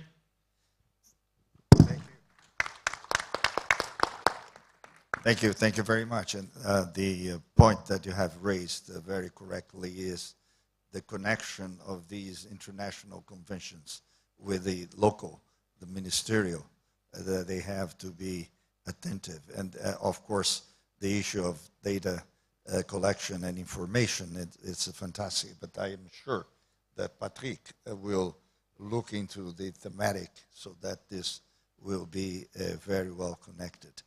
Eric, please, we now move to the river basins. Thank you. Thank you very much. Please prepare your headsets because I will be speaking in French in a few minutes. I have one that I can lend because I usually understand myself, at least when I speak French. I will speak not exactly as Vice President of the World Water Council, but rather as the Secretary General of the International Network of Basin Organizations.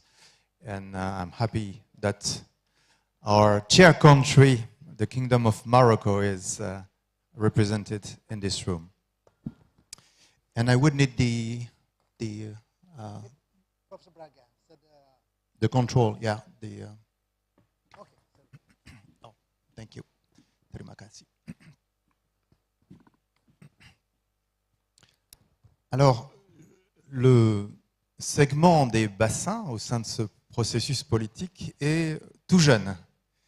Et le premier message réjouissant que je voudrais passer, c'est qu'il va pouvoir continuer dans la mesure où il est confirmé pour le 10e forum à Bali.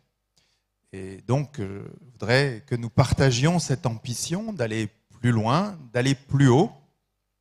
Après cette première fois qu'a constitué Dakar, c'était la première fois que le processus politique s'intéressait à la question des bassins. Et nous devons en remercier évidemment le Conseil mondial de l'eau et son président, mais aussi l'ambition et les efforts du pays hôte, le Sénégal, et d'un certain nombre d'organisations transfrontalières de bassins africaines, au premier rang desquelles l'Organisation pour la mise en valeur du Sénégal, et le haut-commissaire de l'OMVS est présent dans la salle, et je salue également Fawzi. Le résultat principal, qui est un petit peu notre cadre de travail aujourd'hui, c'est le plan d'action de Dakar, que je vais vous présenter, qui a déjà conduit à d'autres initiatives, puisque pour la conférence des Nations Unies de New York, une coalition spécialement consacrée à la coopération transfrontalière sera proposée. Elle a été lancée à Paris au moment de la conférence sur les eaux souterraines organisée par l'UNESCO.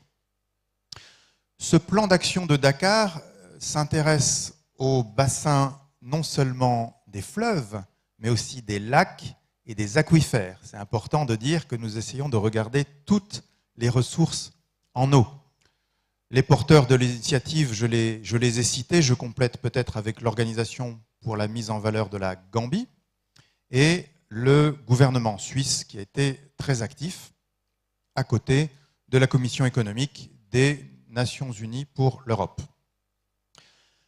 L'enjeu, c'est de bien montrer que nous pouvons, nous, les organismes de bassin, être vraiment connectés, être des acteurs, des contributeurs des objectifs de développement durable qu'a rappelé notamment M. Amani.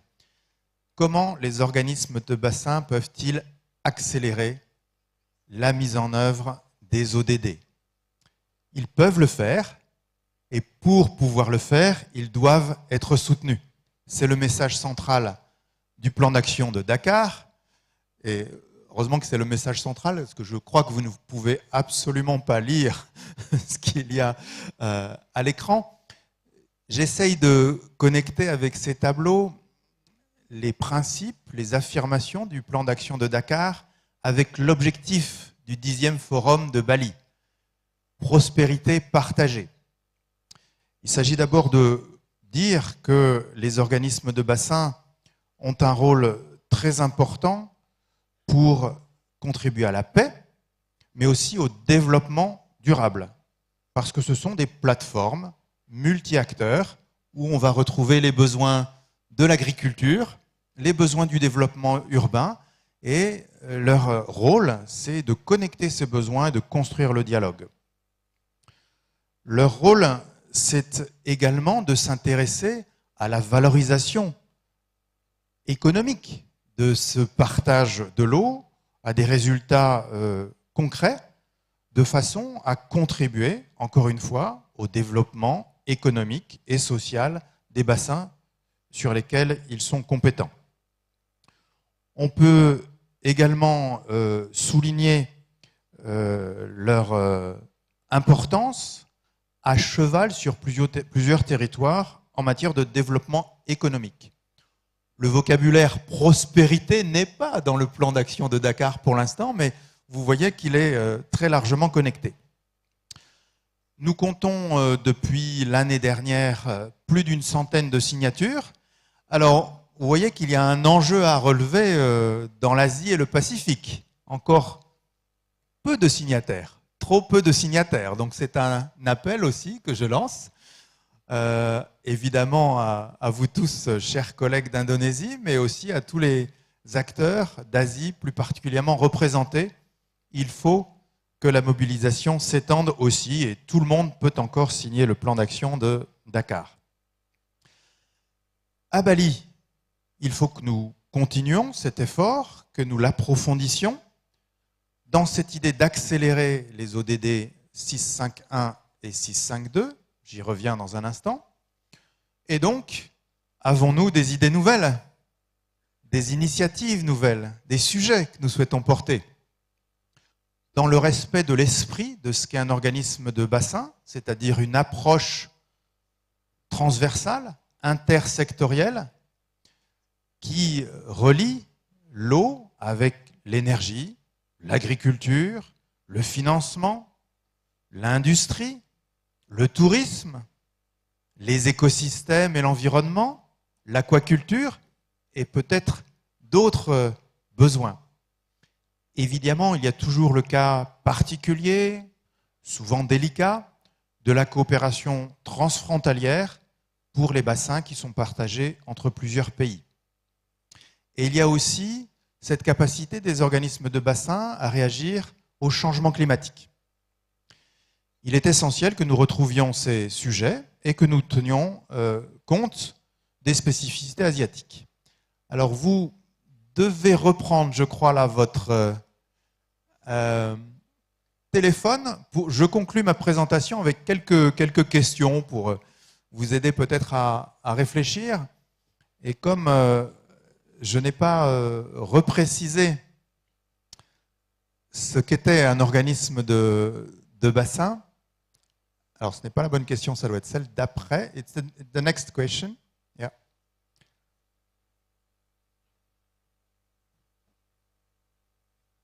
Je n'ai pas rappelé la définition d'un organisme de bassin, donc il y a une question pour ceux d'entre vous qui auraient un doute. Vous aurez droit à un joker.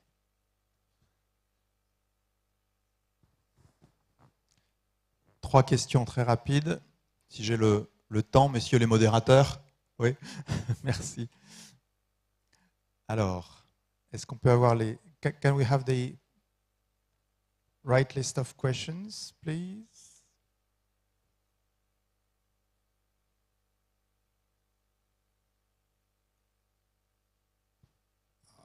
Eric, I think that maybe this part, we have to, because we're going to have the same questions to the audience immediately after your presentation.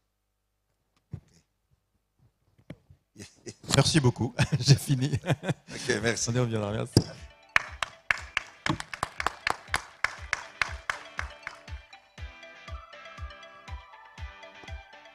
Okay, now Professor Ali will use this technology here for the discussions more general. Thank you, Professor Braga. So it's coordinated.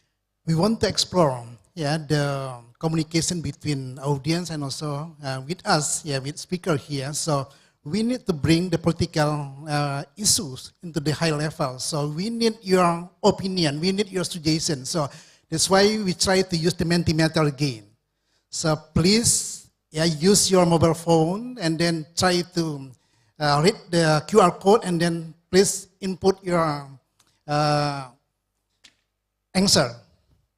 Okay, the first question is, okay, I think everyone already get the QR code and then also access the Mentimeter application now.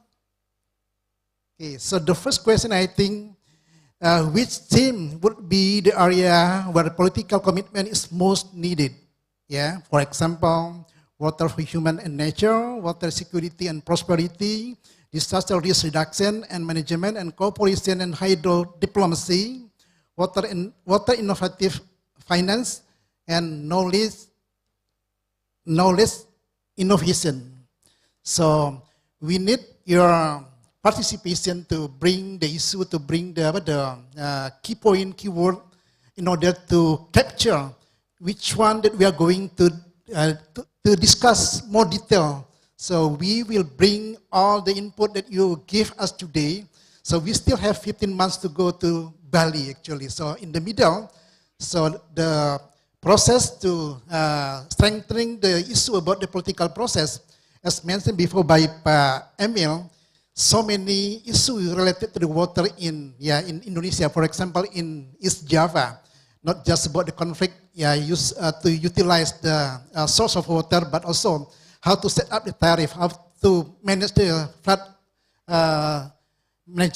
flood thing. And also from Mr. Lazarus, we know that we already have now the law about the water resources, but we need also to bring strong commitment from, not just from local government, also from the central government, also political actor actually. Is that right, Professor Braga.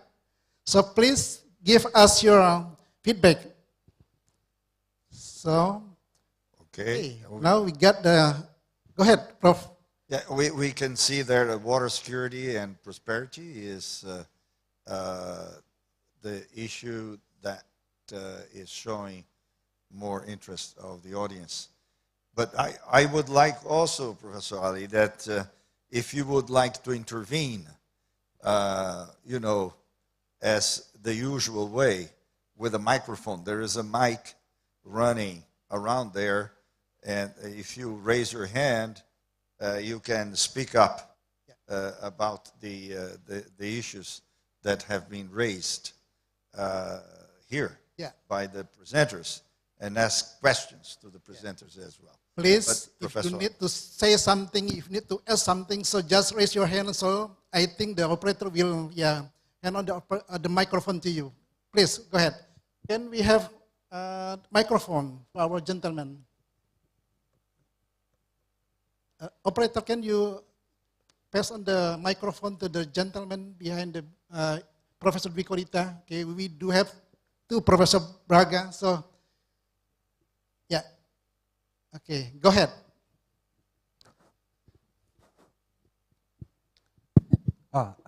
Hello, this is Jaewon Lee from Asia Water Council, and I'm also working for K-Water now. This is not a, it's rather a suggestion, not a question, I think. Okay.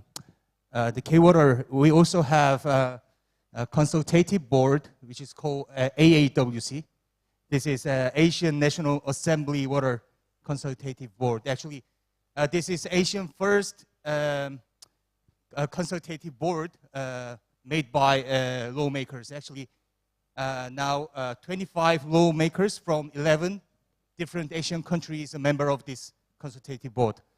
And I think it's quite good platform which gives legislative and policy-wise platform to Asian countries.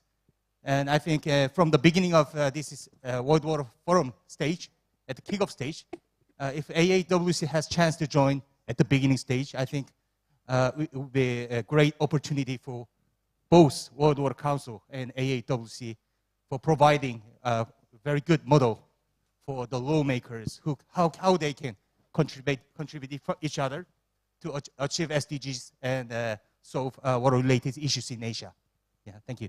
Okay, thank you, Professor Braga. That's our friend from Asia Water Council, actually. So I think I already explained to Mr. Lazarus that Asia Water Council also has the kind of parliament, kind of the council that's involved in water issue. Okay, next, I think we got to, okay. Do you have, okay, go ahead, please, thank you. Good evening. My question is for His Excellency, the Vice President of Water Council. Thank you for the presentation. It was very fruitful. But I noticed this is all built on the Ministerial Action Plan. My question is whether the 9th Forum has adopted the Ministerial Action Plan, or we are still working with the declaration, Dakar Declaration, because my understanding this action plan was not adopted. So we are still based on Dakar Declaration, Dakar Stakeholder Declaration. Thank you. Okay, I think, Eric, that's for you, Eric. Go ahead. Yes, thank you very much. But I think the answer was in the question. There is the general declaration of the forum, the 9th World Water Forum. And here I was talking especially of one of the action plans, which is only, so to speak, the action plan for basins. Okay. Do you want to add one more question, or you want to clarify that Eric just respond to your question? No, my another question, whether the 10th Forum will be based on declaration or action plan, because it is important to stick on with the results of the 9th Forum.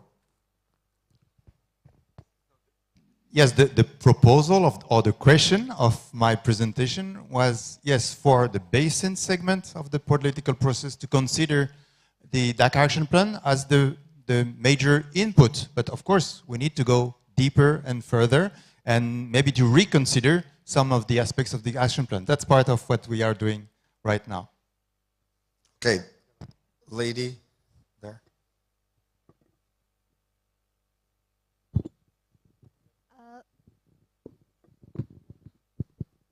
Hello, thank you very much for the opportunity.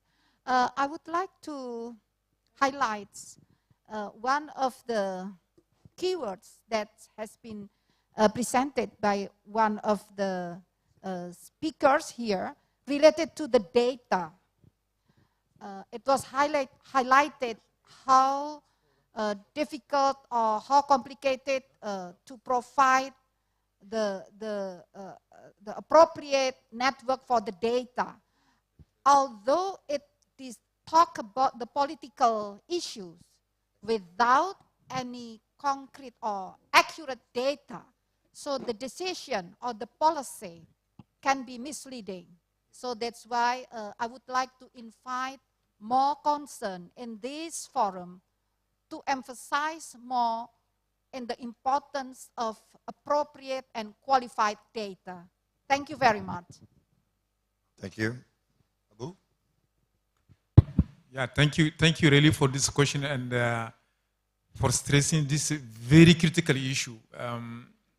You know, we have been hearing everywhere the issue of integrated water resource management, consultative, but if you don't know what you are taking decision on, ultimately you will not take appropriate decision. So definitely, yes, this is something I think moving forward we should stress on. And it's not only within this forum, for World Water Forum. In many fora now, the issue of data is really critical. As you know, within UNESCO, member states of UNESCO, which are member states of all the world, 193 of them, adopted a UNESCO recommendation on open science, which include open access to data.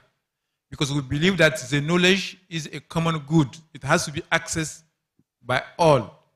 But that knowledge also should be reliable knowledge, something which should not mislead decision making. And definitely this is something I think we should stress on. Thank you. Well, I see many hands there, Professor Ali, but unfortunately we will not be able, due to the late time here. Maybe, Professor Braga, we can only have one. One? Yeah. So you conduct. Okay. So I think, can we have the ladies? Go ahead. Yeah. Please press on the microphone to. Okay. So, Prof. Braga, I think the question and then the discussion is so favorable. So I think we need to listen from them before we close the session, right? Good afternoon, Pak. Hello to the panelists. Thank you for the opportunity. My name is Andina. I'm from Japanese Embassy. I would like to acknowledge the very real case that was presented by Mr. Emil Dardak. It was very eye-opening and it was very concerning as well. So we know the fact that we are going to face one of the biggest political situation in Indonesia next year and the general presidential election. So what do you think will come, or is it going to be another challenge to your situation regarding the water, I want to say Watergate, but that sounds very American. But I mean, to the water crisis that you are facing right now in terms of the coming general election. Because as you said, the political situation can affect greatly in water sector and water crisis. So I would like to know your input in that. Thank you. Okay, Dr. Emil, I think very good. I'll try to answer very brief. Thank you, Ibu Andina from the Japanese Embassy. When I was asked to talk about political aspects of water, it's very wide-ranging. So I decided, instead of laundry listing all the issues, I dive deep into just one aspect of it, which is, but the thing is this, that it is not about the mayor or the representative or parliament member. They speak on behalf of the people. And that is a challenge because we know that conflicts happen between water users. And there needs to be a higher perspective, a bird-eye perspective. Like we know that a river basin management is the best perspective that transcends administrative jurisdictions or boundaries.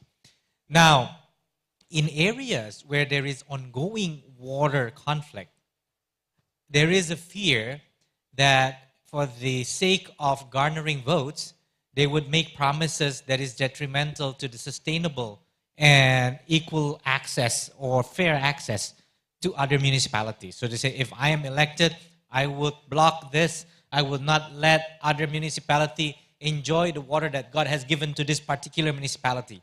That can happen. And that's a danger. If a politician resort to that kind of campaign, it is dangerous.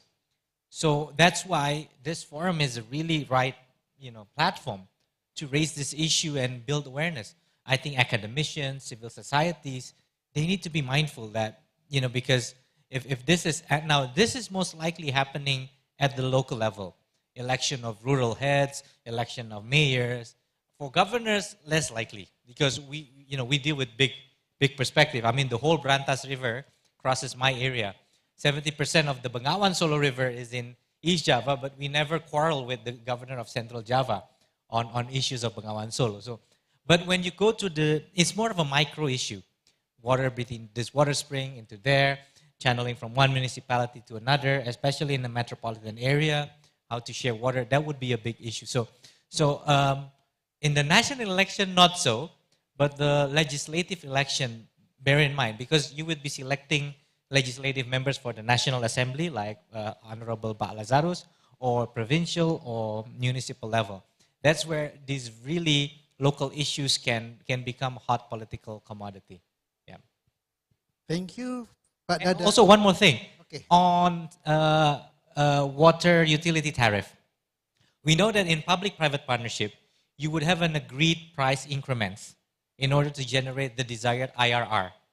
And if that tariff increment is breached, then the project will not be able to achieve the return that was agreed during the process of the tendering or the procurement process. And that is also a very contentious issue because in order to get popularity, they would say, look, I would ensure that I will not raise tariff for the whole tenure of my term, 5 years, when there is a yearly or 2 yearly tariff increment. So that's also an issue because we know that government does not have all the funds required to provide water. We bring in private investments, but these kind of commitments to honor the contract is always a contentious issue in politics. Thank you, Dr. Emil. So give big applause to our all speakers. So Professor Braga, since the time is very limited, so I think before I hand to you, so I just want to put some notes. So we are starting our discussion and communication from now until next year. We still have 30 months to go. So we encourage you to actively engage with all discussion tomorrow. We are talking about the thematic process and also we are discussing about the regional process. All of them will channeling to the political process because we need, as mentioned by Dr. Emil Dadak, so we need to finance our water infrastructure. We need also to settle everything. All of them need political support. All of them need, all the actors in political level need get together and then to boost our commitment. So when we come to Bali, so we just not to discuss, but we decide and then we set up our action plan. Once again, so I will give it to you, Professor Braga. Thank you so much. Thank you, Professor Ali. Now we have acquired information from you on the questions, responding to the questionnaire. We have listened some suggestions here, but I will incentivize you to use the WOPA, this app that is very interesting to put your suggestions. If you think about something that can improve this political process, please communicate with us, and we're going to have a second stakeholders meeting in Bali in the second semester. You will be advised, and until there, please communicate with us, and we thank you so very much for your kind attention. Thank you. The session is closed. Thank you. So once again, thank you to our panelists, distinguished panelists today. So we got so many information, also input from all the speakers. So big applause to all our speakers. Terima kasih Pak Emil, terima kasih Pak Lazarus, thank you Abu Amani, and also thank you Eric.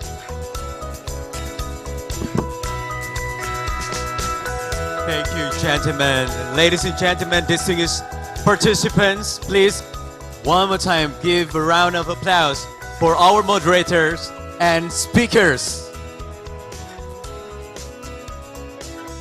Thank you once again, Pak Firdaus Ali and Mr. Benedito Braga, for moderating our discussion in this afternoon.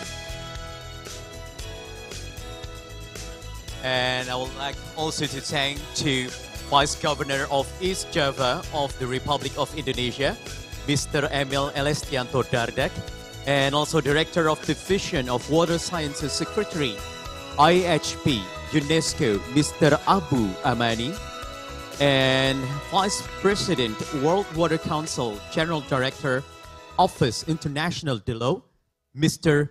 Eric Tagdio, and Member of the House of Representatives of Indonesia, Mr. Lazarus, and joining us online, Secretary General UCLG, Mr. Sais. Thank you very much. And ladies and gentlemen, next session will be the thematic process on design and expected outcomes. And we have two speakers and also moderator and co-moderator, and we would like to invite to come up to the stage Senior Advisor, French Ministry for Ecological Transition, 9th Forum ISC, Co-Chair, Mr. Patrick Lever, as moderator. Good afternoon, sir. Thank you. And next, we have the co-moderator on today's session. We have Head of Meteorological, Climatological, Geophysical Agency of the Republic of Indonesia, Mrs. Dwi Korita Karnawati. Please come up to the stage, Ibu.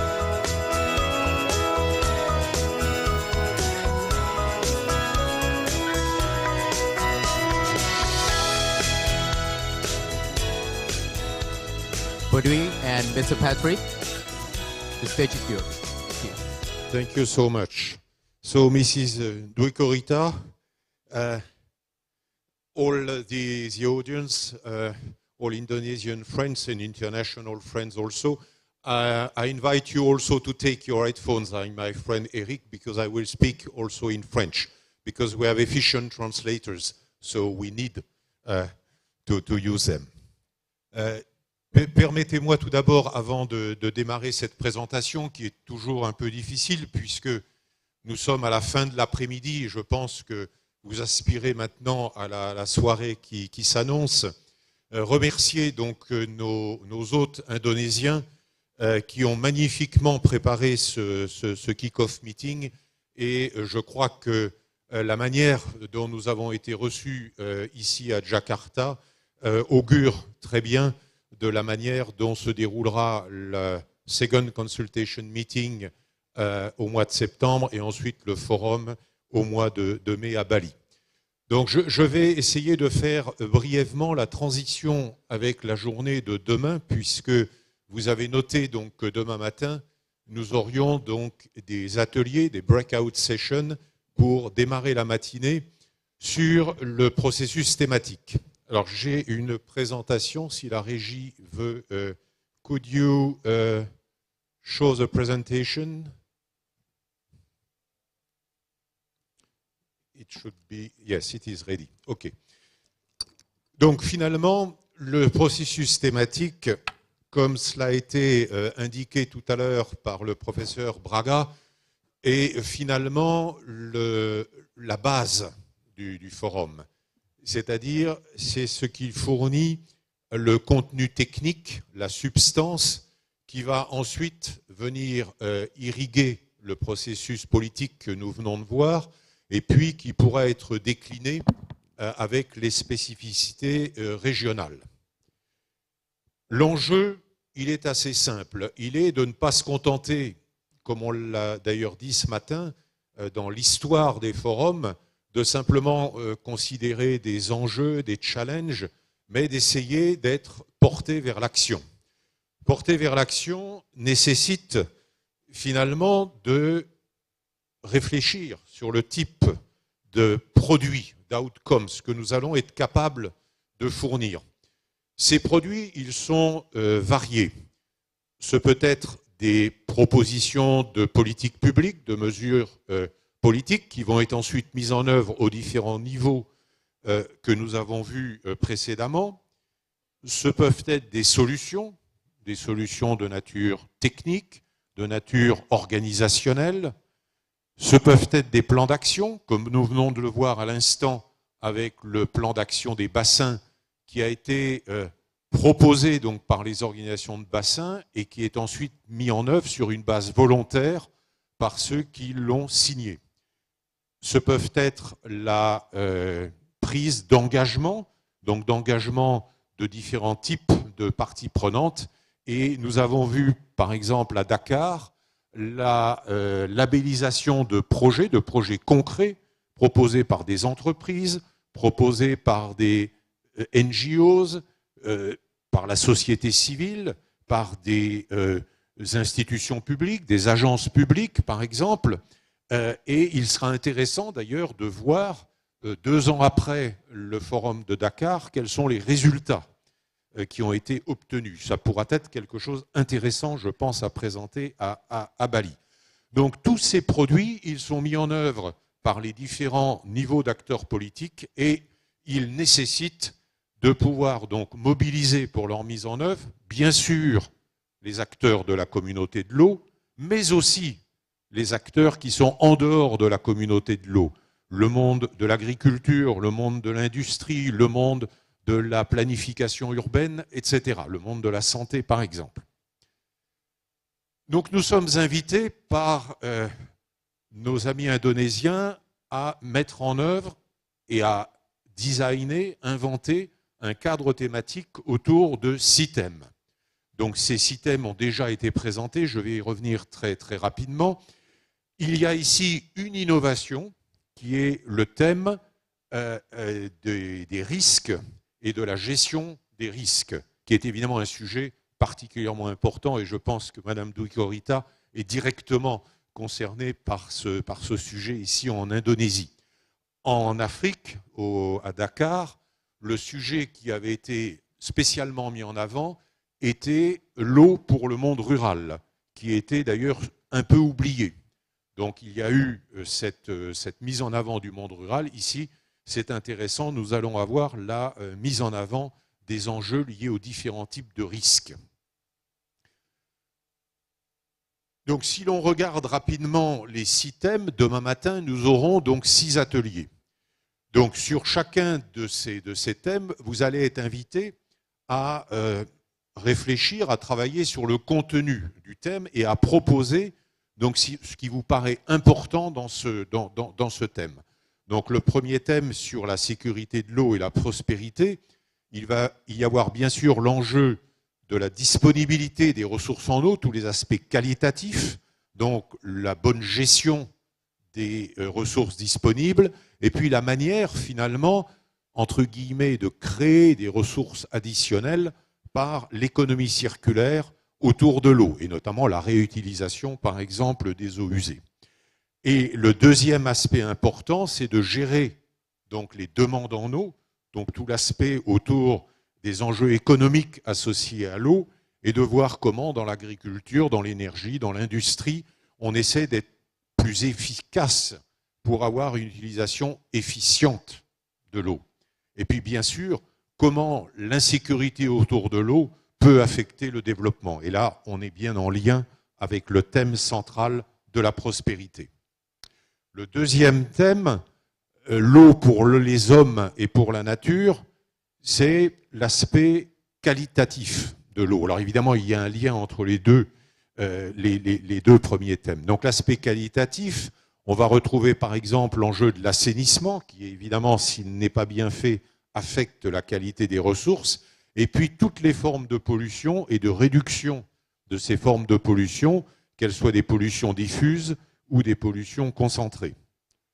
C'est la demande d'eau pour les hommes, et bien entendu en premier lieu donc l'eau potable pour tous, et puis tous les enjeux de santé, et on a vu dans les derniers temps combien c'est important, les enjeux de santé, et y compris comment l'eau peut également être un indicateur de la santé. On l'a vu dans le Covid, comment les eaux usées peuvent être un indicateur de la situation du Covid. Et puis aussi, bien sûr, tous les enjeux autour de la nature et la bonne gestion des écosystèmes aquatiques, de la biodiversité, et tous les services qui sont rendus, services de régulation notamment, qui sont rendus par une bonne gestion des écosystèmes aquatiques.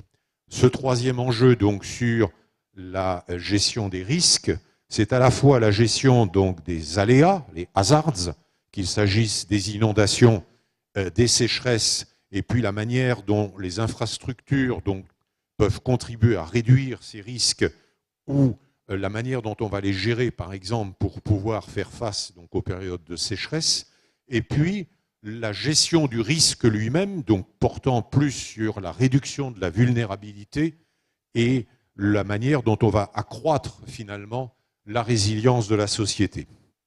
Donc ça, ce sont les trois enjeux de nature thématique. Et puis, il y a trois autres thèmes qui sont plus transversaux, qui viennent soutenir les trois premiers. C'est donc la coopération et l'hydrodiplomatie. Donc, on retrouve les différents niveaux, je n'y reviens pas, ça a été présenté tout à l'heure, et les différents secteurs. Et j'insiste, je me permets vraiment d'insister sur ce point parce que je pense qu'ici, nous avons essentiellement des professionnels de l'eau, mais notre défi, c'est d'arriver à attirer ceux qui ne sont pas directement les professionnels de l'eau, mais qui dépendent de l'eau et qui, par leurs actions, peuvent aussi affecter la qualité ou la quantité de l'eau. Ça, c'est très important, et donc d'être capable d'établir un dialogue intersectoriel. Et puis, évidemment, tous les cadres de gouvernance qui sont majeurs pour avoir une bonne gestion de l'eau et une bonne coopération. La finance est évidemment un point majeur, on l'a vu tout à l'heure dans les sondages. Donc l'enjeu de la finance, c'est d'abord une bonne gestion des ressources existantes, et ça, il ne faut pas l'oublier. Si les ressources sont bien gérées, c'est évidemment ensuite de pouvoir les accroître et de pouvoir les diversifier. Par exemple, on peut imaginer de faire davantage appel à la finance du climat. Il y a des ressources extrêmement importantes sur la finance climat. Et puis d'avoir des mécanismes de finance innovantes, en particulier pour financer des projets de petite taille ou de taille intermédiaire qui sont aussi souvent les plus difficiles à financer. Et favoriser donc un cadre financier, c'est évidemment tout ce qui va autour de la gouvernance, de la régulation et de la transparence dans l'usage des ressources financières. Et enfin, last but not least, tout ce qui est autour des savoirs et de l'innovation, les savoirs, bien sûr le savoir scientifique, les technologies, mais aussi les savoirs traditionnels et indigènes, et puis tout ce qui va permettre d'éclairer la décision et en particulier les données qui ont été mises en avant à très juste titre dans la présentation précédente.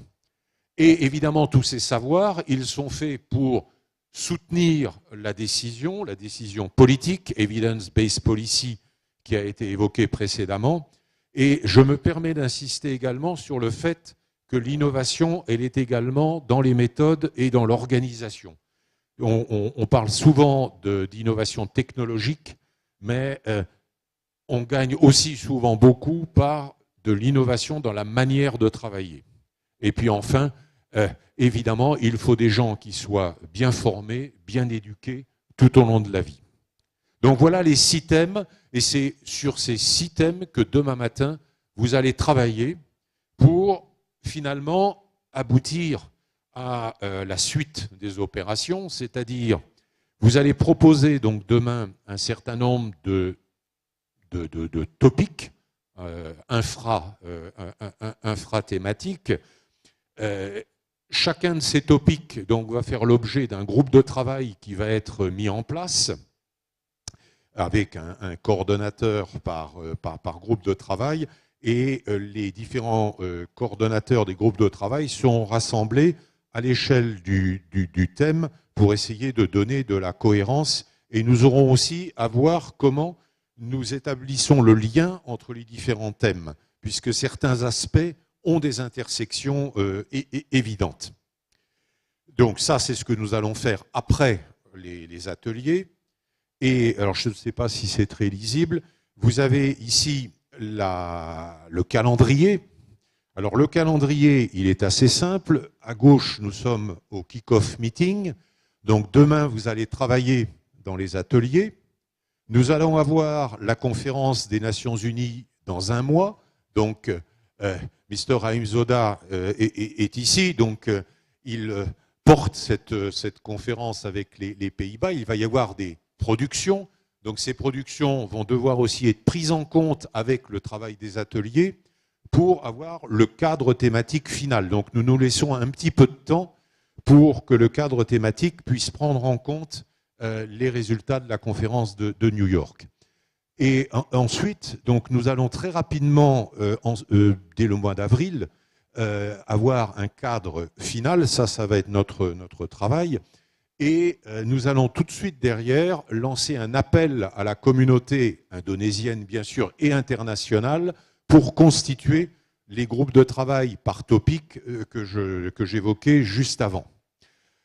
Le temps va être très court, il va falloir aller très vite. Et l'objectif, c'est d'arriver avant le mois de septembre, donc entre mai et septembre, ça fait 3 mois. 3 mois pour travailler, c'est très court. Pour venir donc à Bali, à la seconde réunion des parties prenantes, avec des propositions concrètes de sessions, de panels transsectoriels, panels de haut niveau, etc. Et évidemment, entre-temps, nous aurons fait le lien avec la partie politique, de telle sorte à ce que nous puissions mettre en débat des propositions concrètes. Alors, nous allons également nous appuyer sur un certain nombre d'événements donc partenaires. Par exemple, il y aura à Pékin, à Beijing, immédiatement avant la seconde réunion des parties prenantes, le World Water Congress, qui sera une manière également donc de travailler conjointement, comme nous le faisons à chaque forum. Et puis ensuite, nous arriverons,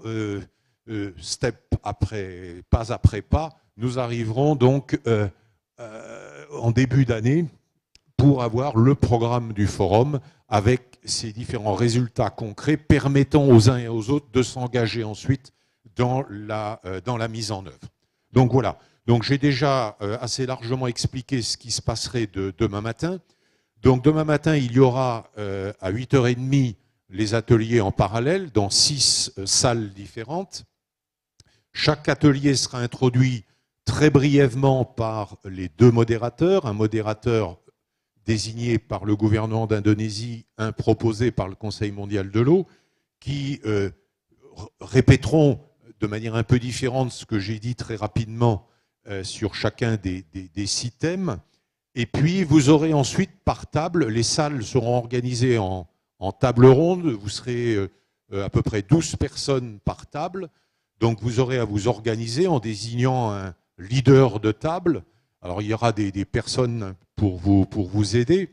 Et vous aurez à identifier 5 ou 6 topics potentiels, sans chercher à faire des phrases compliquées. Essayez par des mots-clés de dire, de votre point de vue, quels seraient les 5 ou 6 thèmes, sous-thèmes, topics du sujet qui vous réunira dans l'atelier. Et à partir de là, nous, ensuite, après, on essaiera de faire le cadre thématique.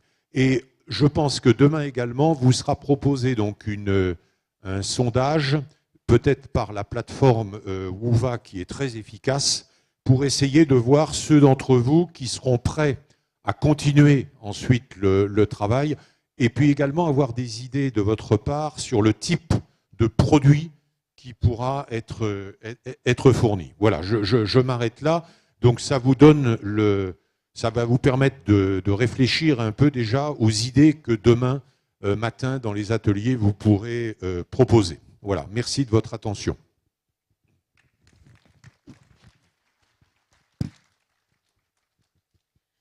Well, thank you very much, Mr. Patrick Lavender. Sorry, it's difficult for me to pronounce your surname, so sorry.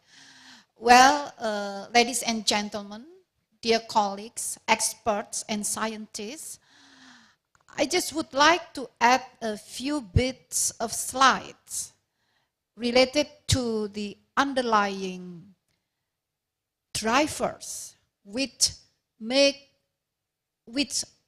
bring us come together here, which push us to try the best to solve this challenge.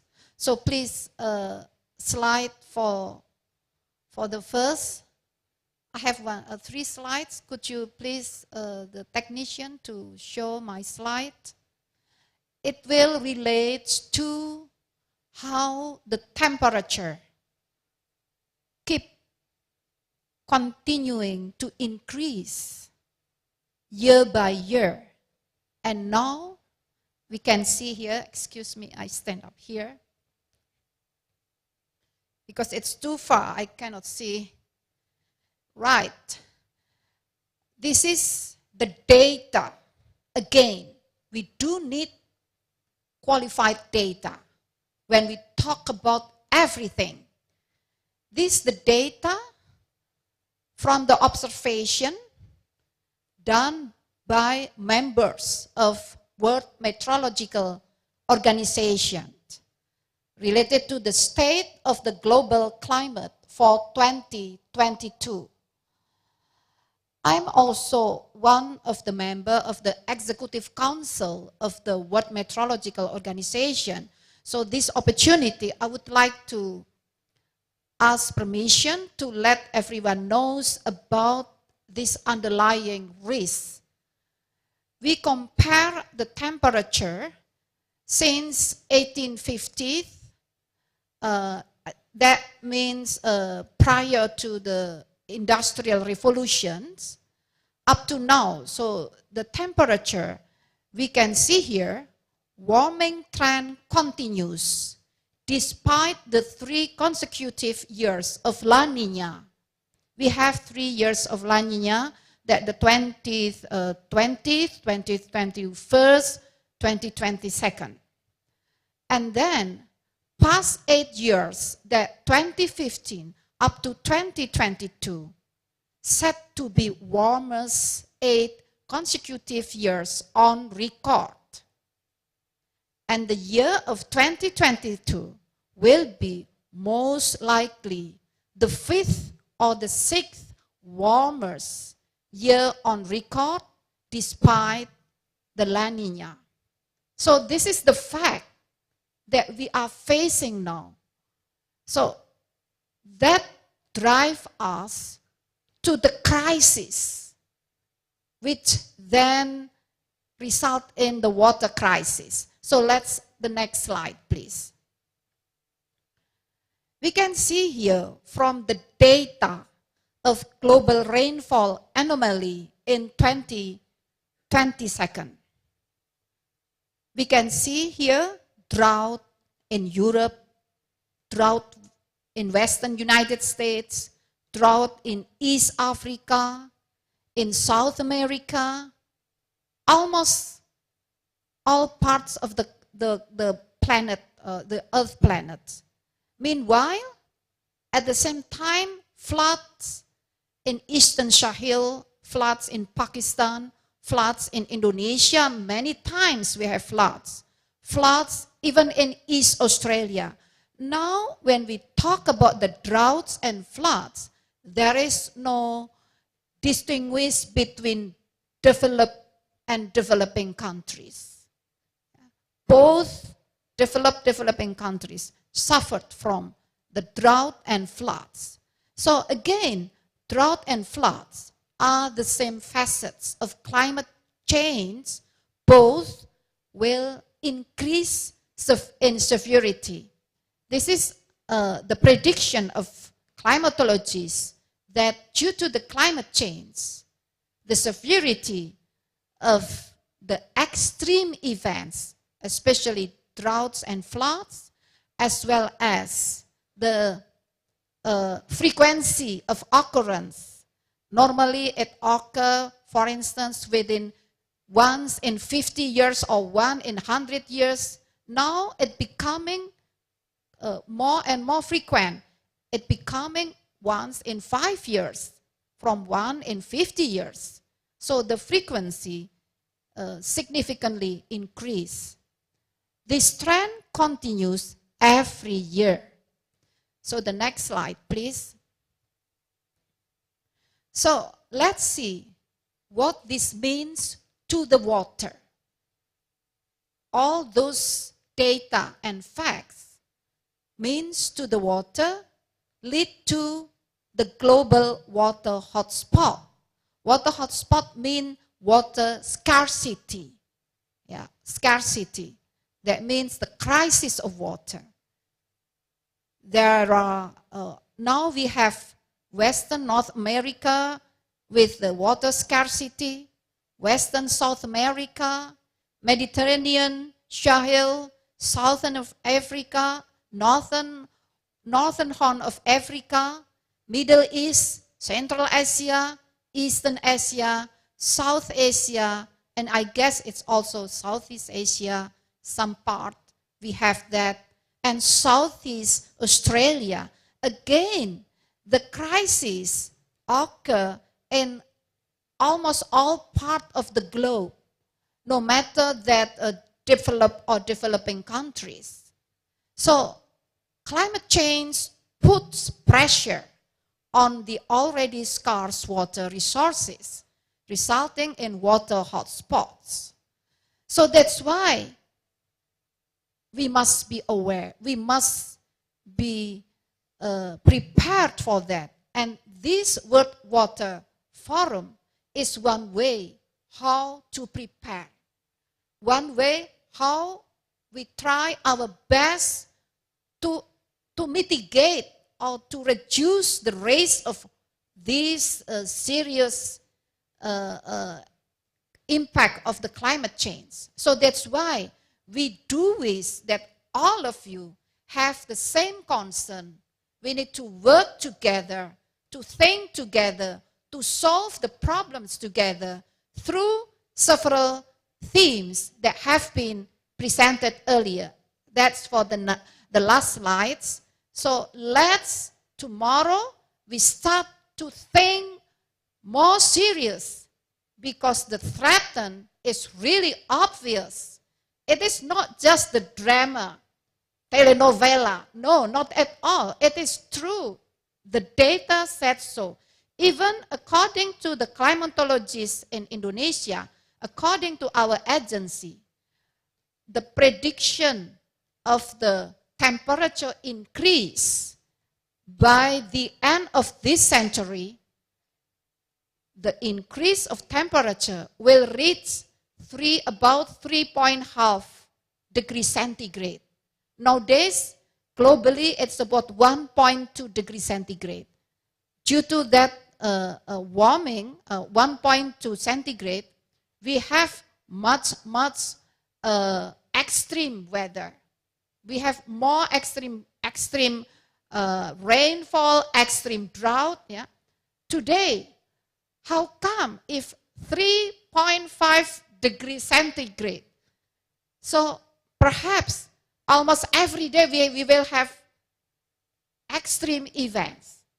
So it is serious alarm for all of us. So let's come back tomorrow.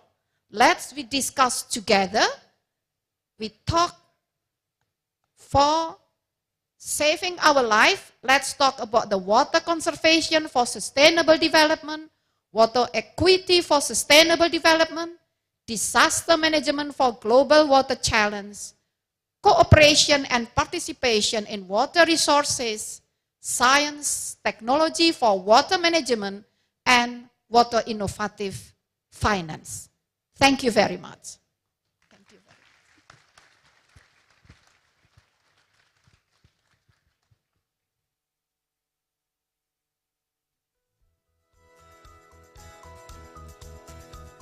So thank you very much. I believe that we are 5 minutes ahead of our agenda. So if one of you has a question, maybe to have more explanation on the breakout session to take place tomorrow, but we will have immediately after a meeting with the moderators and the rapporteurs of the breakout session. So we invite them to join us in a room. I don't remember the name of the room, but there is a room dedicated for this meeting. But for other participants, if you need explanation, or if not, you can conclude the session.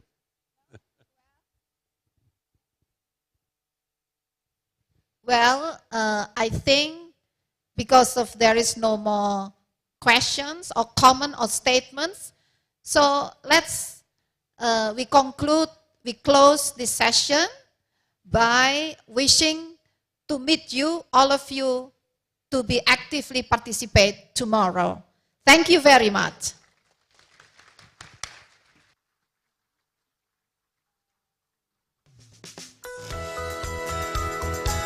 Thank you very much, Ibu Dwi Korita, and also Mr. Patrick Lavag.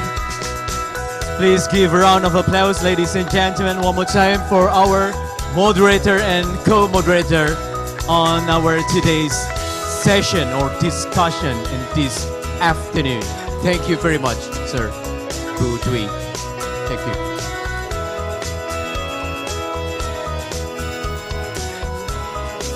Right, ladies and gentlemen, now we have arrived at the end of the kick-off meeting toward an efficient and successful forum. Thank you so much to everyone who participated, distinguished guests, ladies and gentlemen. Please stay safe and healthy. I'm Wahyu Iwoho signing out. Don't forget to join the gala dinner at 7 p.m. local time. Wassalamualaikum warahmatullahi wabarakatuh. Bye-bye.